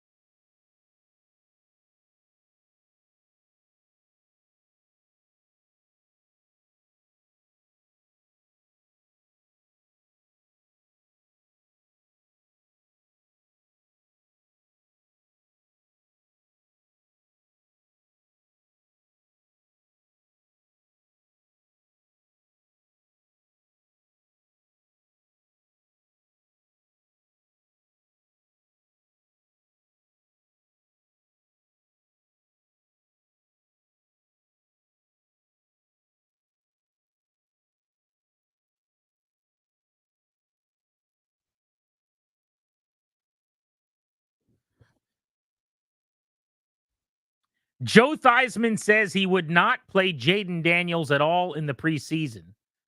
What say you to that? 800-636-1067. We both disagree with our buddy and the Redskins legend, former Super Bowl champion. That having been said, I think the perception is going to be that it's this insane, terrible, hot, crazy take. And because of joint practices, it's really not as outlandish as you think. Now, I do categorically disagree with it, but I acknowledge that teams are viewing joint practices now and looking through them almost like a lens that it's a game. Somebody called in, we had a caller in the break who said, tell the guys Anthony Richardson barely played in the preseason last year. He was a top 5 pick out of Florida that the Colts drafted. He got hurt soon into the regular season, but it's actually not true that he barely played. He played in the first game and went 7 of 12 for 67 yards, which is a lot of action. Mm-hmm. And then he played in the third game and threw 17 passes, 6 of 17 for 78 yards. So he threw almost 30 passes in the preseason last year, which is actually a boatload. I think what they were thinking maybe, because we looked this up, is he did not play at all in the second preseason game when they had a joint practice situation, and they probably claimed that the joint practice was his game. I think Washington did that at one point in the past couple of years as well, if I remember, where we were saying, are they going to play? And they're like, oh, they don't need to play. They just went through these practices with the Ravens. That's a game. You know, we had game-like settings. Maybe the Commanders will do that with a game or two, where they've got the joint practices set up on the road with the Jets and the Dolphins. And so at least one of those games, if not both of those games or something, they could just say, he doesn't have to play in the game because in the controlled matter, you know, we had him on the practice Yeah, we field. got him a lot of looks, yeah. I would hate that. I just think it's not the same. It's close. It's not a apples to oranges comparison, but it's Granny Smith apples to whatever red apples are called. Honey Crisps? I don't know. It's just not a great comp. And then secondly, I would say Anthony Richardson, even when they did that, still threw 29 passes last year to help him get ready. Now, Daniels is a more advanced passer, probably doesn't need to throw close to 30, probably won't. But in case you can't tell, I am out on this idea. He should play at least twice in this preseason, even if it's only a drive and then a quarter in the 2 games. Please allow this kid to experience what an NFL game feels like before he's really doing it. Yeah, so I'm a little bit softer on it than you are, but I still end up in a similar place. I would have him go through the motions of getting ready for, suiting up for, taking the field in a quote-unquote NFL game. It's a tool. It's a dry run to be able to do it. I'm not showing anything. He'll probably hand it off, maybe throw a couple checkdowns in the first game, and that's it. Get him off the field. 4 to 5 pass attempts, that's it. Second game, maybe a little bit more. I'd probably do it even less than you, but really try to get the work in those joint practices. Jeremiah is in Fairfax. What's up, buddy? How are you? Good. How are y'all doing today? Thanks Good, buddy. for having me on. Happy Friday. Thanks for making the call. I'm in the same boat as y'all. I would definitely play him first game just to drive. I'm actually a proponent of the second game. Like, just give him a whole half, assuming the O-line is, I mean, if you have a first drive, O-line gives up a sack or two, maybe not. But for the second game, I would give him as much as I can. And I would even play him a drive in the third game just to get him into the rhythm of week in, week out. You're the starting quarterback. And also one thing to kind of piggyback off of what Commander Danny said is you have to kind of get used to the NFL refs as opposed to college refs. So I would also there's more to it than just the NFL lights, all that. Like, you need to get used to how it's officiated in the NFL as well, live game speed. But thank you so much for taking my call, and have a good one. Great call, and really well done on Commander Danny. Just such a casual troll job right there. Mid-sentence, like it wasn't a big deal. That was strong. That one stung. Excellent execution. Should change that name immediately. Executes the preseason offense with that proficiency. Let's go to Mo in Largo. Hello, Mo. Good afternoon, gentlemen. Thank you for taking my call. Hey, dude. I think this is just one of those situations where old people say things that old people say. You know what I'm saying? Because you got to play them. I mean, we have all of these new parts within our organization, within our offensive scheme, within our offensive line. And they need the time to try to build some type of continuity. And the only way you're going to get that is under live action. So, I understand that he needs to make a point to stay relevant. But in this situation, I think his point is just invalid. Thank you, gentlemen. Appreciate you. I promise you, Joe Theismann's not out there making points to stay relevant. He's always going to have stations in this town calling him like us because he's a legend. He's great on air. He's entertaining. He's a good dude. He's not saying something willy-nilly. He's not Skip Baylessing this thing. Yeah, if anything, he's annoyed today that everyone's telling him that he's wrong, probably, I would imagine. It's not like he wanted attention. So I will take a little bit of issue with that.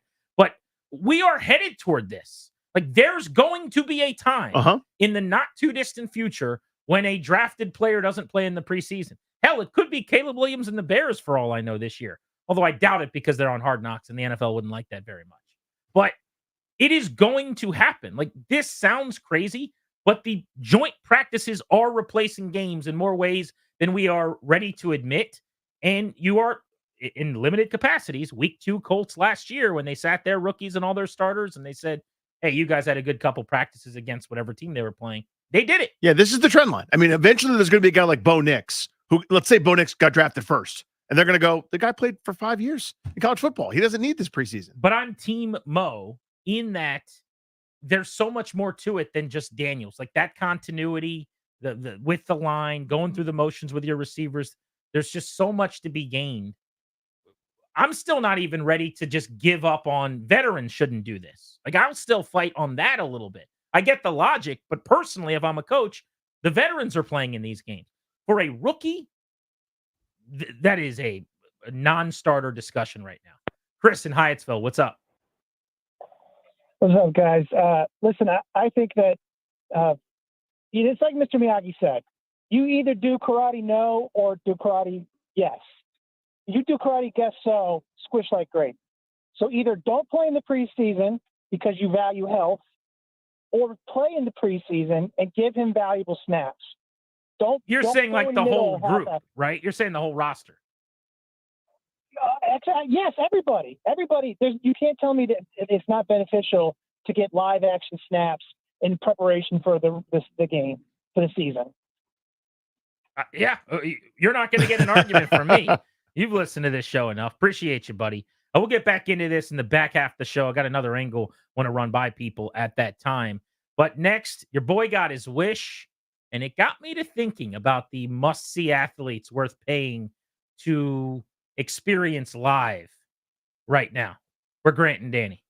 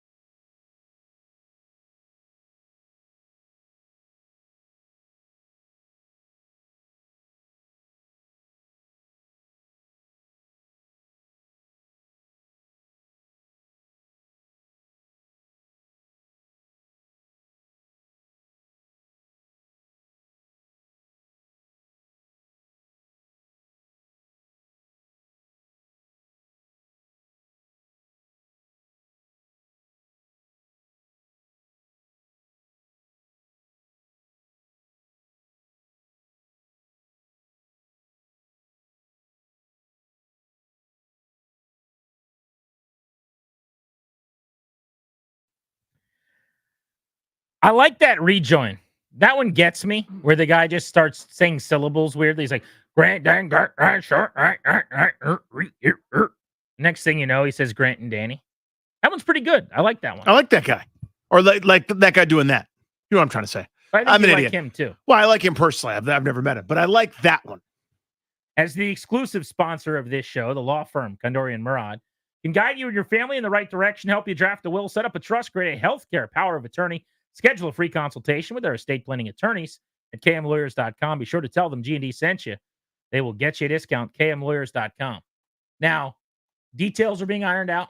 Nothing is official. There's still some work to be done here. Mm-hmm. But a little birdie's been chirping. Oh. Tweet, tweet, tweet, tweet. Sounds like there's a possibility that your boys, Grant and Danny, could be kicking it with the law firm of Kondori and Murad out and about and on the road during the NFL season from time to time. That is interesting. More as it develops. It's developing. Birdies are chirping. Here we go. Thanks, Al. We could be coming to an NFL stadium near you. Oh, buddy. Check that schedule out. Not the one in Landover, by the way. No. When I go to that one. You don't go to that one. No, I do not. But if you yeah, wanna they go to do. a game with Shut your- up, Danny. Grant's talking. Idiot. Do a tailgate with your pals or maybe go to a football game with your buddies. Something like that. Might be a chance of that happening this be a fall. thing. Thank you, Ryan. Thanks, Ryan. I got my wish. Weird way that it was done, but I don't care. Paul Skeens has been named the starting pitcher for the National League in the All-Star game. And the reason I say it's weird is because this is never put out this early, but it's actually very smart for baseball to do this, I think, to build some interest and some potential added hype for the All-Star game on Tuesday evening. Normally what happens is there's a workout day on Monday ahead of the Home Run Derby. The managers in the game, which are the managers from the World Series. So the American League is going to be Bruce Bochy. The National League is going to be Torey Lovello of the Rangers and the Diamondbacks, respectively. They have press conferences and they name their starting pitchers. So I'd imagine we're not going to find out the starter of the American League until then if they do it normal. But today, I believe while he was on with Dan Patrick broke the news to him via Lovello, or maybe Lovello called, and I don't know how they did it. But Skeens found out live that he is going to start the All-Star game. The 22-year-old sensation with a 1.90 ERA coming off of 7 no-hit innings. So baseball did the right thing. Here we go. They named Paul Skeens the starter. I thought they were going to do their best to get in their way. I was pretty sure somehow, some way they'd screw this up. But Danny, credit where it's due. 1 point baseball, 0 for the rest of us. We were wrong. They got it right. They Good, did it. Good for them. I thought they would do the thing they always do, where they go, this would be cool, but we can't. You know, we have to be deferential to the old guard. We have to make sure that Chris Sale doesn't feel aggrieved. It's not fair or whatever. to Zach Wheeler or whatever. Or whatever they had to do. I'm thrilled they did the right thing because they acknowledge what this is. Now, if this one still counted, quote unquote, and it was going to be for home field advantage, again, it's still probably your best bet to start that guy, but whatever. Or maybe use him as the closer. But the fact that they recognize this is an advertisement, this is a showcase, this is a way to try to get people that would never see a Pittsburgh Pirates game to want to buy, the MLB TV or watch the Friday night showcase or tune into YouTube to see highlights of this guy mowing people down with 102 mile an hour aspirin tablets. I saw an amazing stat on Paul Skeens in The Athletic today from Jason Stark. Every number you see on Skeens is incredible. His right now numbers against his opponents. Batting average against is 135. There's not another level you can send him to. No. His slug against is 162. No, it's not. It is. Of the 14 runs he's allowed, that's over 11 starts, by the way. Think about that. Okay. 8 have come via the home run, where he's gotten bested, make a mistake, solo, 2-run homer, whatever. Only 6 other runs of the 14 have been built offensively, manufactured, just on a base hit or something in 11 starts. Crazy. But here's the stat that I saw in The Athletic that blew my mind. Randy Johnson and Max Scherzer combined in their career had how many starts with 0 hits allowed and 11 strikeouts or more? I'm going to tell you that Skeens has 2 of those in his first 11 career starts. He did it yesterday. So you go out and you pitch. You don't allow a hit and you strike out 11 batters. How many times in their combined careers did Hall of Famers Randy Johnson and Max Scherzer do that? A dozen? Randy Johnson and Max Scherzer did it twice. The same number as Paul Skeens? Paul Skeens has done it 2 times in 11 starts. In a month? It's crazy, man. That's stupid. Which brings me to the topic at hand that I wanted to present to you. You can swat it away if you don't like it. You can tell me it's no good, and we'll go back to talking about the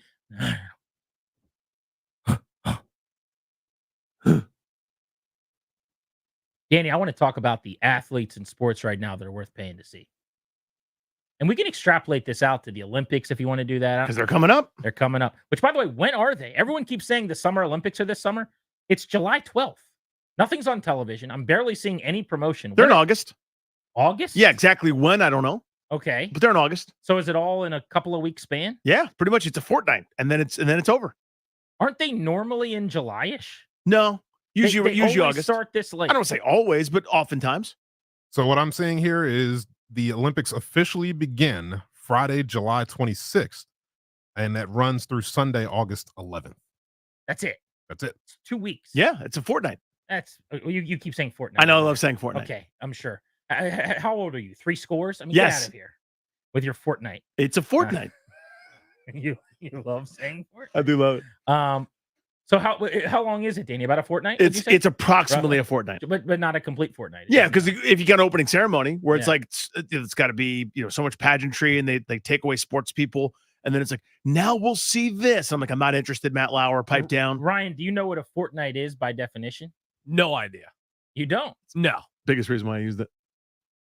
What do you think a fortnight is? Just a day. I don't know. Yeah. Darius, you want to put any music under him? Anything that comes to mind? How long is a fortnight? Explain that to us. How does a fortnight work? I would say a fortnight is a 24-hour period, maybe. Just another synonym for a day. So, but Danny's saying that the Olympics only lasts a fortnight. You think it's all in one day? Well, okay, in that context, then 2 weeks. A fortnight. Ish or exactly? 2 weeks. We'll say 2 weeks. Attaboy. We got there. 2 weeks. Get it. So what is a score? It's a score. Yeah. I mean, it's a game, like a score of a game. Yeah, Connor McDavid. Score in that context is No, I just pivoted really quickly and asked you about a goal. No, yeah, score is like 4 scores in 7 days ago or whatever. Yeah, so if it's I years. yeah, A year. or whatever. It's a year. Right. So if I said, for the sake of argument, I don't know. Hang on. Who said 4 scores in 7 there we days go. ago? I don't know. It's some historical figure in the United States. I know that. Some guy who did it. Okay, give us your workshop this. Let's go. You noodle this. I mean, one of the founding fathers. Yep. Okay. And what was he referencing? Let's go with Patrick Henry. Okay. Patrick Henry's a founding So father. wait, so he was referencing Patrick Henry, or it was Patrick Henry? Let's say it was Patrick Henry. We'll say it. Patrick Henry said, I'm going to say it wasn't him. Try someone else. You were on the right path. That's why I'm going to give you one more shot. We'll go. It's another historical figure here. Benjamin Franklin. There we Guy, go. every time, this is the bit with Ryan, is that you are so off, and it's like, we got him. But then he Then like the lightning strikes somehow. He just gets it. So it was 4 score and what? In 7 days ago. 7 days. Yeah. Okay. Mm-hmm. And what was Benjamin Franklin referencing when he said that? No idea. Okay. Can you noodle Workshop. that for Yeah, us? like the what? Every Like time you say no idea, you end up getting it. So let's keep going here. Oh, maybe the freedom of the United States. I don't know. Mm. I couldn't tell you. So like the Revolutionary War. Sure. Okay. what about the ships landing on the coast to establish the first colony? Sure. Could be that. Could be that too. Could be that. Because that was 4 score and 7 days. So 4 score in 7 days is what? And what does that mean in terms of time? 4 years and 7 days. 4 years? Mhm. Yeah. I thought he just said a score is a day. no, because the day's a separate unit. He told you that. Score is a year. A score is a year. Mhm. I believe so. 4 nights, 2 weeks, a score is a year. He's got it. Okay, so 4 score. Mhm. What did he say exactly? I couldn't tell you. I had 4 scores and Was it 4 scores or 40 scores? I thought it was 4. 4 scores and 7 days ago. Yes. Benjamin Franklin. Ladies and gentlemen, Ryan Clary. We're back. Yeah, we're good. We are back. Woo! After getting pummeled by Clary, Yeah, man. humbled by Clary, serving us humble pie, slapping us around for a couple of Clary Explains We It broke Alls. that winning streak there, didn't we? We were going to sit it out a little longer, but I just kept walking down that path to see what's what. Attaboy. All right, so here's where I wanted to go with this, though. Paul Skeens is going to pitch in the All-Star game. I am going to the All-Star game. I am thrilled to see him in person. Just ecstatic and giddy. I want to know, I think we could do a little show draft here, as a matter of fact. This moment right now, who is the I'll pay good money to sit in a good seat to see that athlete guy in sports? I think we go round the horn and do a full-on draft if we want to do that. All out. But Skeens has to be near the top of the list. So I'm thinking he has a chance to go 1-1. But do you agree with my premise that of all the athletes in sports right now, like my launching pad into this is Skeens, he's got to be right there in terms of I'm dropping a couple $100 for a ticket to a game to sit in a great seat. Yeah, I want to sit in the good seats and see it. I want to hear that fastball. It's got to be up there, right? Certainly included. And again, because it is new, right? If he's in year 5, respectfully, hopefully he's still doing this and carving people up, it won't be as exciting. But when the new kid on the block matches the hype and even exceeds it in nearly every way and is putting up historical numbers and dominating the highest level we got, he catapults to the front of the list. So if he's not one, it means you're not a baseball fan. All right, I've typed our names into a randomizer. I'm going to hit randomize 3 times for our draft order at this point. Okay. So, Let's see. Yep. Randomize. Randomize. Yep. First time. Second time. And third time. Here is our draft order. Batting first. Oh, you're going to be Rick.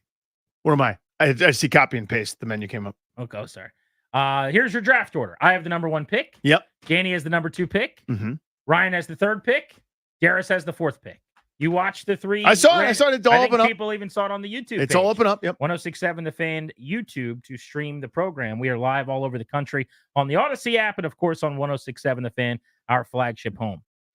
So I will go first in the 2024 draft of players worth the price of admission that I would pay really good money to have a great seat to go see.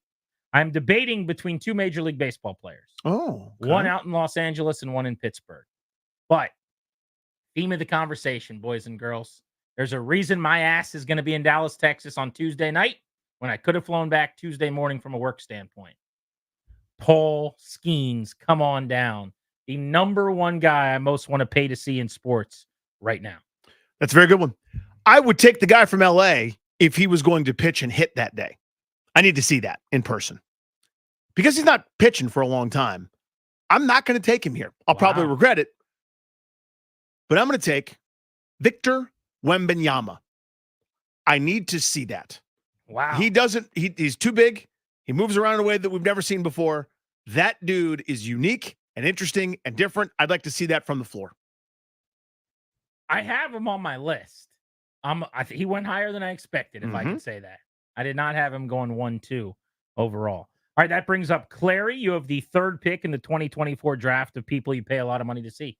I mean, we're running to the board right now. Shohei Ohtani, by far and away. I mean, especially if he's pitching and or hitting in the same game.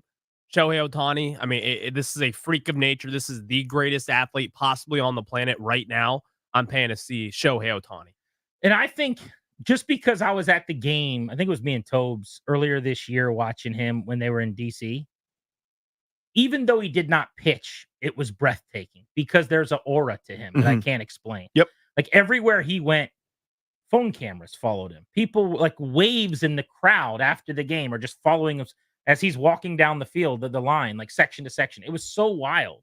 And you guys sleep. Last year at Camden Yards, Shohei Ohtani actually gave me a little head nod. He acknowledged my existence. That is a good point. He's a guy I love. Ryan explains it all. Do you remember when Ryan went viral? This was actually a great bit. So we get to the game early. Kyle Gibson, whose buddy of mine was pitching for the Orioles, hooked us up with some field passes. We're going down like through the basically the bowels of the stadium. We're walking out to the field. It's me, Darius, Toby, and Ryan. And here comes Shohei Ohtani, who, by the way, is massive in So person. big. Yeah, he's enormous. Isn't he giant? I mean, just muscular, like Huge. So he's coming toward us, and I think Clary or Toby or whoever hits me, and they're like, "This is Shohei's coming here." And I look. Sure enough, we all kind of freeze, like the hot girl in school's walking right at us. And he walks right past us and kind of nods at Ryan. But Ryan, Johnny on the spot, took out the phone, got a nice picture of him walking past. Video or picture? It was a picture. It was a picture. It was literally, no disrespect to Ryan, there's a million of these on the internet. It was literally just a picture of Shohei Ohtani walking by. And I think you said something like, "Hey, Shohei Ohtani just walked by us."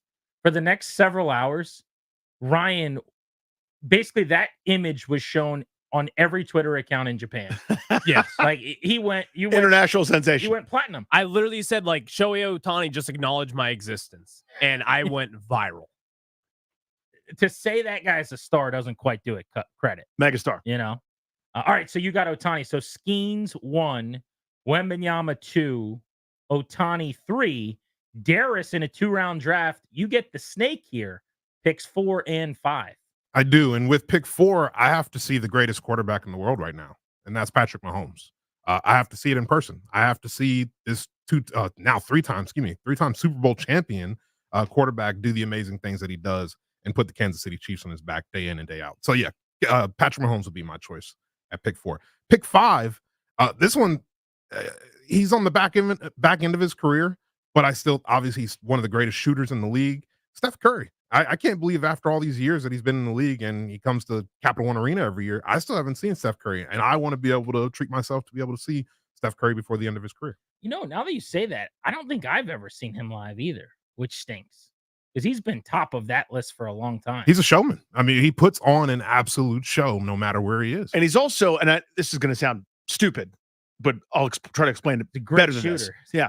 Well, he's also a treat to watch. Like, in other words, like if you just simply focus on him and what he's doing on the court, like even without the basketball, he's never standing still, right? It's like this slithering movement, always setting defenders up, just like he's like 7 steps before he might be able to catch the ball for a shot based on where the ball is. Like if they're running a play, like he's just sort of like worming his way around, running off a million different screens. It's a fascinating, sort of dynamic. And a guy that's not that big, still getting a shot off among 7-foot trees. So Darius with Mahomes and Steph's going to be tough to beat. That's pretty good. That's the beauty of the snake in a 2-round draft. Clary, you got the next pick.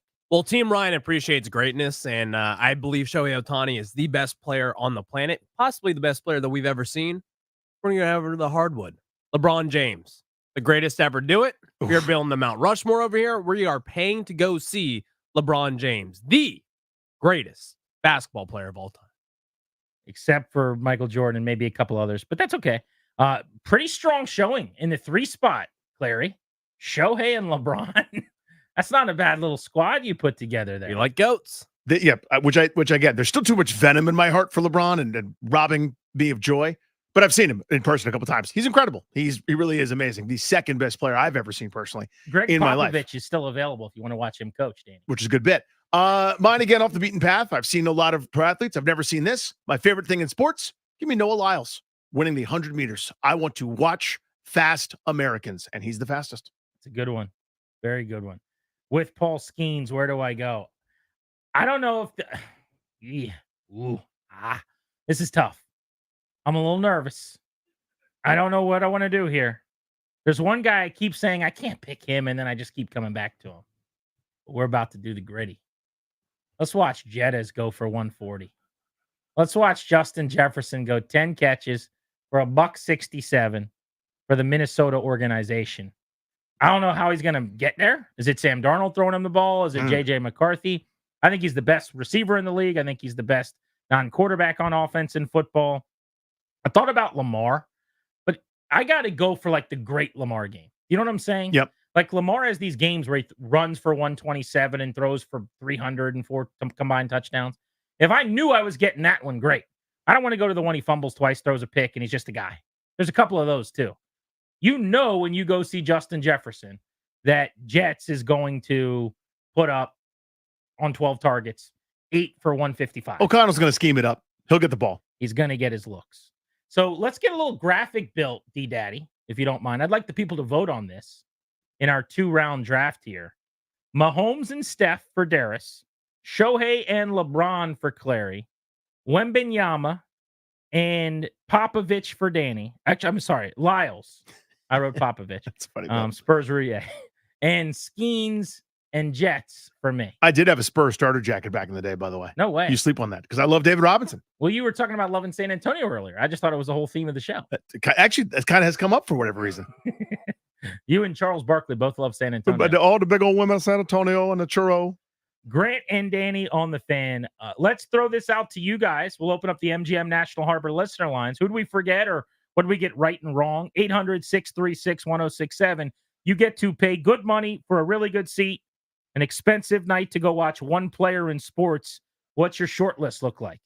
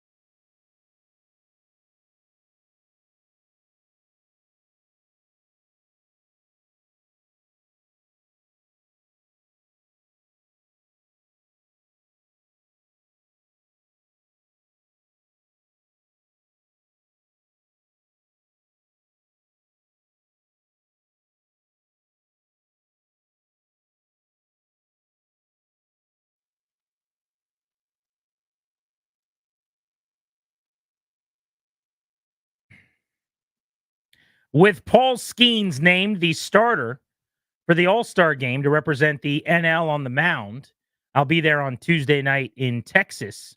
Got us to thinking, who is the must-see, worthy of paying to watch athlete in sports right now? So we just had our own little draft here in studio. I tweeted out the results at Grant H. Paulson. You can check those out there. It's built a pretty little graphic for us. The draft in order went, I took Paul Skeens. Danny went Victor Wembanyama second. Ryan went Shohei Ohtani. Darius took Patrick Mahomes, then came back on the snake. Said he would pay good money and sit in a good seat for Steph Curry. Ryan goes LeBron, even though LeBron is very old. Still good at basketball. Danny came back with Noah Lyles, and then I finished things up with my favorite receiver and player in the NFL, Justin Jefferson. So the question for you guys is, did we miss anybody? And what do we think? Who is that athlete right now that you're going, I really don't have this much money. I shouldn't be doing this, but it's a once-in-a-lifetime chance they're in town. I'll drop a couple $100, sit in a good seat, and say, years from now, I watched that person do their thing. And the cool part about this is that it's subjective. Like, at no time did I suggest that Victor Wembanyama is the best player in the NBA or something like that, but I'd like to see the 7'4" dude who runs around like a guard and handles it like Muggsy Bogues did back in the day, but it happens to be 7'4".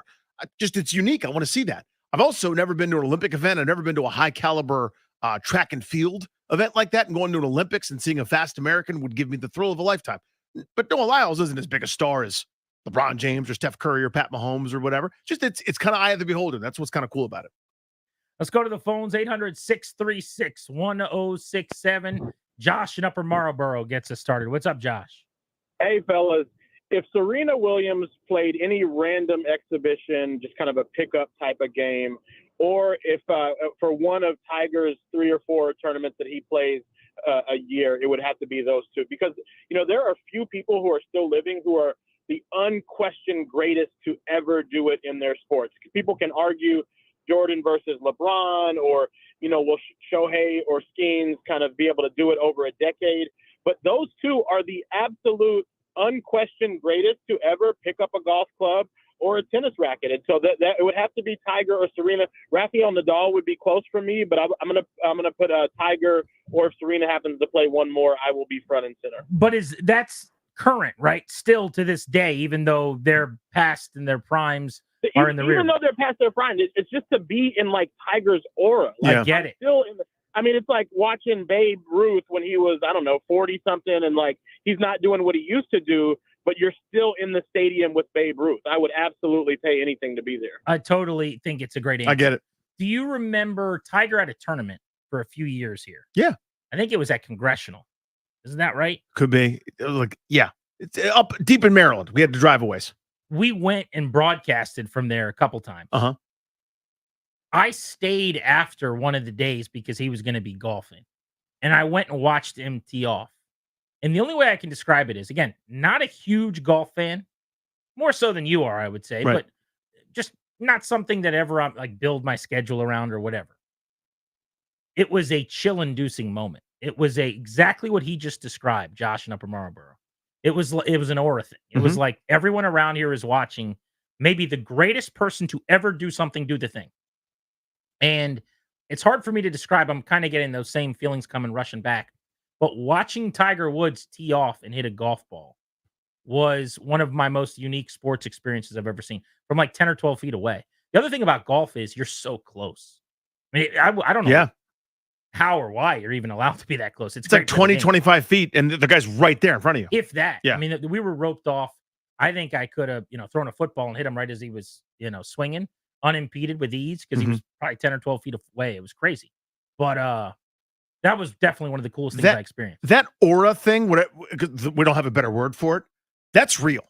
You know what I mean? Like, I remember forever ago when Michael Jordan was here in town playing for the Wizards, like being in the same place as him. The entire establishment is just watching him. Every second of the whole time, whether he's, he crossed his legs, or he leans forward, or he talks to somebody, you can't help but notice him. Remember, I got great seats once, just a handful of rows behind the Wizards bench, and he'd check out of the game to rest and put heat bags on his knees or whatever to try to keep himself fresh. And I remember, you can't take your eyes off the guy. Like, guys, he's just the way he chews his gum, the way he's like, said something funny to a teammate or he's talking to an opponent. You can't not watch it. I get it. I think we need to do more rounds in the future. We need at least a third. You probably, with a snake draft, have to have it even numbers, so maybe 4 rounds. To make it fair, yeah. Because I will say, Darius, you're getting a lot of love, which I'm happy with. You're a nice man. You're a good person. But he also picked twice before everyone else, right? But Darius is getting some love on the polls right now. Indeed. People think there's something about drafting Patrick Mahomes and then coming right back with Steph Curry that people are into. You mean 2 all-time players, 2 game changers? that plays well. Let's go to Jason in Cheverly. What's up, Jason? Hey, guys. Great show as always. Appreciate you. The feedback. Listen, for me, it's easy. All due respect to Jefferson, I think Leo Messi has got to be in that pantheon. I mean, the guy is just unbelievable. He, even at his, at the end of his peak, still able to dribble and create, score, just amazing to watch. I wish if I could pay money to see him up close, I think it would be money well spent.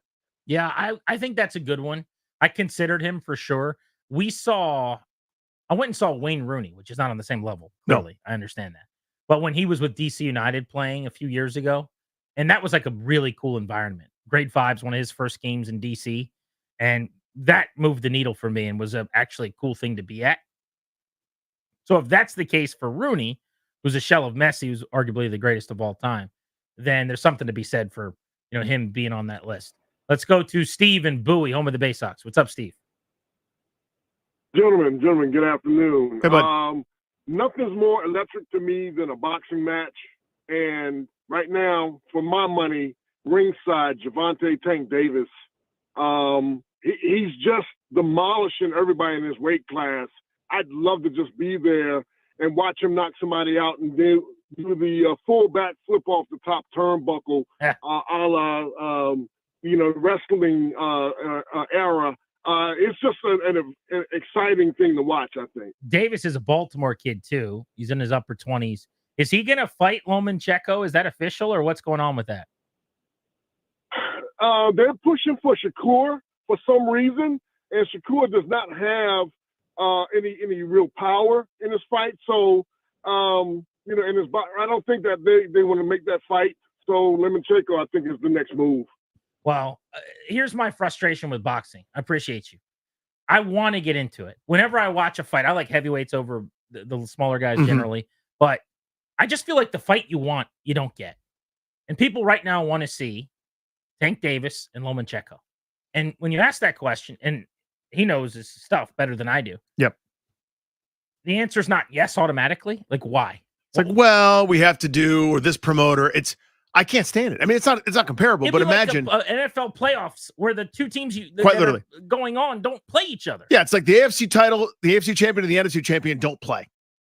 Like that's the boxing lost me altogether because of some of these sagas that seemed endless. And then like the couple of times where it's like one guy obviously beat the other guy, but they didn't. They said that he didn't, just to set up another rematch to reach in your pockets again. It's just so corrupt. Just I couldn't do it anymore. So I can't follow it the same way. I will give the UFC credit because generally with the seating that's done, more of the fights that you want happen. Now I have my own issues with UFC that I won't get into on the air, but just know I'm out on UFC at this moment. Well, but it's also, and again, I'm not, it just is what it is. It's a dictatorship. The guy goes, this is who's fighting. We're doing this. Yeah. Like, so you don't get the thing that killed boxing, in my opinion. He prevents it from happening. I'm back to boxing over UFC personally, but that seems like it'll never be fixed. And it's a problem, but that's off topic. Let's go to Dom in Ohio, who's a very, very handsome man. Handsome Dom. What's up? Hello, Dominic. How are you? Hey, boys. Thanks as always for taking the call. Much appreciated. So you guys mentioned pretty much everybody that was on my original list, but there are two more that I would definitely pay to see, and it airs in that same aura of greatness, and that is Conor McDavid and Simone Biles. I would pay money to see Simone do just weird, like gravity-defying stuff because that is just awe-inspiring. Yeah, McDavid, I felt bad about leaving off. He was probably the next guy I would have gone to. I also just wanted so skilled someone to represent hockey. I've seen him a couple times. The other thing is, like in hockey, you can go to a game and a guy could be quiet. You know what I'm saying? Yeah. Like I know if I go to see a Vikings game, Justin Jefferson, who I took, is going to be very involved and catch passes all night long. you could go to a hockey game and you're going to notice the greatest player on the planet, but he might not get a point. He might not get any shots early. You know, it might be minutes on end before he's noticeable, whatever. So that made it a little more difficult.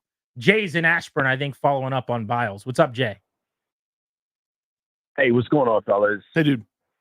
Hey, so the timing is terrible, but I got to echo what my man just said since you didn't address it. But if you want to see LeBron or whoever, they got 82 games a year, whatever it is. In football, 17 games. You can go catch Patrick if you really want to.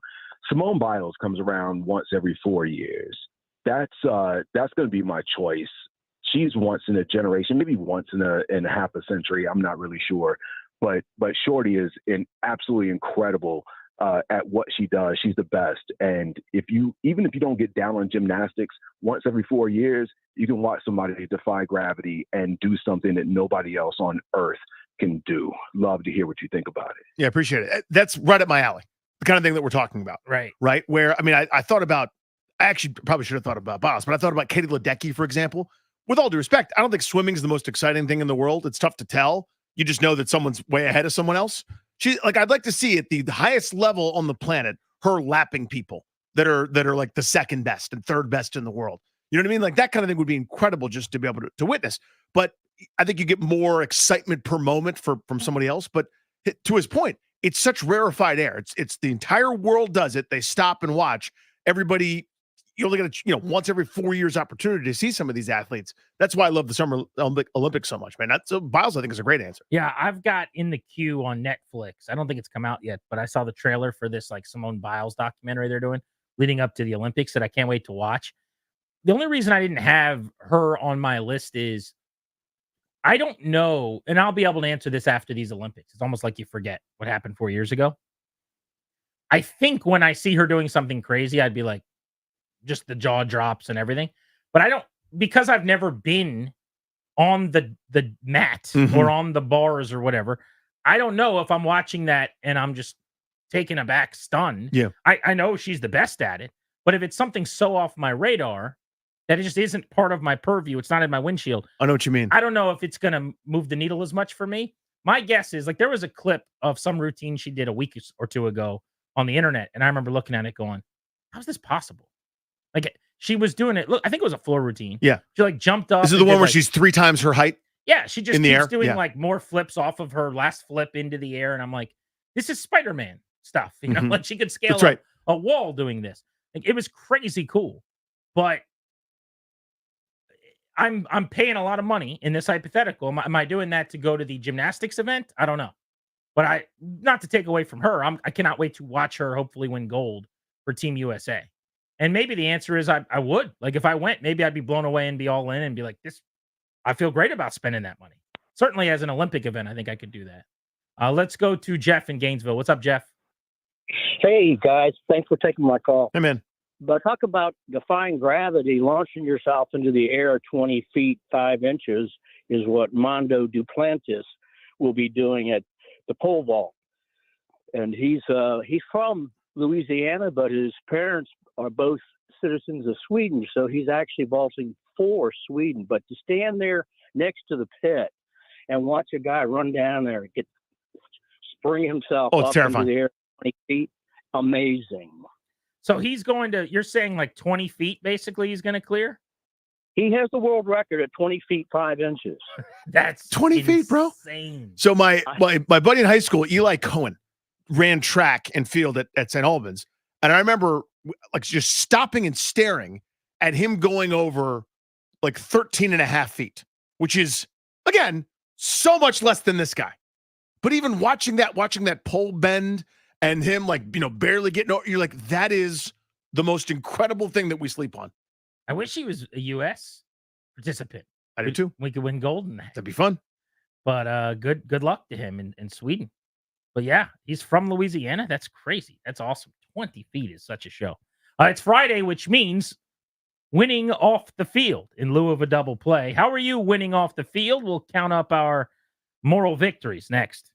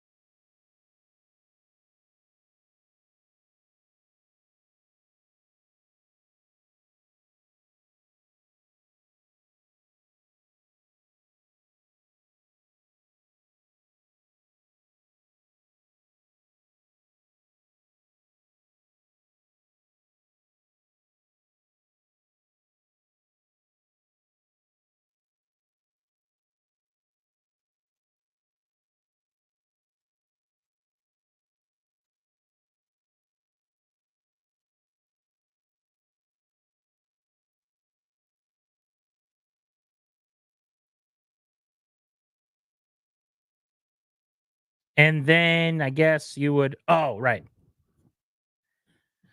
It is time to figure out how you are winning off the field on Grant and Danny because it's Friday.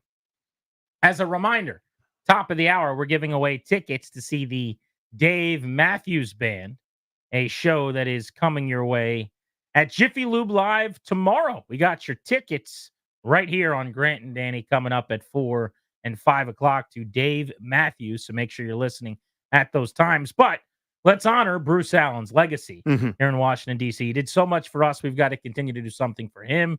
We've got to count up our blessings because he once said, we're winning off the field, but we got to start winning on the field. I've got an example, if it'll help sort of facilitate this. It's something teeny tiny, went right for you that no one else would care about, but we care here on this show during this time slot. Right now, this minute, we care about your winning off the field. I'll give you an example. It's the summertime, as you know, GP, and there's a lot less structure in the old summertime. Not the clothing brand that was kind of like Abercrombie & Fitch structure, which I had a couple structure shirts, but more like the normal riggers and kind of things that happen to build the day. There's a lot of structure. And both of my kids this week were in different summer camps, which meant old Randy Douye was a shuttle service this morning, not only from both of my boys, but for two neighborhood kids that were in one of the camps that one of my sons was in. So I'm driving 4 people around like I'm an Uber looking for stars. That's over. We did it. I don't have to do that anymore. It's regular drop-off, one camp, both boys, next week. Therefore, I am winning off the field. So I just looked up my flight to Dallas to make sure that my seating arrangements are acceptable. Okay. It's a 7 a.m. flight after all. Mm-hmm. And I saw that I'm in a window seat, which means that I'll be able to sit down, immediately fall asleep, and nobody can wake me up because they've got to go to the bathroom or stand up or do anything weird over the duration of my flight, hopefully. And because at this 6:59 a.m. departure flight, assuming that I wake up on time and get to the airport, okay, I will be able to sleep for the duration of said flight out to Dallas-Fort Worth. Therefore, I am winning off the field. Hey, Grant, how was your flight? I have no idea. I slept the instant the cabin door closed to the time it opened. Malik is in Bowie, home of the Bay Sox. What's up, Malik? Hello? Yeah, Hi, what's sir. going on, man? How are you winning off the field? Hey, I'm a school teacher. I got 2 kids, age 7 and 4, and they both are at summer camp all day long. So therefore, I am winning off the field. Boom What goes an the dynamite. amazing life you're leading right now. So all day long, they're at summer camp. Yeah. And my guy's a school teacher. So what he means what he means to tell you is, I'm not working right now. Yeah, this is a time of relaxation for Malik. This is my off season. Yeah. Malik's gonna probably have to drop him off, Mm-hmm. but then he can go home and take a little nap if he wants to. How about whatever he wants? Lay back down. You like video games? He could do that. Play those. Like to surf the internet? He could do that. Mhm. I'll bet you he's gonna see a matinee or two at the movie theater. Again, whatever you want, dude. Him, popcorn, cola. Malik, have yourself a summer. Let's go to Steve in Fairfax. Hello, Steve. Hey, Steve. Hey guys, how you doing? Good, buddy. So kind of doubling on that, I'm also a school teacher. My wife and kids left to go out of town for the weekend, and I am currently now driving to Audi Field for the USA Scotland rugby game. I have the weekend to myself, and I'm going to watch some live sports. Therefore, I am winning off the field. Boom goes the dynamite. Steve's feeling really good right now. Enjoy yourself. Here's what Steve's gonna do. Steve's gonna get here a little early. Yeah. He's gonna get parked in the Navy Yard. He's gonna find a bar. Yeah.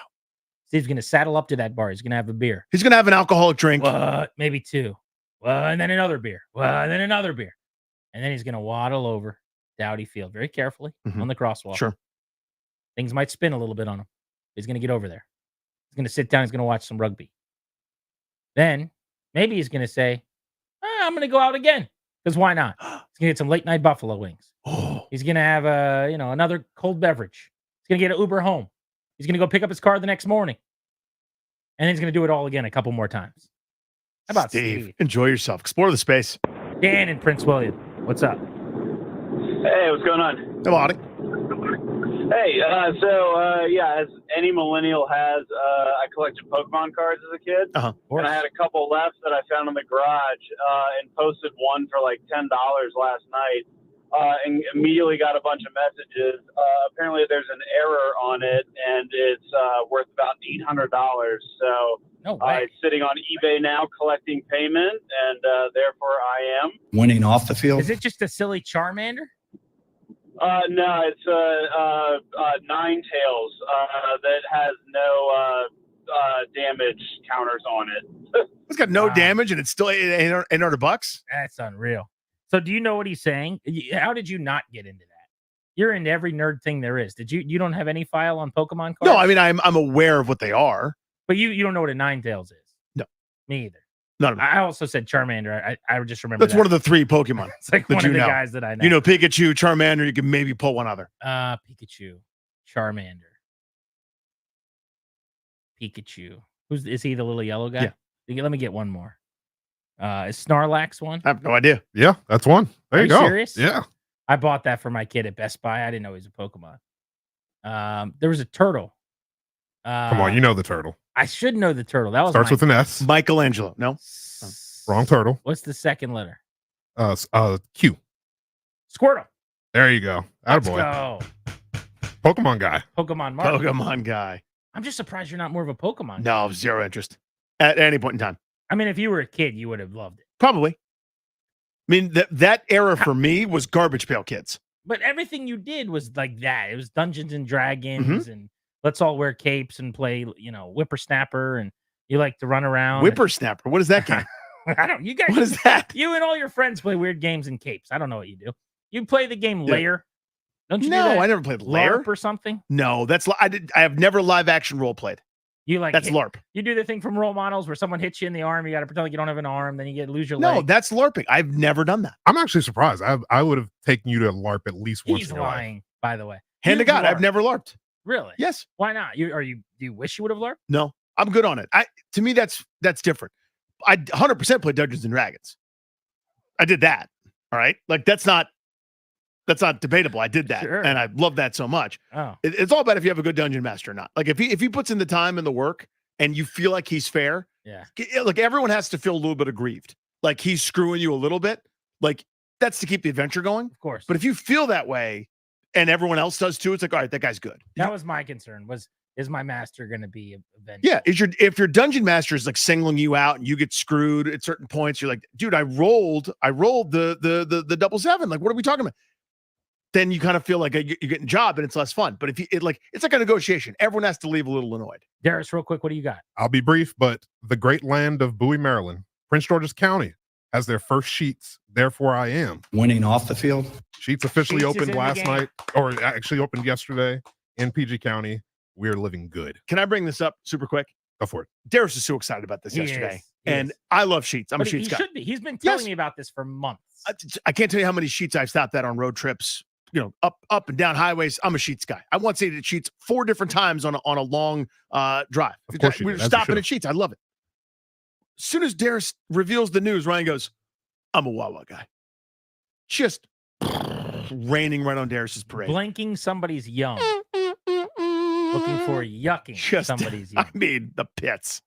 The Beltway Blitz right here at the top of the hour. We're giving away tickets to see the Dave Matthews Band on Grant and Danny.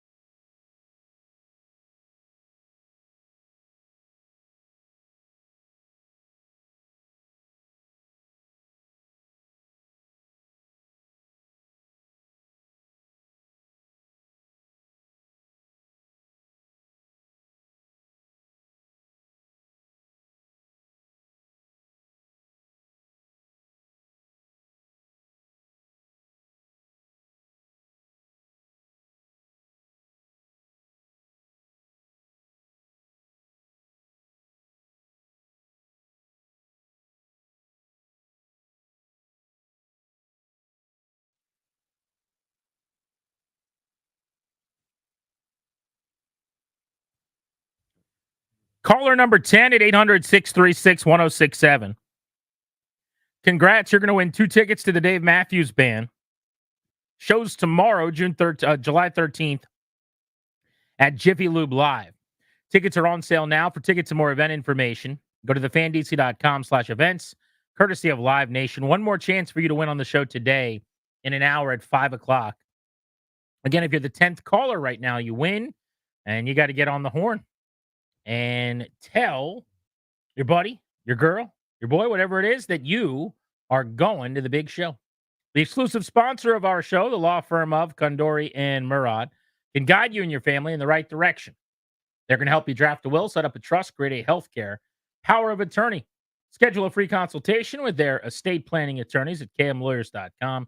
Be sure to tell them G&D sent you, and you'll get a discount. kmlawyers.com is where you are going. We got a power Beltway Blitz. This is like a top-line hockey discussion. We're going to talk Caps with Mark Zuckerman, Wizards with Chase Hughes, Commanders with Michael Phillips. Let's do this thing. And we begin on the diamond with Mark Zuckerman. So, Mark, the Nats are struggling. They've lost 13 of 17, 5 in a row. I was joking yesterday that they may need an all-star break, and as a fan, so do I at this point. The baseball has not been great lately. But I'm interested in Jackson Rutledge getting called up to start. They must have been really impressed by his 6-point-whatever ERA at AAA. Why not DJ Hers? Are they slowing him down on purpose from an inning standpoint? Why not maybe lining up Brad Lord to get this start? What do you make of the decision here? Yeah, I think, first of all, they sent down Hers, and I put sent down in quotes earlier in the week because they knew all along that he was going to be on an innings limit this year. And here's a chance to give him a break around the All-Star break. And not that he won't pitch at all, but I think they're going to watch him very carefully and kind of keep it to a minimum. And they won't need a fifth starter coming out of the break until I think it's their 8th game because of an off day that they have. So it really was just a perfect opportunity to do that. Now, the problem was that it left one start up in the air that they needed somebody to fill in for this game. I was curious if they'd make the move with Brad Lord, but I mean, he has burst through the system, and maybe there's a feeling that it's a little too quick to throw him to the Wolves. Jackson Rutledge already on the 40-man roster, made 4 big league starts last year. No, the numbers have not been good this year so far, but he had a couple of good starts a few weeks ago, I want to say, not the most recent one. But it's funny. I mean, he was a guy coming out of spring training that we thought he's the first call up whenever they need someone. And instead, he's kind of fallen by the wayside as these other guys, to their credit, have come up here and done really well. Mark, the things that are going to happen with a team like this, young guys, without maybe a tremendously deep lineup, when regression occurs, it looks ugly, right? Where the pitching staff that was punching above its weight class for so long has a semi-decent or even a mildly rough outing. It ends up looking worse in the scorebook. The things that I think frustrate me and a lot of fans are some of these unforced errors, whether it's CJ Abrams not getting back to a base after a base hit or getting picked off, or, some of these, not sure when to tag up, when to not, those kind of outs that they're making. That part, I think, stings a little bit more. I know it's a young team and there are growing pains, but when are those growing pains over and you just get beat straight up normally? Well, yeah, I think a lot of people feel like those should be way diminished by this point. These guys have been up here long enough that should not be a problem. And yeah, I agree. Over this stretch, the outs on the bases, defensive mistakes, just, lack of awareness at times. And I hope this is the case, that this is not the case, that they kind of mentally are already at the All-Star break. I hope that's not true, because you don't ever want to see that happen. But I do feel like we sort of saw this coming. The schedule was really rough. They started losing some games. They had a really tough stretch there with 3 extra inning losses in 5 days. And it feels like they just haven't been the same team since. Now, that's not an excuse. They need to be better than that. You've got to play all the way through this thing before you finally get your break. And right now, this team can't afford to make any kind of mistakes that either give away outs or give the other team outs in the field, because we know they don't score runs enough, and we know the pitching is starting to fade. So I hope that that's not the case. I would like to see a much cleaner brand of baseball this weekend from them. But if it does continue this way, you kind of have a sense of maybe why that would be. Mark, I was looking at Lane Thomas's splits recently. He hits 347 against lefties and 209 against righties. And I'm going, well, he had the weird injury. And so I look back at last year and it's kind of similar.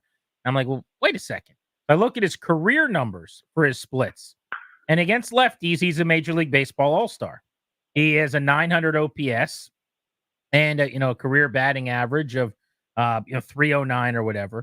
Against righties, he is a extra bench bat, basically. He's got an OPS in the 600s and he hits 225. Do we talk enough about that? I mean, maybe you do. You do it every day, obviously, but it seems to me like the perception of Lane Thomas is this guy is someone they can build around and keep around for years to come. He really should be platooned, essentially. Yeah, in a perfect world, probably, yes. I think what's happened is, especially the last few years when they just haven't had a whole lot of other consistent producers, that his overall numbers look good enough that you say he needs to be in there every single day, especially the defensive side of it too. Although I think this year I'm noticing the defense, especially his range in the outfield, not what I feel like it's been in the past. And that I think that's kind of turned into a problem area for him. But as far as, offensively, I do think it's an interesting question. As you start to now have these other young outfielders that show up here, and you have to decide, is Lane Thomas part of this thing long term or not? If he is he an everyday player or is he more of a platoon player? If you're not sure of that, are you going to look to see if there's any trade offers for him at the end of the month? I've kind of felt like all along, if this is a team that believes it can win next year, and I do think they believe that, why would you trade him now when you had the opportunity in the past? If you think he can be a part of it. Now, maybe it's not the number 2 hitter playing every single day, but I still think this guy does a lot of things for you that he's worth having here. I think it's a matter of maybe trying to find a little more advantageous matchups. And I think you saw the other day for the first time, Davey bumped him down in the lineup against the righty. I think he hit 6 the other day, right? Yeah. That's right. Yes, and I'd like to see maybe that more often. All right, really quickly, because we've kept you too long here and we're behind, but you just mentioned the trade deadline. You have to guess right now. You have to put all of Danny's money on it. Sorry, Danny. Ones of dollars. Who is going to be traded from this team in their sell-off? Jesse Winker and Dylan Floro for sure, because they're on the 1-year contracts. And then I really think there's a huge question with Thomas, Finnegan, Harvey. We know they're under contract for another year. I still believe that they can win next year. And if that's the case, especially with the relievers, I don't know why you would move them when you've had so much trouble over the years trying to build a bullpen. Why would you voluntarily give up 2 guys who I understand they've struggled somewhat recently, but to me, that's a no-brainer. You keep them unless somebody blows your socks off. I think Thomas is the more interesting one because of what I just said, but I'm just going to say Winker and Flora ultimately, maybe a chance at Lane Thomas. Mark, thank you as always, buddy. Have a great weekend. Okay, thank you, guys. We will see you, dude. Hit that wizard sounder, Dares. My God, that's Chase Hughes' music talking about the Wiz. Summer League debut tonight. Pick 1, pick 2, 9:30 post-meridian on ESPN. That's Eastern time. Chase, preview it for us. What are we going to see tonight? Well, it will also be on Monumental Sports Network, so there you go. But this is a big game as far as Summer League games go. Anytime it's opening night, you're going to see the number 1 versus number 2 pick. And because the Wizards picked Alex Sarr, they get primetime billing. And it's not just Alex Sarr. They've got 2 other first-round picks, Bub Carrington and also Keyshawn George. And it's a team that's like low-key loaded with NBA veterans. 9 of the 15 players that the Wizards have on their Summer League roster have NBA experience. But, of course, all eyes will be on Alex Sarr against Zachary Risacher, the number 1 pick for the Atlanta Hawks. 2 really good young players, both from France. They're really good friends, having played on the national team over the years. So it should be fun. Should be really good. Marquise Noel. I loved that kid in the Final Four tournament at Kansas State. You remember him, Danny? He was the little 5'8", 5'9" guy from Kansas State. Yes. Unbelievable point guard. I don't know when or how or why or where. He's now a Wizard, and he's going to be on their Summer League roster. But does he have any hopes of making it work in the NBA? He played in a game last year with Toronto. I think he's got a chance. Yeah, I mean, obviously the size is a question. He's about 5'8", 5'9", but if there's any team throughout NBA history that has found a place for those guys, it's been the Washington Wizards, right? They've had Muggsy Bogues. And I remember actually you were around the beat all the time, Grant, when Earl Boykins was playing. My guy, tiny Earl Boykins. I remember you said he's fun, but he's kind of like Adam Dunn, where he'll hit a homer, but then he'll also have 3 strikeouts. And that was a great analogy. But, Isaiah Thomas played for them recently. So there is a long lineage of very short players and also very tall players, of course, with Manute Bol and Georgie Mirasan and Kristaps Porzingis. But Noel, he's a really good passer. If you recall, when he was at Kansas State and became a superstar in the NCAA tournament, really good at scoring and also passing. He'll just have to overcome that size disadvantage. But I think the Wizards, they worked him out last year before the draft, didn't end up bringing him in then, but clearly they must have liked what they saw because they circled back and brought him in. Chase, I love this front office a lot. I think they have a plan. They are thoughtful. They're playing chess, three-dimensional chess, when everyone else is muddling around with checkers. I haven't quite figured out everything yet, though. And here's where I'm going with this. I'm not upset. They went and got Sadiq Bey, Sidwell Friends product, 6'7", probably not going to play much this year because he's coming off an knee injury. They didn't pay a ton, so who cares? It's not like a terrible deal or something. I'm still trying to figure out where all the moves are going to go. Like, I didn't see the Avdia deal coming. Now, it's cool. I get it in retrospect, but does that make any sense? Like, I can't quite see the forest here when I like the individual trees. Help me understand the Sadiq Bey move. I think the Sadiq Bey move is low risk, potentially high reward. He tore his ACL in March, so you're not going to see him anytime soon. He might not even play this upcoming season. My guess is he'll play a handful of games toward the end of the year. But he was a really good young player when he first came into the league. He was a excellent shooter from the outside. He's bounced around a little bit since. He was with the Detroit Pistons initially, played for the Hawks, which is where he suffered the injury. And his three-point shooting numbers have not been what they were early in his career. But the Wizards need to get better at three-point shooting, and they have some time to wait on a guy like him. So I think the hope would be that he recovers at 100% and, he helps out their three-point shooting, which continues to be a weakness. And, maybe ends up being a pretty good story because he's a local guy who, of course, started Sidwell Friends, as you mentioned. So I think it's just a matter of a guy who isn't going to cost them very much, is still young, and can address a need. Chase, appreciate it as always, buddy. Always fun having you on the show. You always do a great job. Enjoy the game tonight. Absolutely. Thanks for having me. You got good info from our pal Chase Hughes there. Let's keep the convo moving. Michael Phillips, Odyssey in Richmond. And Michael, who I saw at the Diamond down in Richmond. We got some ice cream afterwards with the families. We had a good time. MP on the mic, weekdays from 10 to noon on 910 The Fan in Richmond. But you've also got some business booming on the writing front as well in Richmond. Tell people about it. Yes, sir. Back in the game. It's called The Richmonder. It's an online news site. Those of you who are familiar with the Baltimore Banner, it's certainly in that vein where it's newspaper style, but online. We'll be launching September 9th. So a lot of my time putting that together. Richmonder.org is the web address. Links on my social media. It's going to be a ton of fun. If you're interested in Richmond and all things Richmond, I'd encourage you to go drop your email address off, get on our free newsletter. Thank you, Grant. That is cool, buddy. Congrats. To the matter of the foosball team itself, how much do you think Jaden Daniels will play in the preseason? And how much should he play in the preseason? I've gone back and forth. It's kind of funny this year because the third game is that national TV game. That's the one where they normally sit, and you're going to have the Patriots and Jacoby Brissett coming into town. So you got storylines there. I'm inclined to say I would like to see at least a little something, a little momentum. I thought one of Ron Rivera's things was he shut everybody down, and they had that 2-week Club Ron day at the spa situation before the opener. I didn't think that was super productive to anybody. It's tough. You want to give the players the time off. Injuries are, of course, a very real consideration. But given his age and his experience level, I think at least a few snaps in all three would probably serve him well if you're talking about his long-term success. I think what will they actually do? They'll probably follow league pattern, play him in the first two, sit him in the third. Do you think it's a just completely terrible idea to not have him play at all? In the entire preseason? Yeah. Yes. Yes, even in this world of the practices that they'll have with teams and as much as they can get done doing those. Yes, I think it is because I think that you want him in an NFL stadium looking around, working with the center, working with that offensive line, reading the defense, calling it out, giving everybody else on the field a chance to see what it's going to look like, what it's going to sound like. And you can script the game so that he's in very little danger or minimal danger the entire time. You don't have to run anything where he could get sacked, or you have that Robert preseason game where the Lions, concussed him or didn't concuss him or whatever happened there, right? You can script it so that he's not really asked to do anything.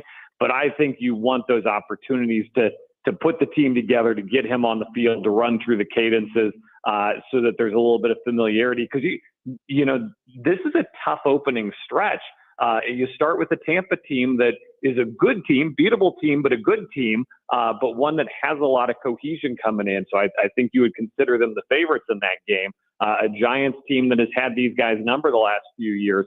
It's a tough opening stretch. I want them ready. Miguel, if we agree that Terry McLaurin's going to lead the team in receptions and yards, who finishes second in those categories? I'm very curious how the tight end thing shakes out. If you want to give me any tight end to lead in receptions, I'd probably take that. I think they have an eye towards Zach Ertz being a real contributor. I am maybe not 100% drinking that Kool-Aid given his age and how his last few seasons have gone. But if they can get that out of him, that's awesome. Same thing with, you look at the guys on this roster. I'm very curious, can one of these tight ends, can a Cole Turner or can a John Bates have a breakout year inside this system? And then, of course, you got the Kansas State kid who's coming in. You got good options. I think a tight end could be that guy for catches. For yardage, it's got to be Jahan Dotson. If it's not Jahan Dotson, I think everybody leaves here saying, man, another Ron Rivera first-round pick that didn't pan out like you thought it was going to. Michael Phillips, ladies and gentlemen, we love him. By the way, that ice cream place we ate at in Richmond was very good. Gelati Celesti, shout out to our listeners on the Fan 910 in Richmond, of course. Love seeing your crew. And that was some of the worst baseball I've seen in my life at the time. There's the Yankees affiliate. The Yankees guy just plows through the stop sign at third base. The Squirrels catcher is holding the ball to tag him, just forgets to tag him, and he scores anyway. That's tough. Left slap in my head. It was not great baseball, but Bluey was there, and my kids loved that part of the day. Bluey's the best. And we did see Spencer Jones hit 2 bombs, who was the Yankees' top slugger in the minors, so that worked out. Michael, thank you, buddy. Take care, guys. Be good. See you, bro. There he is, Michael Phillips on G&D. I've got a game, ladies and gentlemen. I know what you're thinking. Is the game going to be good? And I don't know. But Danny's going to be on the hot seat. Oh, crap. Just like he likes. And it involves celebrities and knowledge of people in the news. Oh, no. And Danny is bad at this. I'm terrible at it. Could be a lot of fun next on Grant and Danny.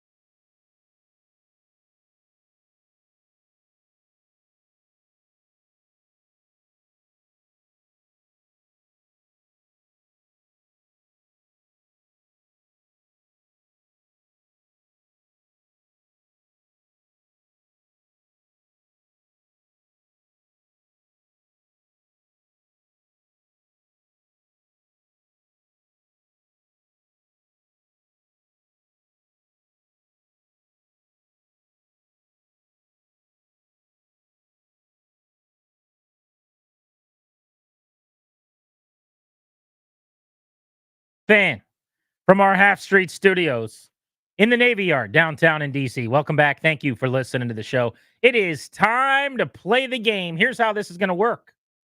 We're going to play Does Danny Know the Celebrity?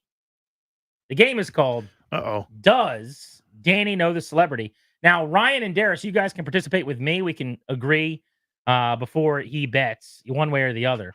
I have the list of the participants in the Major League Baseball softball game, celebrity softball game, that's going to take place like Saturday night or whenever that is in Texas. Yeah. The new version of Rock and Jock. Essentially, yeah. But they do this every year where all the players show up from other sports and they play in a softball game. It's turned into like a lot of TikTokers and just ridiculous non-celebrities. But this is actually a pretty good list, I got to say. Now, there are plenty of people on here I don't know at all. Okay. I think there are more people than that Danny won't know at all. The game is called, again, Does Danny Know the Celebrity? So the first one, guys, is Tiffany Haddish. Does Danny know the celebrity? I will say he absolutely knows Tiffany Haddish. She is well, I won't say who she is. That would defeat the point. But I agree. I think the realm in which she works in, I believe Danny does know who she is. I think Danny will know who she is. You guys both know her, obviously. I actually don't. Really? Yeah. You don't know who Tiffany Haddish is? No, I don't. Maybe we should be playing Does Ryan Know the Celebrity? Let's change the game up. Okay. Danny. Comedian. I couldn't run through all of her acting roles, to be honest with you, but I know she did a show called She Ready or They Ready, something to that effect, where she had other comedians come on, but she's a comedian. She's funny. All right. Darius, you and I are 1 for 1. We're going to be the team, by the way, officially. Yeah. Now, we could also play Does Ryan Know It seems like. Deion Sanders. That one goes without saying. Prime time. Des Bryant goes without saying. He didn't catch it. Next one. King Bach. King Bach. Now, this is where I raise my hand and I say, I have no idea who this person is. I will say Danny does not know who King Bach is. I'm familiar with King Bach. I don't think Danny has any idea who that is. Ryan, do you know who that is? I have no idea who King Bach is. No idea. Does Danny? No chance. This would be a huge no upset. chance. I think there's like plus 600 odds he does not. Danny, who is King Bach? I have no idea who that person is. Better known by his stage name King Bach, Andrew Byron Batchelor is a Canadian-born American internet comedian and actor who rose to fame on the now defunct video sharing service Vine. So he's a Vine guy and an actor. And the thing doesn't exist anymore. Correct. Okay. So Darius, we are 2 for 2, my guy. All right, next up, Eladio Carrion. Eladio Carrion. Darius, does Danny know Eladio Carrion? I have no file. I'm going to assume Danny has no file on this person. Now, I also have no file of the 29-year-old. I will say Danny has no clue who this is. I have no file as well, and I'm just going to assume Danny has no file as well. None. Zero. Next person. American rapper and songwriter of Latin trap and reggae town. Oh, wait. Latin trap? Yeah. Yeah. No. Nothing. I know the other kinds of trap. All right. So we're 3 for 3. How about Mike or Mikey Towers? Mike or Mikey Towers. We're playing Does Danny Know the Celebrity, partaking in the All-Star festivities out in Dallas. These aren't just like buddies of yours from King George. These are people. This is Michael Anthony Torres, known as his stage name, Mikey Towers. Mikey Towers. Obviously, Darius, he will not know this person. Yeah, I don't. No. I gave that one away, I guess. Danny will have no idea who this person is. Who the hell is that? A Puerto Rican rapper, singer, and songwriter. We are 4 for 4. When in doubt, assume Danny does not know the person. Correct. Did you know Mikey Towers, by the way? No. Okay. I didn't. How about Marcelo Hernandez? Marcelo Hernandez. Man, I was hoping I would know more of these people. I'm just giving you the more obscure ones. Well, I thought these were silly. Like, I thought these were silly celebrities that you were talking about. I think Danny will not know this person. No, he won't. Is that the dude on SNL? Marcelo Hernandez? Yes. Yeah. It is. Mm-hmm. I was thinking about going yes. So he is a stand-up comedian and actor, joined the cast of Saturday Night Live. Either this year or last year. Featured player at the 48th season. Mm-hmm. So we were wrong. Yeah. How about, and by the way, Danny knew one that we didn't. I'm very plugged in. I read United States Weekly. Camille Kostick. Does Danny know who Camille Kostick is? I'm gonna I'm going to say yes. I feel like this is going to be one of those weird ones. He knows. There's nothing weird about this one. I'll say yes as well. Ryan? With some context clues, I'm going to say that Danny does know this celebrity. So this will be interesting for the definition of no. I know she's a professionally attractive person. Yeah. But I don't know that I would picture her. No. Like, I don't know that I would recognize her unless you Who were is like she dating? Rob Gronkowski. You get the credit. You know who? But she's dating. I don't know if she has blonde hair, brown hair. I don't know anything. I've seen Danny's Instagram proclivities and like his little She microphone, play pickleball? his microphone glass page. He's seen my Camille Caustic once or twice, I'll say. She is dating Rob Gronkowski. I got that one, yeah. So you will get that one. Let's see here. I'm looking for another good one. By the way, there are others like, how about this one? Kane Brown. Does Danny know Kane Brown? Yeah, Danny knows Kane Brown. Absolutely should know Kane Brown. Yeah. I have no file, really. I know what this person's famous for, but I wouldn't recognize him if he was sitting on my lap and I can't name any of his music. So I don't know if that means I know him or not. Zero file. No idea who that is. I've never heard that name before in my life. You've never heard the name? Am I wrong? Isn't Kane Brown a famous country star? Yeah. He's a very famous country star. Very famous. If it's in the last couple of years and he's like a hey girl stadium country guy, I probably don't know it. So I knew he was a country guy, but I couldn't name, like if you gave me a multiple choice of what is his music. Oh, actually, I just Googled him. Is this him? Yep, that's him. This is not what I was picturing. Oh, he's a dreamboat. I was picturing a white guy who looks like every other country singer. So that is not what I was picturing. Kane Brown. I don't know him at all. Zero. I guess I don't get credit for that one either. All right. How about Bobby Bones? I have no file. I'm going to go with Danny has no file. I say Danny definitely knows Bobby Bones. I'm going to say he has no file. I'll tell you why. I'm going to guess that he knows it, but I'm pretty confident he knows. Nationally syndicated radio host, does a morning show all over the country. Him, Lunchbox. I'm trying to think of who else is in that You guys menagerie. sneaky don't realize Danny listens to this show, I think. You've referenced him. Like your kids like listening to pop music or something, maybe. But you've mentioned, I didn't even know him, and you explained him to me like 2 years ago. Yeah. I don't know how I came across it, but I did. Is his show any good? Yeah, who's the next person on your list? Okay. Let's see. No, it's not, for the record. If people are looking for a transcript, it's not. Pedro Martinez. Yes. You know him. Jenny Finch. You know that Softball. Jenny Finch, she's married to a former big leaguer. I don't think he was a particularly long tenured good big leaguer, but a guy that made the big leagues. And their son is like a 6'7" sophomore in high school who throws 87. I bet you that kid's gonna have a decent baseball Might career. have a chance. Must be nice to have the mom who was Jenny Finch and the dad who was the big leaguer. Matt James. Here's a good one. Matt James. I'll say yes. Danny has a file. You know who that is, right? I know the name. I can't think of who So exactly. I'm all over this one. I don't have a file on this person, so I'm going to say Danny doesn't. Danny definitely doesn't know him. He's got 2 first names. I know that. But other than that, I have no idea. Former bachelor, played wide receiver zero. in college football. None. He which girl did he choose? He chose the girl that I wanted him to. Was it Rachel? I think was her name. Probably Rachel. Yeah. It was the last season I watched. Gave up The Bachelor after that. Matt James. Last one I'll give you here. Let's go with Jenna Bandy. Jenna Bandy. Does Danny know the celebrity? Darius looking for Jenna Bandy. I'm going to go with a yes. Danny knows who Jenna Bandy is. Really?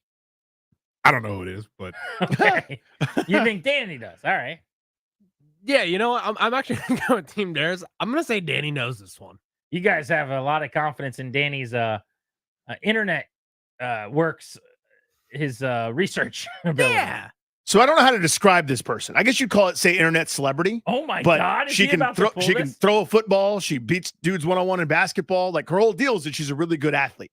I don't know if there's a further point, but all I've seen is like she can throw a football really well and she's buckets. I am blown away. Jenna by Bandy, this. dude. Jenna Bandy is a well-known basketball player and coach, also a social media personality, well recognized for her amazing basketball skills.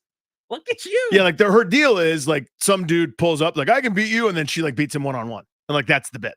Wow. Those are the videos that I've seen. All right, ladies and gentlemen, Yeah. Danny Rouillet Does Danny know the celebrity? I think I knew the right ones. Does that make sense? You did very well. The ones that people should know, I knew. The ones that should just go away forever and we should all be embarrassed, I didn't know. Which quarterbacks are going to have bounce back seasons in the NFL next year? We're Grant and Danny.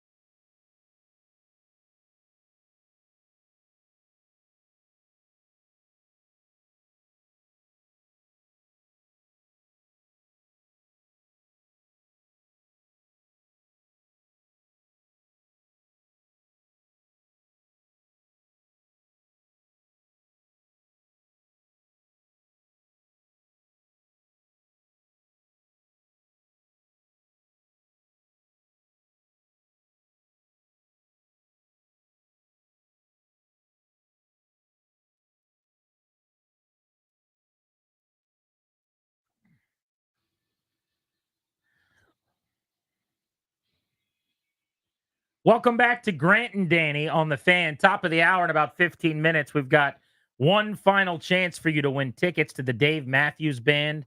They're performing at Jiffy Lube Live tomorrow. If you want those tickets, you better be listening here on Grant and Danny right at 5 o'clock and ready to call. Let's start with quarterback. There's a few different positions we can go into here for bounce-back candidates in the NFL. I'm going to rattle off some potential bounce-back players at quarterback, and I want you to tell me who you have the most confidence in having a great season. So, among them, Joe Burrow threw for more than 9,000 yards and 69 touchdowns over his second and third NFL seasons. And then he suffered an injury that no quarterbacks had to come back from. Yeah. That the Bengals were really worried about all offseason. Kirk Cousins in Atlanta was on his way to his best statistical season, playing his butt off in the first half of the year, was an MVP candidate over the last couple years off and on with Minnesota. And then he ripped his Achilles tendon. He's coming back in his mid-30s. I think he's 36, maybe about to be 37 years old, from an Achilles tendon injury. Aaron Rodgers. There's not a great track record, Danny, of quarterbacks 40-plus coming back from very serious injuries. Rodgers with the Jets coming off of, similarly, an Achilles. The one benefit is he suffered his injury a couple months, I think, almost before Kirk Cousins did. And then lastly, I would throw Daniel Jones into the equation.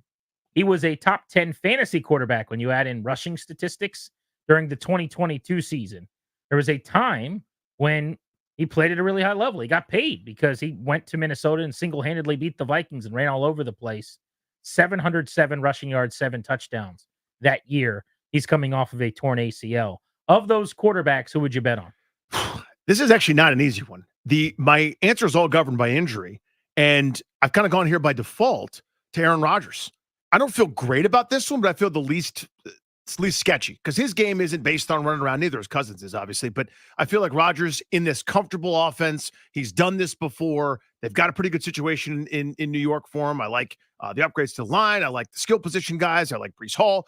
I think he'll be just fine, so I pick him to be the best. I don't know how Cousins is going to be off that Achilles injury and this Burrow injury. He'd be the obvious favorite. I mean, he was on pace for 4,700 yards, damn near 40 touchdowns last year when he got hurt. And that was coming off a preseason where he wasn't playing all the way well because of an injury as well. That was different from what he got. But there's no precedent for him coming back, for guys coming back from that injury that he has. And I think Daniel Jones isn't any good. So I'm going Rodgers, but it's one of those I don't feel great. I'm going to go with Joe Burrow, even though it is ominous to choose a guy with a rehab that is unprecedented based on the strangeness of that injury. I guess it's like a baseball pitcher type injury or something that for whatever reason quarterbacks haven't suffered before. But Achilles is worrying me. I think Rodgers' Achilles will hold up post-rehab. I think the same for Kirk Cousins. I certainly hope that's the case for those guys because that's such a brutal, lengthy, just awful way to come all the way back. But they're putting in the work as kind of leaders of their locker rooms at the quarterback position. But Burrow, it's not an ankle or a knee, which he's had to come back from in the past, an ACL. He's also on record as saying he feels really good. The team actually supposedly likes where he is right now and thinks he's looked really good since they've seen him now doing more in their mini camp over the last several weeks. So I would go with Burrow. He's younger than the other guys. He's got a lot more runway out in front of him. The problem between Rodgers and Cousins for me is, in Kirk's case, new offense, new scheme, new coaching staff, new weapons all around you. I think in addition to just coming back from not having played for over half of a season, and there's a little rust you got to knock off, now you've got an entirely new offense. Could take a week or two to figure that out on the fly. If you watch that quarterback show on Netflix, remember we saw, it was 2 seasons ago, it was him in his early days with Kevin O'Connell, even though he was in the same building with the same surrounding receivers and stuff. Just learning O'Connell's offense seemed to be really, really difficult for him. And it wasn't anything he was doing wrong. He was just like, people don't understand how crazy it is when you make an adjustment. And he had a different coordinator every year. Yeah. And he was, he's a perfectionist. So he probably knew it to the extent that a lot of guys do, but he just wasn't completely comfortable. And he's the kind of guy that wants to be. So maybe I would go Rodgers by a hair over him, but I think Cousins being a little younger benefits him if you want to take in terms of recovery, over Aaron. There are other guys named in this category that I didn't include in our discussion. Russell Wilson just bouncing back from essentially struggling now he's in a new organization. Yeah, I'm just not making that bet. I agree. Deshaun Watson, I feel the same way about. How many times are we going to play this game? Yeah. I still say, I know he was excellent in Houston. I'm not saying he wasn't. He was really good. Guys that I care a lot about, like Logan Paulson, who played with him, rave about what a player he was. But the year everyone points to as his amazing season, I think was a fool's gold year anyway. He threw for 1,000,000 yards for a 4-13 team that was chasing games incessantly. That was a 4-13 Texans team when he threw for 4,800 yards, I think, and a bunch of touchdowns. I think it was like 25 or 30 touchdowns or whatever. Yeah, 33 touchdowns, 4,800 yards, 70% completion percentage, and they were 4-12. It was a great season. But, I mean, you're talking about in games where you're down 15, 18, 20 points occasionally. That was such a bad team. So I think he was great. I was on the verge of putting him in the top 5 conversation. But if it's possible, if I could speak out of the other side of my mouth, I've always kind of thought he was a hair overrated when people were talking about him as one of the best couple QBs in the league. And now you've just seen it for a couple straight years in Cleveland. This is not happening. It's not working. It certainly hasn't yet. When you add in the layoff and a couple of the injuries and the different things, you wonder if it's ever going to come back and be. I mean, to me, you're right. That 2020 year, we're going down to Deshaun Watson rabbit hole for a second. 2020 year is a bit overinflated. It's like that Blake Bortles year he threw for mid-30s touchdowns. Everyone's like, oh, maybe he doesn't stink. No, he does.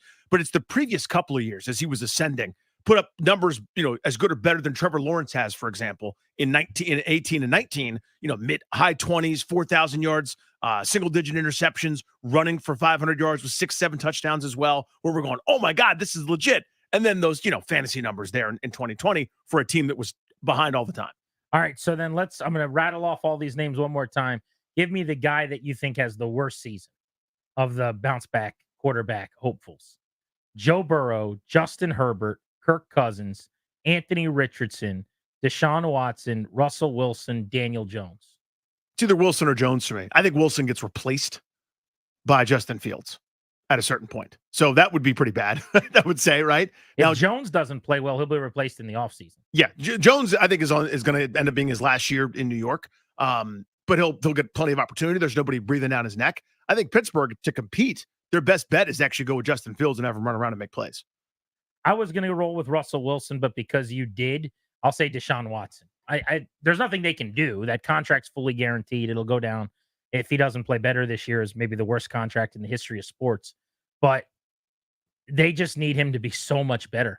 There's no other way to put this other than that 2 years ago, Jacoby Brissett was way better than him. And last year, Joe Flacco was way better than him. Called off of his couch. I think Flacco was 40 or whatever. Like, come on, man. They guarantee you what are we doing here? An unbelievable amount of money. Let's dive into the receiver, running back, tight end positions, looking for the bounce back players this year in the NFL. We'll do that next on Grant and Danny here on The Fan.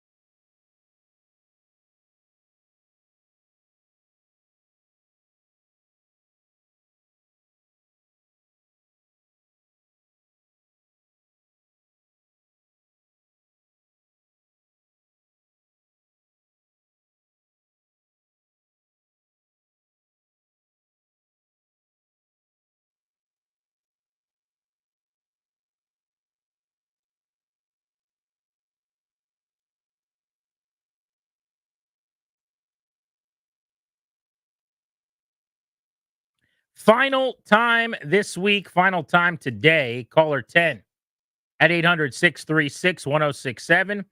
Dave Matthews Band tickets up for grabs. You got a chance to win them right now. Congrats. You're winning 2 tickets to see DMB. They are at Jiffy Lube Live tomorrow.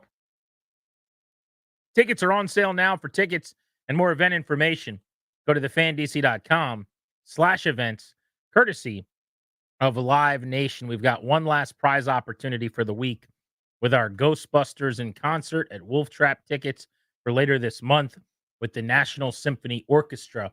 You could try to win those at 6 o'clock here on Grant and Danny, sponsored exclusively by the law firm of Kondori and Murad. They will guide you and your family in the right direction.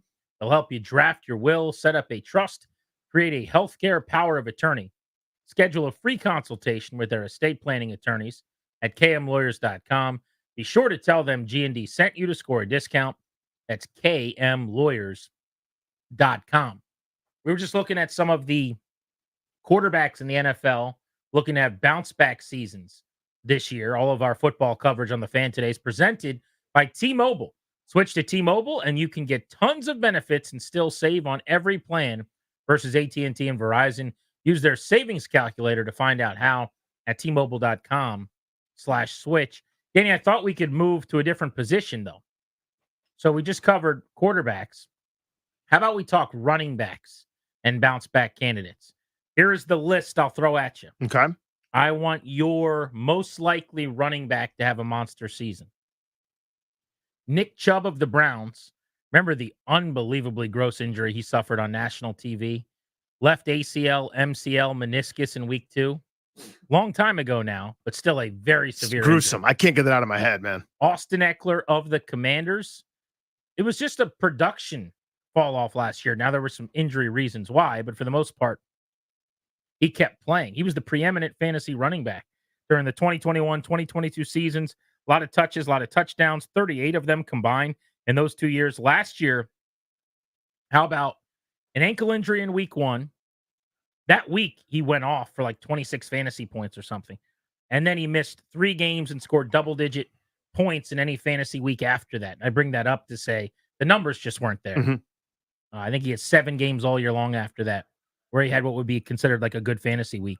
So it's just not at the level he was used to. Josh Jacobs is an interesting name here with the Packers. Jacobs, with the Raiders, led the NFL in rushing with 1,653 yards 2 seasons ago. You know how many yards per carry he averaged last year? Like 4 even? 4-1?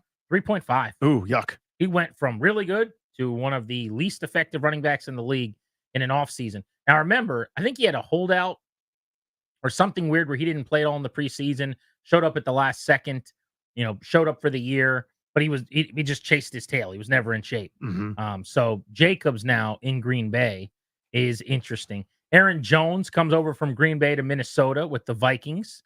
Jonathan Taylor was not at the level from 2 years ago that was expected when he was a 1,600-yard, 11 touchdown back.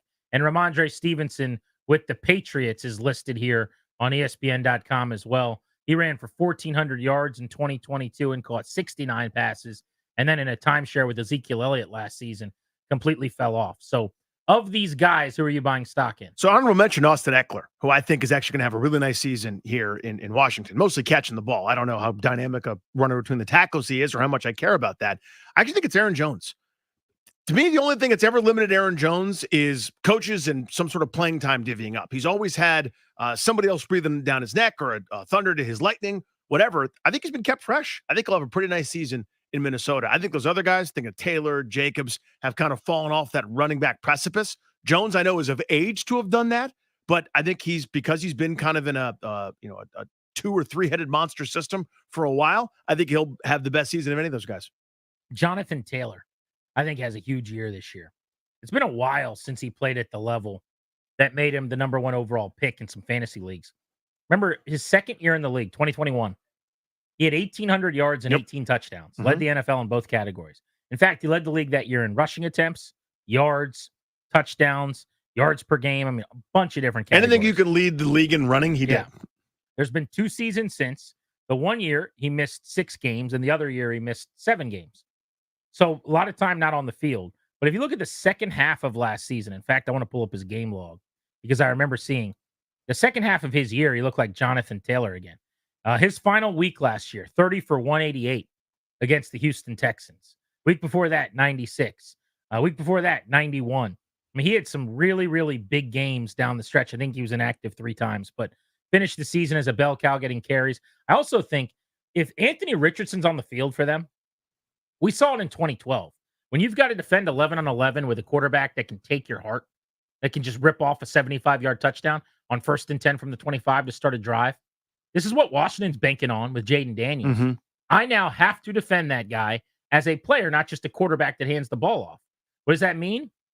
It means less bodies to help out against Jonathan Taylor. So I love the marriage of him and Richardson at a mesh point and read option in the backfield. And you were talking about age and body and all that. He's only 25. He's really, really young. Now, he got a lot of carries in his second season for sure. But this is year 5 for him. Like, he is not at the running back has hit the wall point that you reference. Coming off the injuries, I just think the wall that running backs hit is different for everybody. I mean, every once in a while there's a freak, Adrian Peterson running hard into his 30s, or Walter Payton going deep. Then other times it's just, you crash when you crash. I just don't feel as bullish on Taylor. Maybe it's because he's burned me in fantasy, where I had the number 1 overall pick a couple of years ago, and the year that he missed 6 games, it was never the same, and it ruined everything for me. He had that happens. Ankle injuries. Like, I get that can slow you. But like last year, he missed time with a thumb injury. You know what I mean? Right. Like, that stuff's not going to affect him really. You wouldn't think. 5th NFL season and the healthiest he's been. He also, one of those years, I don't think it was last year. It was probably 2 years ago. He was in like a contract dispute, if you remember. I do. Yeah. Maybe that was last year. They all kind of run together, I was going to say. All right, give me a guy that you're not buying stock in. Of that group, I think Jacobs. I think when they ran him into the ground in, were they still in Oakland or were they in Vegas at that point? We led the league in rushing. I guess they were already in Vegas, but it was, I think he's fallen off the cliff. I don't think he's explosive. I don't think he's the same guy. And before that season, he'd never really been that explosive, incredible rusher. He'd been pretty pedestrian. They used him both in the pass game. They used him running the football. He was their bell cow. And I think that kind of is the end. I don't see him recovering. I hope I'm wrong because I love this player, but I'll say Nick Chubb. Chubb was averaging 6 yards per carry. Now, again, it was the second week of the season, but almost 30 carries in when he got hurt and shredded everything in his knee last year on national TV. The year before that, he carried the ball 300 times. That is basically production from a different era. And by the way, how much did the Browns run the ball? Because he was in a timeshare kind of with Kareem Hunt, if you remember that. I do. But he was a 1,500-yard back that year. And both were viable fantasy players. You know what I mean? Like, it paid to have both. Last 4 years prior to getting hurt last year, he went for 1,490, 1,060, 1,260, 1,520. I mean, monster years, one after another. But he had already torn his ACL in the past in college, I believe. And now you add to that this gruesome injury. It was ACL, LCL, and meniscus. And he's 28. And he'll turn 29 this football season in December. Like, this is just a lot of stuff stacking up against him, in my opinion. And I think sometimes, like, the way teams operate tells you how they feel more so than anything they're saying, especially with celebrity players or guys they don't want to, ruffle feathers with, right? If you look at what the Browns did, Jerome Ford, who had a really decent rest of the season, is still there. They kept him around. They went out and got Nyheim Hines and brought him in. They have a rookie running back on their roster as well. So it tells me they're kind of preparing just in case. In case, yeah. I hope I'm wrong, but I would say if Nick Chubb has a really strong season, I would be surprised. That may be the right answer. I'm just thinking about it. Yeah, the injury's gruesome. Sometimes it looks worse, and it's like, doesn't matter if it was that awful to see or if it looked like it was nothing and it's the same amount of damage.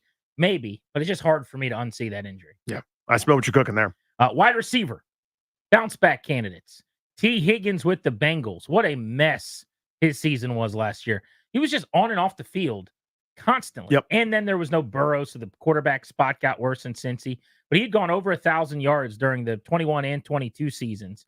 And then last year, he went 42 catches in 12 games. I mean, it was just brutal, his production. Cooper Kupp was good, but he still hasn't been all the way back, right? 2021, 1947 receiving yards, was breaking NFL records. He had 1,511 touchdowns in a couple of years since then combined. He's basically been just, a 50 catch, 800 yard, a 60 catch, 800 yard receiver, just one of the good players. Plus, you got Puka Nacua having come in there and really take over. Mike Williams with the Jets is listed here from ESPN as a bounce back receiver candidate. Charger forever. Now with New York playing with Aaron Rodgers. Tore his ACL in his left knee in week 3, so he missed all of last year just about, coming back from injury. Another interesting name here is Hollywood Brown. Brown goes to Kansas City with the Chiefs. They need somebody because Rashee Rice might be suspended with all of his transgressions off the field this offseason for the first several games next year. And last year, it was the Travis Kelce, Rashee Rice show. They couldn't get any production out of any other wide receivers. I know they drafted Xavier Worthy, but there's some questions about how ready he'll be as a route runner and just a complete wide receiver. So maybe Hollywood Brown comes over from Arizona, didn't have the production there that he was expecting, had 8 games over 2 seasons with the Cardinals limited by leg injuries. And maybe he is a candidate to have his first huge season in the league. Any of those names stand out? Kupp, Higgins, Williams, Hollywood Brown. So I'm initially thinking Kupp, just because I think there's enough to go around in that offense, and Nakua's going to be your 1. He could be a 1A. I actually think it's going to be Hollywood Brown in terms of a guy that breaks out, finally has the kind of year that maybe fulfills some promise. What better situation to be in? I mean, you're now the extremely poor man's version of Tyreek Hill there, right? Where you can get down the football field. And that was lacking for Kansas City last year. They won despite not being able to go deep. Most teams can't do that. You can't, there's no easy button in an offense ever for them. And they struggled at times, Kansas City did offensively, which we're not used to seeing. I think he'll, have some opportunities to be deep, to be a threat as you deal with some of those body blows of Kelce and company underneath. I think Brown has a nice year. I don't know if you're not going to see 75, 80 catches, but I think he could be in 800, 900, sort of those Deshaun Jackson type totals where he'll have 3 for 20 for 2 weeks in a row and then have that home run that wins him a game, once a month or something like that. So I think he could have a nice year. Marquez Valdez-Scantling was the guy that would get behind everyone and make just like a big 50-yard catch. And then he would go 4 weeks without catching a ball. He's gone. They drafted Xavier Worthy, who ran the fastest 40-yard dash in the history of the combine. He is a blazer, no doubt about it. But I don't view him, and it's not really what I think, it's kind of the book on him, as like a NFL-ready complete wide receiver. He is a straight-line speed guy. So he'll strike up the band a few times maybe, getting behind everybody. He's got some of that. But I don't think he's running the whole route tree. And then if Rice is suspended like I'm expecting, you've basically lost Rashee Rice and Marquez Valdez-Scantling. Kadarius Toney you can trust about as far as you could throw him. So where does the production come from? That's why I love that call on Hollywood Brown. I mean, it's quite literally, it's the old corollary with the Cleveland Browns back in the day and Terrell Pryor. Like, somebody's got to catch the football. And they're going to be slinging it. Yeah. Patrick Mahomes is going to throw for 40 touchdowns and 4,500 yards. Travis Kelce is only going to account for about 1,100 of that. And, maybe 12 of those touchdowns or something if he has another monster season. I'll zig just because you zagged. I'll say T. Higgins in a contract year bounces back. You get Joe Burrow back. I think that's the biggest point. And then you're playing desperate football. He goes from catching 74 balls in 2 straight years last year to 42. That'll be the exception, not the rule. He caught 67 as a rookie. So basically his average has been about 70, and then that fell off by 30 last year. His average yards per season has been right around 1,000 over 3 years, and he went for 650. I just think that was an anomaly. No Burrow, injuries constantly. He's a lot better than that. He is. The reason I didn't pick him is because I don't know about Burrow. If I felt confident that Joe Burrow was Joe Burrow, then that's the easy answer, right? Then you can get out of bed. He goes for 1,000 yards, 5-6 touchdowns, gets drafted in the 5th round of fantasy drafts. Opposite Jamar Chase, he's really good. But in a different situation, I just don't know. Receiver you would bet against getting back to being a top player this year. Okay, so give me the list again. So it's Kupp, Higgins, Mike Williams, or Hollywood Brown. It's Mike Williams. Just for injury sake. Like, he's the prototype of the receiver that I covet. The big, strong, fast, wins the jump ball, but he stays hurt. Like, I feel like he is never either 100% or available or something. I feel like it's always something with that guy. I feel that way about Cooper Kupp the last couple of years too. And it's not like he's a kid, by the way. Cooper Kupp's 31. He's 30, yeah, 31. I'm going to say Cooper Kupp because here's the deal. I think he's good still, and he's going to play well. I mean, he's going to put up 65, 70 catches for 75 to 850. A 750 to 850 is what I meant to say. But I'm not going as far as like the no-brainer of saying he'll never catch 145 balls again. No kidding. He'll never go for 1950 in a season and set a record again, obviously. He'll never catch 16 touchdowns again. That 2021 year was magical, but I mean, I don't think he'll ever catch 100 balls again necessarily. I don't think he'll go for like 1400. I think he's more of a like excellent number 2 or just a volume number 1 at this point. Maybe I'm overstating his demise, but it just seems to me like he is a really good possession threat underneath, almost like a Z receiver more than an X. I'm not building my offense around Kupp carrying me, which is what happened in 2021. So he could still get to volume again, but you're not going to see the productivity. I mean, look at Adam Thielen this past year, for example. Caught 100 balls for like right at 1,000 yards. Right. Like that's not the same guy anymore. You know what I mean? Adam Thielen 2.0 is maybe what Kupp has to morph into. And Kupp is better than that. Mm-hmm. He's still got more wiggle, more juice, more speed. Like he's not on the Thielen retirement home platform yet. But it's kind of what I'm saying. Like the catches might be there, but the yards per catch almost certainly will not be. So there's your wide receiver position and your bounce back candidates on Grant and Danny here on the Fan. Thought that would be fun to dive into. We started the show today talking about Joe Theismann's comments on Jaden Daniels. He says that he would not have him play in the preseason. In fact, he also said he isn't going to play in the preseason, although we're not sure if he meant that definitively or that he's hurt that. It sounds like maybe just was kind of a slip up as he was saying he wouldn't have him play in an exhibition game. Would you have Daniels play not at all, less than the norm, or more than the norm? If you've got to pick one of those 3 categories, not at all, less or more than most quarterbacks. Let's get into that next on G&D.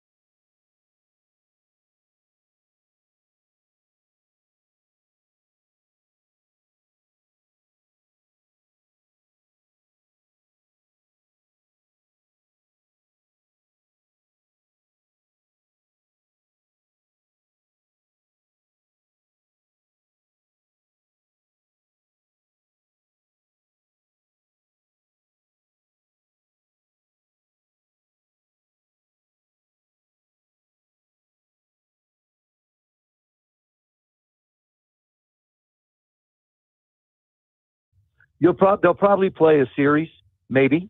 So you give him a little chance to get his feet a little bit wet. But you don't want him You don't want to risk him out there in a preseason game. Craig, they would tear Dan apart. So where's your risk reward? You give him a chance to grow into the position. And this is going to be with every rookie quarterback that starts. Every and any rookie quarterback that starts. I would be surprised if you see them more than a series, possibly 2 in the preseasons. They're not going to play in the third for sure. Mm-hmm. Absolutely. And there's a big, long period of time before the opener too, as far as that goes. Do you really risk them out there in the second game? And the other part of it is how am I going to be able to evaluate the guys that I'm looking at to fill out the roster if I don't have them out on the field? And if I put the guys that don't have experience out there with him, I go at the risk of getting them killed. In 30 minutes, Grant and Tony's mailbag. At some point here in the next few minutes, Danny, if you can, let's throw some tweets out. Grant H. Paulson, do Funny that. Danny's, Yes, where of you course. can send your ideas to us if you can't call in. What do you want to hear us discuss at 6 o'clock? It's our Ask Us Anything. Can be sports or non-sports related. Could be about behind the scenes of the show or anything else going on. Doesn't really matter. Whatever you want to hear on the agenda. It's the Grant and Tony's mailbag, a Friday staple right at 6 o'clock. But you just heard the voice of the great Joe Theismann, our buddy, friend of the show. He's with us frequently throughout the football season. He's a legend in this town, and we're big fans. But I do disagree with him quite a bit here when he says that Jaden Daniels should not play in the preseason. In fact, I couldn't disagree a whole lot more. He's got to play in the preseason. It is pertinent that he gets on the field, goes through game day motions, finding the clock in NFL stadiums, hearing the calls come in, doing that thing where he's got to put his hands over his ear holes. Not that he didn't do that in Baton Rouge or in an SEC game, but the whole operation changes, the machinations of running an offense and the speed of the game, and feeling that down on the sideline as often as I've been able to during games over the years. I can't even imagine what it's like at the quarterback position and the leap even from the SEC. There are things that they'll be able to accomplish, Danny, in their practices that they do jointly with other teams that are going to be more beneficial than a preseason game. But there is no replacing game action without playing in games. Yeah, so I'm a little bit less bullish on the actual game parts than you are, but still lean that way. To me, it's not worth as much as it used to be with a vanilla non-game planning defense against the vanilla non-game planning offense. But there's still something about going through the motions, about warming up for the game, about the rhythms of an NFL game versus a college game. You've never gotten a chance to do it before, and it's a nice dry run for that. I'd have him hand it off a couple times, check it down to Zach Ertz or whoever my tight end is, get him off the field for the first game, maybe a full series for the second game, and that's that. But just to go through that, everything you talked about, being in the huddle, calling the play in a stadium versus at practice when it's radioed into you, feeling it in your helmet, all that kind of stuff that goes with seeing the uniforms and being on that field. It's a nice thing to be able to get those nerves out of the way. But to me, I'm prioritizing long-term and health, a little bit less maybe emphasis on playing right now. But I do, I guess, if you on a binary, do I disagree with the great Joe Theismann? I suppose I do. I'm going to channel my inner Danny Huhay here a little bit. We were talking earlier in the week about the gold pants coming back. And your argument against either the gold pants or any kind of thing that they've done is you said you cannot grasp why they don't just say, what was happening when this team was really good? What did they wear? Wear that. And that was kind of the end of your discussion. Mm-hmm. Oh, they were white shirt, jerseys, and burgundy pants. Do that. Yep. Or did they have stripes? Okay, put that on them. That's when they won their Super Bowls. That's what we're going to wear. I'm going to use that same logic in a sense here. What did Washington do in 2012 with Robert Griffin? What did the Texans do last year with CJ Stroud? You don't have to reinvent the wheel. What did the Dallas Cowboys do with Dak Prescott? You sleep on how much he basically had to play an entire preseason because remember, he wasn't supposed to be the starter and Tony Romo was, and Romo got hurt, I think, and he wasn't able to play in those preseason games. So Dak just played and played and played, and people keep going, man, this guy looks really good. This guy, and then next thing you know, Tony Romo's doing an emotional press conference where he's in tears saying it's Dak's team and I'm going to help him and support him in any way. He just constantly played in the preseason. Last year, CJ Stroud threw 30 passes in the little less than that, I guess 20 some passes. Anthony Richardson though threw about 30 passes, 29 passes over 2 games. I go back to here in D.C., the last number 2 pick, Heisman Trophy winner, who was supposed to save the city, Robert Griffin, who got off to such a fast start, had an unbelievable game in New Orleans. What did he do? He played in 3 preseason games, all 3 of the first 3 weeks of the exhibition season. So there's a precedent for something that has worked at a really high rate. I don't know why you have to tinker with that or try to get cute and do better than that. We've seen it. We saw it last year with Stroud.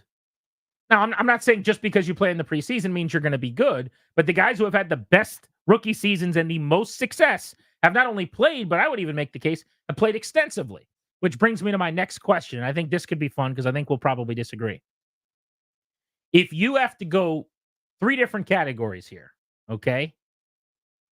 Full Theismann, like full Rouillet, full Paulson or something like right. that. You can either play him 0, you could play him less than the norm, so like below average amount of snaps at the quarterback position, or more than the norm for a starting quarterback this preseason. Where would you go?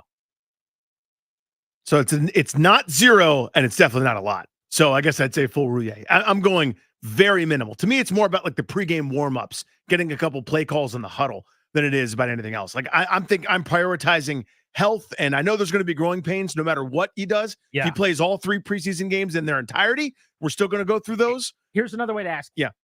Would you rather him throw 0 passes, 10 passes, or 30 passes? 10. And that's a little high for me, but yeah, 10. So then you're definitely in the play him way less than normal. Yeah, less than normal. But play him. Yep. And I am in play him more than normal in these 3 categories. Which isn't to say that I'm going to trot him out there to play 4 quarters 3 times. I'm not a crazy person. Right. But you're going to play in the opener, for sure. You're going to play probably 2 drives, hopefully. I have the ability as a coach to see how things go as the game develops. And if my line's not holding up well, or we're losing pretty decidedly with a matchup and somebody's coming free and getting some clean looks at you, then maybe we can adjust and you could be out after 1 drive and we'll have a quick conversation with said offensive lineman and pass protector. Second game, we're getting you ready for a quarter and change. Now, if things are beautiful and you go out and have 2 long 11 play and 9 play drives, and you're completing 70% of your passes and you look fluid, and the first quarter's not over yet, but it's 14-3 good guys, we'll probably let you put that visor on and go do some sideline laughter. Get that little earpiece in and chuckle a bunch with a towel where you're like smacking people. Logan Paulson can go interview you during the second quarter. But I think I would like to see you play about a quarter. And then because there's 3 preseason games, I would be perfectly fine with him if I get at least 1 clean good quarter. I would be fine not playing him. But I got to be honest, this is where I would say more than average. And this is where I think I am programmed a little differently than the average Bear coaching in the league now. I would have him suit up in the final preseason game for 1 drive. But what I would do is it would be a very run-heavy drive and an ultra safe. You almost say, what's the point, maybe? But like, we come out, we're running it, we're doing a bootleg to the short side of the field by the sideline. We're not taking on any hits. Like, it's one more time to go through. We're going to game plan that week. We're going to show you what it's going to look like in week 1. You're going to come out of the tunnel at home. You're going to be fired up in front of the crowd at FedEx. And you're going to get extra reps with your center, with your guards, with your tackles. I'm going to give you some assignments on what I want you to figure out pre-snap and what we're going to check things to. Like, we're going to use that. We don't have a lot of opportunity. It's very limited. We're going to use that to our advantage. I like that one. And like my number one governor here is I do not want to expose him to unnecessary hits, injury in the leg. I think we don't know the number, unfortunately. If we did, it'd be that movie with Justin Timberlake where like your whole currency is time. But I think Out of Time. What was that movie called? I think that's what it was. That is a sneaky great movie, by the way. Him and Amanda Seyfried. Seyfried. A wonderful actor. She's really good at acting. But if we knew how many, we would be able to do things differently. I think every football player gets a limited number of bullets, limited number of hits. And whenever the clock strikes midnight, that's the end. Some guys get to go forever. Some guys don't. I'm trying to limit as many as I possibly can. Even at the risk of he might not play well in week 1 or week 6 might be a little bit of a struggle because they didn't see something in the preseason. I think very, very long-term and very protective. I love your idea though for the third week of the preseason. Maybe I would do that in week 2 where I would go, I'm going to purposely call one play. I'm not going to tell them this. I'm going to call one play, then instantly go, nope, we're checking to something right away. Or just force you to do that. But we're not throwing it. We're just going to hand it off and run it in a different direction. I want you to have a line call where you have to audible to something. Like, I'm going to do a couple of those things, but not expose them to contact. Yeah. So I like that idea. Get to the line early and just say, Jaden, kill this. Let's get to Foxtrot Thermoflask. Or run hurry up just because. It's just something. Yeah. But I think teams do that kind of stuff. But I would kind of major in that with a very limited amount of play time in that third game. And it would be the things that I think he's either struggled with or areas where he's made some strides, but he's not all the way there. Like, let's use, again, a very limited, rare chance. We don't get enough of them to punt on one of them to your advantage. I will have no issue with them only playing him in the first two games, because I think the logic on not playing in the third game is that if you have some kind of soft tissue injury or something even minor, let's say, and it puts you at risk of being able to practice and really get ready to go for the opener, and nobody really wants that. So I understand that. And if you play him, then you need to play all your starting linemen and all your starters on the outside. And then you're going, well, now you're putting a lot of guys at risk. But I do think again, we're talking about a one drive sample where if you go 3 and out, it doesn't really matter. Like, we were out here for an exercise that we accomplished. Even if it wasn't about going and scoring, that would have been the goal. That's fine. But it's not like, oh, they went 3 and out, they looked ugly. I believe in bad momentum carrying over, so I got to send them back out. We got 14 days or 10 days, whatever it is, till the opener. We'll figure it out. But I wanted to get you out there that one more time, run a couple of concepts against the defense, see how you handled it, test him a little bit. But if they didn't do that and they just said, you're going to play a lot in game 2, cool, no problem. But that's how I would do it. I would go a little bit game 1, a lot game 2, tiny bit game 3.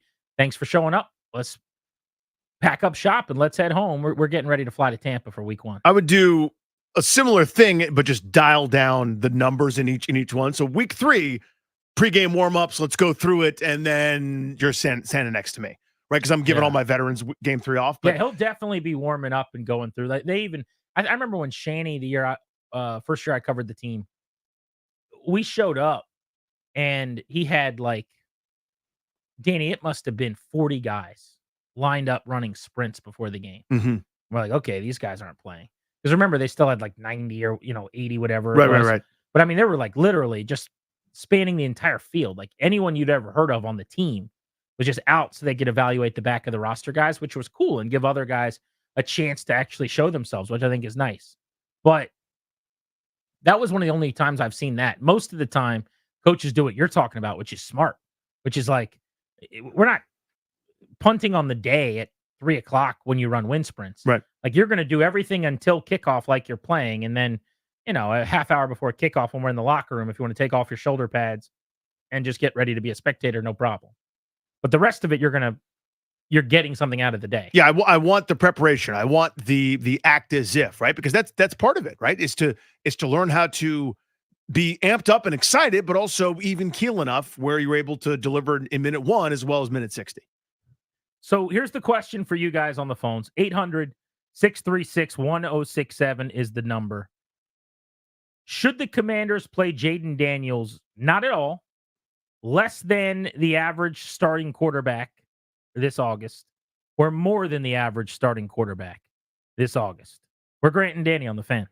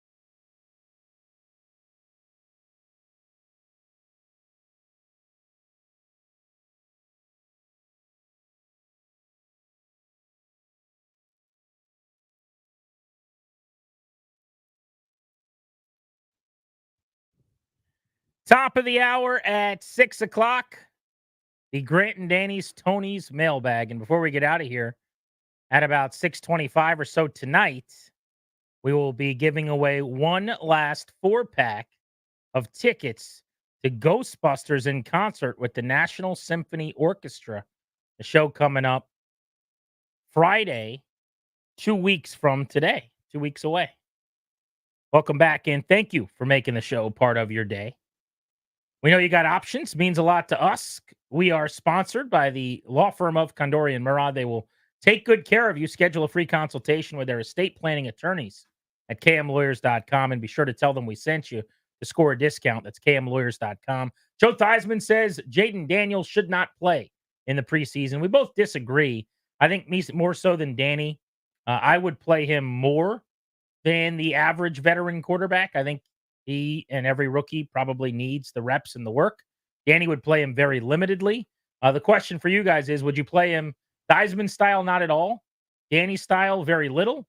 Or I guess me style, as much as you can while making sure that you're not overworking him? Let's go to Brandon in Kensington on G&D. What's up, Brandon? What's up, guys? Hey, buddy. Ready to have a fun weekend? Yes, sir. You know it. Yeah, absolutely. So I think let the kid have some fun. Get him out there. Let him smile.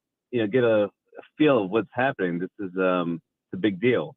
Not everyone gets to be in this position for obvious reasons. It's not the first game of the season, but it's nice, man. You can walk around, get to feel the lay of the land, and throw some balls. Get him out, maybe 5, 10, 15 minutes. 5, 10 minutes, I mean. So, appreciate you, dude. Yeah, I mean, the we're all talking about something similar here, right? It's just, how much would you turn the fader up or the dial? Like, I want him to have the experience that you're talking about, right? Where you have gone through all of this in terms of taking yourself from one as a high-level college recruit to one college, going to the second college, become the Heisman Trophy winner, the second overall pick. I want you to experience it. I want you to go through the moment where you get introduced and come out of the tunnel and people are going nuts, chanting your name, and you look into the crowd and you see number 5 jerseys with Daniels on the back. I want that. I want that experience for him. I'm all in for that. But there's a limit to how cool that is for him and how valuable it is that I think no coach has ever found the exact formula. If somebody did, everyone would just do the same thing. It's always kind of eye of the beholder and what each individual team, player, et cetera, situation needs. Let's go to Tim, who is on the line on Grant and Danny. Tim, would you play Jaden Daniels zippy, a very little bit, or more than norm? Here's what I would do to answer your question. I believe it's going to be less than normal, and here's the deal. I would play him the second half of the first game to give your offensive line a chance to gel and to get to know each other so that he's not in there with a raw offensive line. The second game, I would have him play the first half only because you need the new quarterback to adjust to the start of a game and to start at the gun. You don't want them going in there raw at that. So 2 halves, the second half of the first game and the first half of the second game, and 0 halves the third game. All right, so I got a couple of bullet points to address with you. Number one, if you got him playing 2 halves of football, that is not very little. It's a good amount. That is probably going to lead all starting quarterbacks in the 3 preseason. So you're on my team, it would appear. Number 2, I didn't quite connect the dots on why he's playing the second half of the first game. Here was what I would glean from that. You're going against second team, third team defensive players. Give them a chance to thrive and succeed. You're talking about your guys. Okay, so instead of going up against starters, he puts the starters in the second half. Yeah. No. You're not doing that ever? For what benefit? So that I beat up on someone I'm better than? That's his idea. Is you get this new line a chance to gel against weaker competition, and then you level up in the second week. No, I want to test my good against their good. That's how I figure out what we need to work on, what we're good at, what we're bad at. Me going out there and having my starters push around players that aren't going to be in the league in a couple of weeks, how does that help me learn about my group? I mean, it makes them feel good, I guess. Well, no, thank you. I'm 3 weeks away from playing the varsity. It's big boy football for here. 4 quarters. So that might be a plan I would have like at the high school level or something, but I can't do that with my millionaire starters. Go to Dave in Largo. What's up, Dave? G&D, what up, though? Hey, buddy. What's good? It's been a while, fellas. Good to talk to you guys, It man. has been way too long. What's going on? It has. Hey, really quick, man. I'm not agreeing with Joe Dasman, and sorry, Danny Rue. I'm not agreeing with you either, bro. I'll allow it. I say that because, I mean, you want to play him a little bit. The guy got to get some reps, man. All that sitting him on the bench, and all, he's a rookie, bro. He don't deserve to sit on the bench during the preseason game. He needs to get out there. He needs the repetition. Now, I'm not putting a lot of him on film, but that first game, if you give me 2 solid drives, maybe 3, first quarter, that's all I need from him. Same thing, second game. Third game, he sits out, and we ready to strap him up week 1. Thanks for taking my call, fellas. It's always a pleasure to listen and talk to you guys, and I'll listen on the back end. Tell me Dave, what you think. appreciate you, pal. Always Thank good to talk to you. Let's go to Jeff, who's in Woodbridge on G&D. Want to squeeze him in. What's up, Jeff? Good afternoon, gentlemen. Always a pleasure. Buddy. On this issue, I'm Team Grant. I think he should play more than average. But part of it is this team has had so much turnover. I think the first units need to get used to playing with one another. I want to see that offensive line blocking as a unit, even if he's just handing off the ball. I want to see them run the ball, but the offense to be coordinated. That makes sense to me. I mean, again, there's turnover in every NFL team, but this one especially, right? When it's all said and done after cut down, more than half of last year's roster will not be on this one. Guys will be new. There's something to say for cohesion. The only reason I got upset last year at Rivera and company was they tried it one way, got off to a terrible start, and it didn't work. And then they were like, let's do more of that. And then they had one of the worst defensive seasons in human history. So I'm not pro one way or the other. If what you do doesn't work, let's try something else. Game 1, 2 drives. Game 2, at least a full half, maybe a drive into the third quarter, just so we could work on some adjustments on the board and coming out and implementing those. And then game 3, my preference would be 1 drive, but I would be okay with sitting him after that. Grant and Danny on the Fan. Next, it's the G&D's, Tony's mailbag. This is something we came up with that no one had ever done before. We invented it. We're really proud of that fact. Basically, it's an ask us anything. Whatever you got on your mind. You guys complain sometimes that we don't talk about certain things. We don't cover certain stories on the show. It be sports or non-sports. We've got to answer what you ask. 800-636-1067. You set the agenda next on The Fan.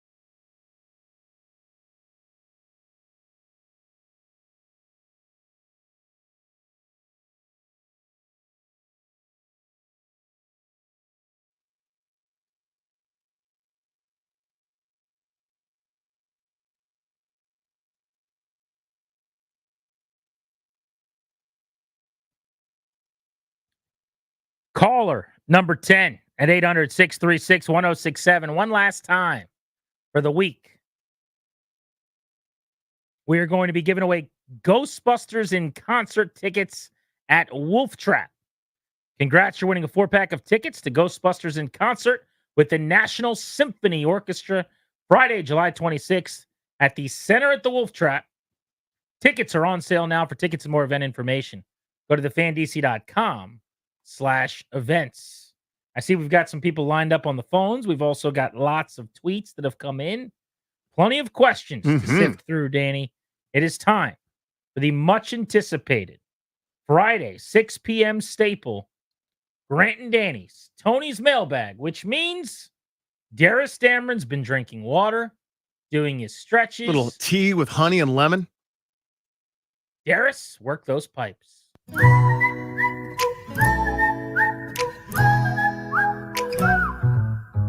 Here comes Grant and Danny's Tony's Mailbag.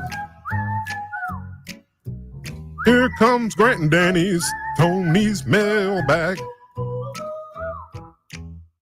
Every time. She just hits it every single time. Have you gotten better, Darius, do you think, at singing it? Or is it just you started so well that it just kind of kept it up? Yeah. I think it's just a natural talent. It's never really wavered. Have you? And you're not taking any singing lessons or anything? No. Wow. Just all natural born talent. Can I address the awkward rumor that's been floating out there? There is a rumor. Performance enhancement. Whoa. That's been. I'm asking because people are asking. I would not ask that question. I know my guy, as Ryan Clary would call him. I don't know. People have talked about the clear, the cream. I don't know the different things. I don't know what you take. Or what anyone would, not you, but what anyone would take to be that good that consistently. Do you want to dispel those rumors now? I will have to get my lawyer to speak for me on my behalf. Yeah, because that's just unbelievable. You should sue Danny. I'm not. It's not Danny. It's not. Thank you. Public Thank slander you. there. I would not accuse anybody of that. I think Darius has hired Rusty Harden. You want to start with a really deep one? Yes, please. I got a super deep one on Go. Twitter. All right, so we are ready to go then. Darius, it's Grant and Danny's Tony's Mailbag. Here comes Grant and Danny's Tony's Mailbag. Barstool Nate, who was just out at the World Series of Poker, had some success in cash, so congrats to him. That's very cool. Out in Vegas, tweeted and said, "Would you guys rather know when you die or how you die?" That is tough. So my answer is easy. I'll just tell you this. I would never want to know when I die. I don't have a brain that allows me to work that way. Every moment until then is just counting down and looking at a watch and, okay, another day gone. So I would rather want to know how I die, and I would avoid that situation at all costs. Yeah, but it's fate. It's done. Meaning, you know how. Theoretically, yes, but like, let's find out. I find out that I die in a car crash. I'm going to take less cars. I'll start horseback riding. You know what I mean? Like, yeah, I will. I'll figure out another way as often as possible. Interesting. I'll commute in less or something, but I will just. I understand your point is it's still going to happen. Right. But I'm going to cut down the chances on it happening as often as I can. That is interesting because I'm a when guy. Like, so in other words, all I'm doing is those same calculations. I'm going, I don't need to save any more money, or I don't need to invest in this thing, or I don't need, I'm worried about when and how and rainy day. I got exactly the number of days and I'm going to maximize. I'll budget accordingly. Darius? Here comes Grant and Danny's Tony's Mailbag. Via Twitter, @FunnyDanny, Grant's @Grant H. Paulson. If you could be an elite player, any position in any sport, what position would you play? And money's not a factor, right? So you'll be rich, obviously. You're a pro. Elite player, any position, any sport, what would you play? You go first. Major league shortstop. There is something just so commanding and sexy and smooth and awesome about being a superstar shortstop. It's got like the most cachet in the field. I'd be that. My initial thought was quarterback. I think there's too much scrutiny. Every Tom, Dick, and Harry is now on Twitter breaking down every throw with their film analysis on why you suck. Every talk show is telling you you're not good enough. I'm not going to go quarterback. I was thinking center fielder in Major League Baseball. That's my second choice. However, every day for 6 months, that's a lot of sport, a lot of time. So I think what I'm going to do, hockey's calling to me a little bit because you can live your life so normally. You can take the kids to the park, or you can take, people might recognize you a little bit, but not a whole lot. You're probably like 6'1", 185, Exactly. handsome. That's interesting. I'm thinking about that. I guess I'll go with, I'm going to say NFL tight end. And you're not necessarily the reason the team wins or loses. You catch some balls, you get to be popular and dance in the Data end world zone. famous singer. Exactly. Right. I would be a pass-catching NFL tight end. I think make some people miss after the catch. I always grew up kind of pretending to be Chris Cooley in the backyard. That would be my play. Darius? Here comes Grant and Danny's Tony's mailbag. How did no one else think of a mailbag segment with a jingle before us? That's the part I don't get. Radio's been around for so long and no one? So many years. Nobody? You can't do a jingle and do a mailbag segment? Unbelievable. Resh on Twitter, he's always very good at this. Yes. He always has great suggestions. He says, you have to fill in as a guest host for a week for a daily radio show, but the topic can't be sports. On what topic are you most confident you could speak on for 1 week? You are solo hosting 2 to 3 hours a day, interviews and call-ins allowed. God, that's a good question. That's a great question. My answer, I actually thought about politics at first.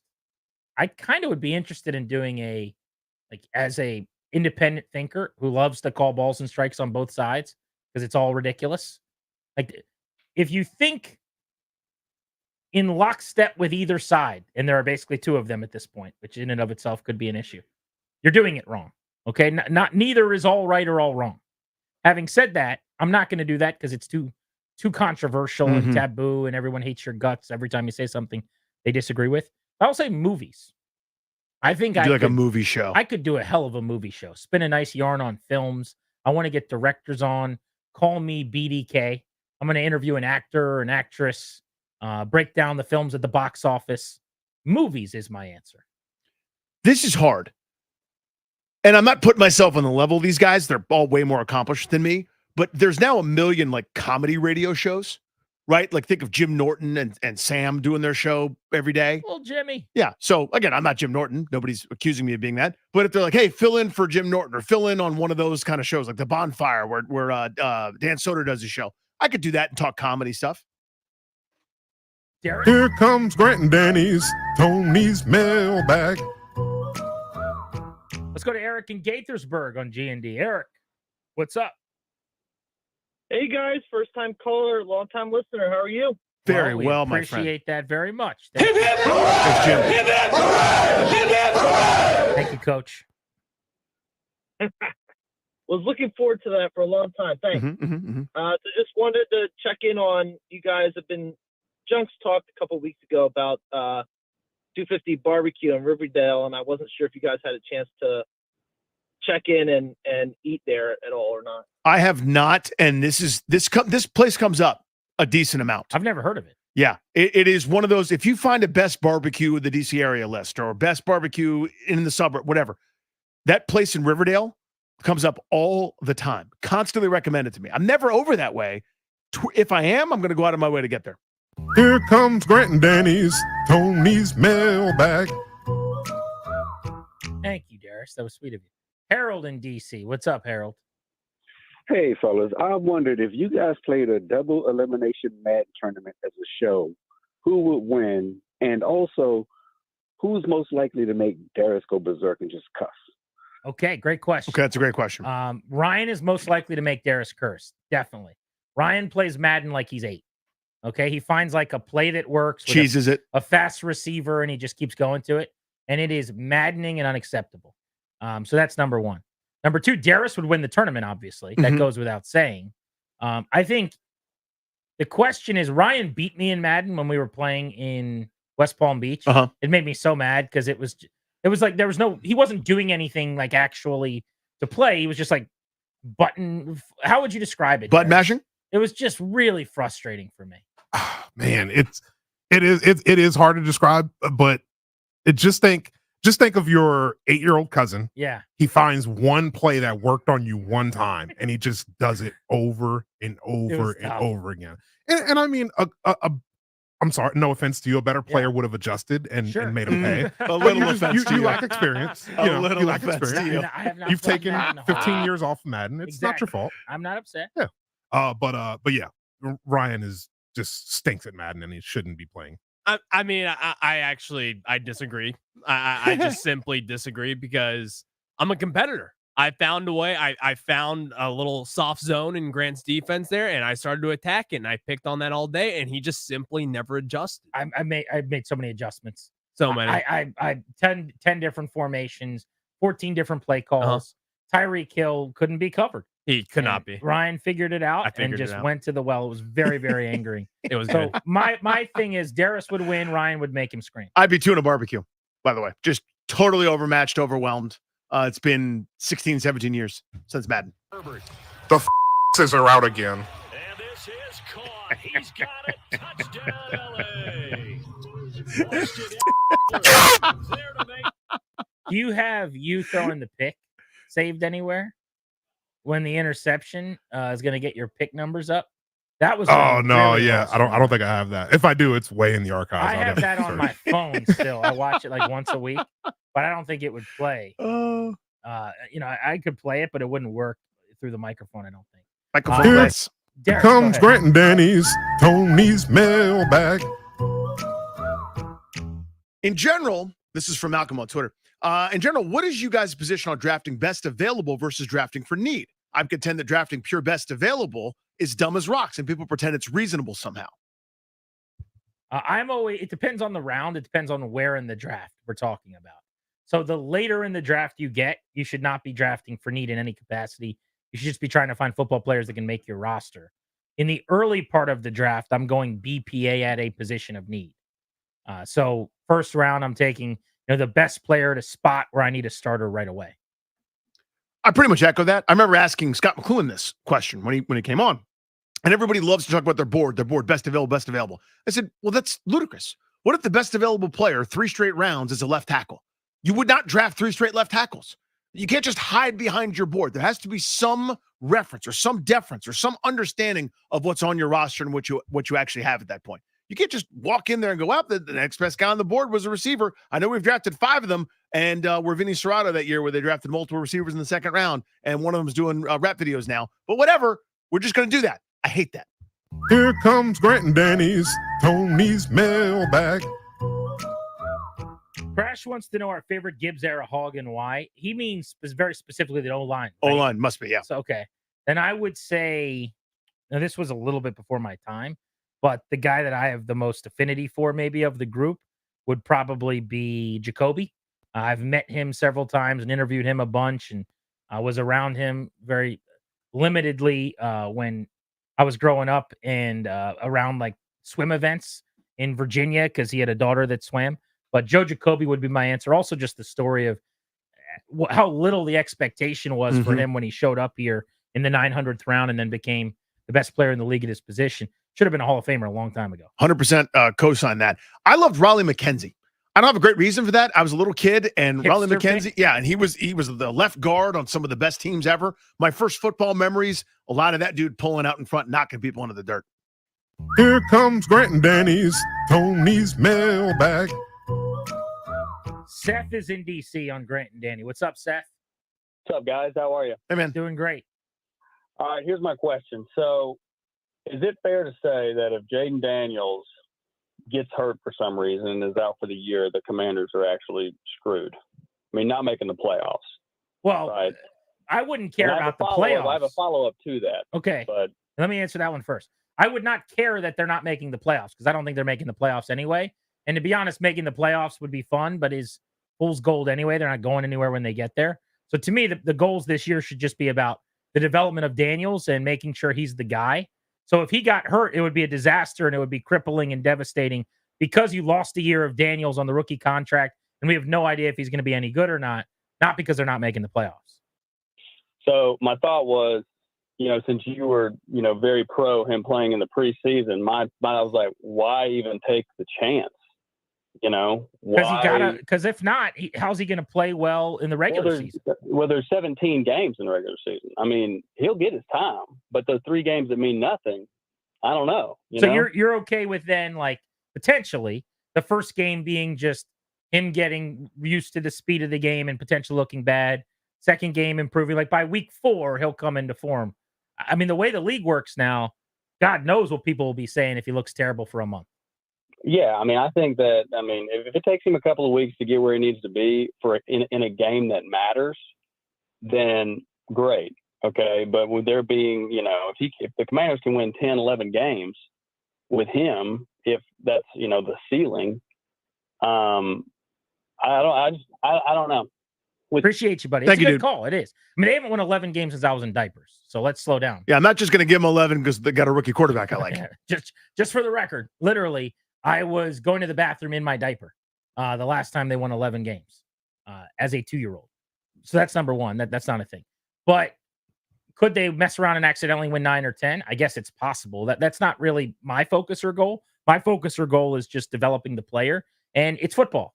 Injuries happen sometimes. There is a risk. It stinks. There's a risk in week 1. I don't really view it that differently. Like, I don't view the preseason, as an example, as these quote-unquote games that don't matter. Like, he needs to be on the field preparing for week 1 because week 1 is not training wheels time. Week 1 is these stats will go on the back of the football card forever. Like, this is now big boy stuff. But I get the logic. I get the question. Danny, anything to add real quick? Yeah, I do view them as games that don't matter, but it's still a necessary evil, right? You have to eventually expose someone to football for them to get better at football. The results don't matter. Right. I'll agree with that. Here comes Grant and Danny's Tony's mailbag. Let's go to Will, who's in Silver Spring. What's up? Will. Oh, no. Oh, no, the phone thing. He was waiting, and his phone's terrible. Will, is your phone any better? Yeah. Hi, Will. Can you guys hear me any Yes. better now? Yes, Got you. we can. So I hate to do this to Danny, but I heard directly from Danny that it is PEDs. I'm so sorry, bud. Oh, my God. Well, it's what? It was you. It is PEDs. No. You've been spreading the rumor. No. So you can sue Danny. No. Wait a minute. Why would you? I heard it directly from him. Wow. I appreciate that information, Was that- Will. I will be recording this and sending it to my lawyer. Well, just as an aside, was that a text or a call? How did he tell you that? We saw each other at the one place Danny knows, and then pulled me to the side and was like, "Hey, I just want everybody to know." Can you help me get the word out? PEDs. Well, that's remember how you burn your source that time? Good luck getting a scoop from here on out, buddy. Good luck. He burned his Good luck source to you. bad Live on the radio, you did on it. that. Unbelievable, Will. I want to. Can I thank Will for his service, please, to the Grant and Danny radio program? Hope it doesn't happen to you guys. I'll tell you that right now. Bottom of that, Darius. Warm up that voice. Here comes Grant and Danny's Tony's mailbag. Performance enhanced voice. I guess now we know.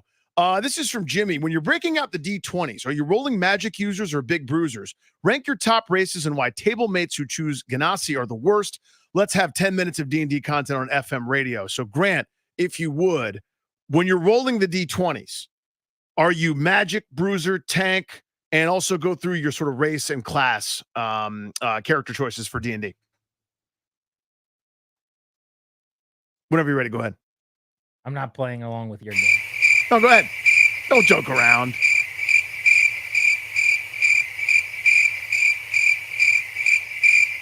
Those crickets are really going for a long time. A long cricket ride. I'll answer, obviously. So when I joined the game late when I was a kid, and I wanted to be a paladin. The whole point was so I could be a paladin. And they were like, "That's adorable. You can't be. We need a cleric."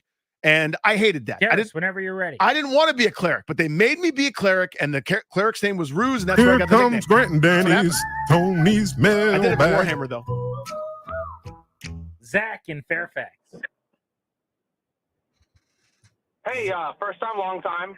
Wow. Hi, 2 Zach. in 1 Hold on, Zach. mailbag. Hip hip hooray! Hip hip hooray! Hip hip hooray! What's up? To build off y'all's conversation from yesterday with Terry McLaurin being a good guy, 10, 15 yards downfield, being able to pretty much catch anything you throw at him, would it be fair to compare him to a Larry Fitzgerald? Ooh. So, first of all, you're talking about a Hall of Famer in Fitzgerald. Yeah. I mean, he's definitely a rich man's version, if that's the case. But the thing about Fitzgerald was the size. Like that strength element, those strong hands, strong, not the Michael Irvin push off, but that ability to create space with your body. Also, he just boxes you out with his body. Yeah, that's what I mean. Like, yeah. So no, I don't love that comp. I think if your question is like, does he serve a similar role in this offense as what Fitz did toward the end of his career? Z over X, underneath, possession, war daddy over, vertical, elite level speed guy, then yeah, probably. But I don't think that's the best comp. Let me think of a good Terry McLaurin comp in terms of like great wide receivers. I would think of like, this is not a good one, but maybe Muhsin Muhammad. Let me think. You got anything coming to mind? Nothing great, because I mean McLaurin is on the slider side, but it still wins physical battles. So the guy that comes to mind for that is Tim Brown, former Notre Dame receiver out there in the LA/Vegas/Oakland, wherever they were at the different times. But yeah, I mean it's hard to come up with him, because again, there's a reason he was a third rounder, and I'm not ripping him. I love Terry McLaurin, but like he fell through the cracks a little bit because people go, yeah, he's not that prototypical size. That's also like a burner too. Yeah, that 6 foot, 215 pound kind of more muscular receiver that's getting open that way. Torrey Holt, Andre Reed, and a little more vertical. Andre Reed's a good one though. Yeah, Andre Reed's a good comp. Jimmy Smith, trying to think of like really high end all time receivers. Rod Smith maybe, but just not a. He isn't as twitchy. As good at a lot of stuff, not like unbelievably great at one thing or a couple things. Someone who's great at a lot of things is Darius. Here comes Grant and Danny's Tony's mailbag. All right, let's go to this one here. Do you enjoy crabs during the summer, and where do you get them? Of course. Yeah. How many times have you had crabs this summer? We have not actually had them this summer. I've had them like 4 times. We go to Shady Lane down in the King George, Virginia area. Mm-hmm. I normally only eat crabs at my dad's house. He lives on the river in KG on the Machota Creek down there on the Potomac River, mm-hmm. Down in the northern neck of Virginia. But up here, I have not had crabs up here. So there's nowhere I could name up this way that would make sense. So I do Captain Pell's when we do it locally in Fairfax. You sleep on Captain Billy's on 301 in Maryland. You're 100% correct. I do. That's my go-to. When we go down the ocean, there's a place we get crabs from and eat them on the back deck. I cannot remember the name of the place down there in the Outer Banks. Whenever I'm on the Eastern Shore, which isn't that often, there's an awesome spot that I'm blanking on where I always insist we go, and then we always have to leave because everyone else gets tired of it, but I'm still sitting there cracking the crabs. Grant, as a King George guy, I want to know, did you ever go to the Winter Harbor? Of course. Of course. Very familiar with the Winter Harbor. Of course, yeah. Yeah, you got your Colonial Beach and Montrose, that whole area down there. There's not going to be a whole lot of spots I didn't experiment with in my days. One more time, Darius. One more. Here comes Grant and Danny's Tony's mailbag. Let's go rapid fire here, Danny, with a few leftovers. Midnight asks, your favorite skit or bit that you've done on the show? My favorite was Ryan Kerrigan on Valentine's Day. What is yours? I always say Kerrigan on Valentine's Day, doing that's an all-timer. Poems for ladies that called in. I always thought that was our one seed. I could think of some others that I really like, but that's up there. Yeah, that's probably the best thing. That was such a great idea by you. Personally, just one that I remember I really liked, Ernie Grunfeld's letter or voicemails. I did Ernie Grunfeld's voicemails when he botched the Memphis Grizzlies trade. You know what else I really, really liked was, I just had it and lost it. There was one that we did that, I don't know. If we're going with funny voice stuff you've done, Larry Michael. That All was time, man. Started before this show. It was a Holden and Danny thing, but carried over some. That was fun. Damn, there was another one that I really, really loved that we did. When every year when the NFL schedule comes out, we have Tressway call in. And we ask him for the keys to each game. And we always play it straight. And it's always about the punter on the other team. We started it with Nick Sundberg. And he would always say, I think the key to this game is the long snapper. And he would name the guy's name. We're like, wait, who's that? He would like break down the opposing long snapper. But we do it every year. Normally like 50 people love it. And like 2 people get really angry, which is always a good sign. I like that. That's the right ratio. But it's always completely deadpan. We'll do it again as soon as the schedule comes out this year. It's our way of kind of making fun of people trying to break down wins and losses. And now we always get Tressway on and he deadpans it with us. That's a lot of fun for me. And then during the pandemic, we did a bunch of stuff I was proud of, just kind of making stuff up. We would call all the play-by-play guys in town, have them announce what they were doing in their house, making a sandwich or something. Joe like, B. What's in my hand? We did like with Adam Eaton a couple times. We called various athletes from DC Sports, like Adam Eaton and others, and We had to play What's in My Hand. He would just grab something from his house. Like those kind of fun little games, I would say, are always the best. Somebody wants to know what our thoughts are on the new Beverly Hills Cop movie. I've not seen it. I haven't seen it yet. It's gotten pretty decent reviews. Somebody wants to know bananas or firefighters tomorrow at Nats Park. Are you in on the Savannah Bananas at all? I don't hate it as much as I thought I would. Oh, I'm sure you hate it. No, I'm not in. That is an upset if you don't hate it. No, I don't hate it. Good for you. Because there's enough skill there where it's not just like a carnival show. Like I like the Harlem Globetrotters when I was a kid. I Same think kind of I deal. would be going and taking my family if I wasn't flying out tomorrow morning to the All-Star festivities. Having said that, I heard the tickets are really expensive. Yeah, we were thinking about it too, but like kids have games this weekend and their stuff. And someone else here says, you have $1,000 to spend at Tyson's Corner Mall. You can't leave until you've spent every penny. You can't give it away.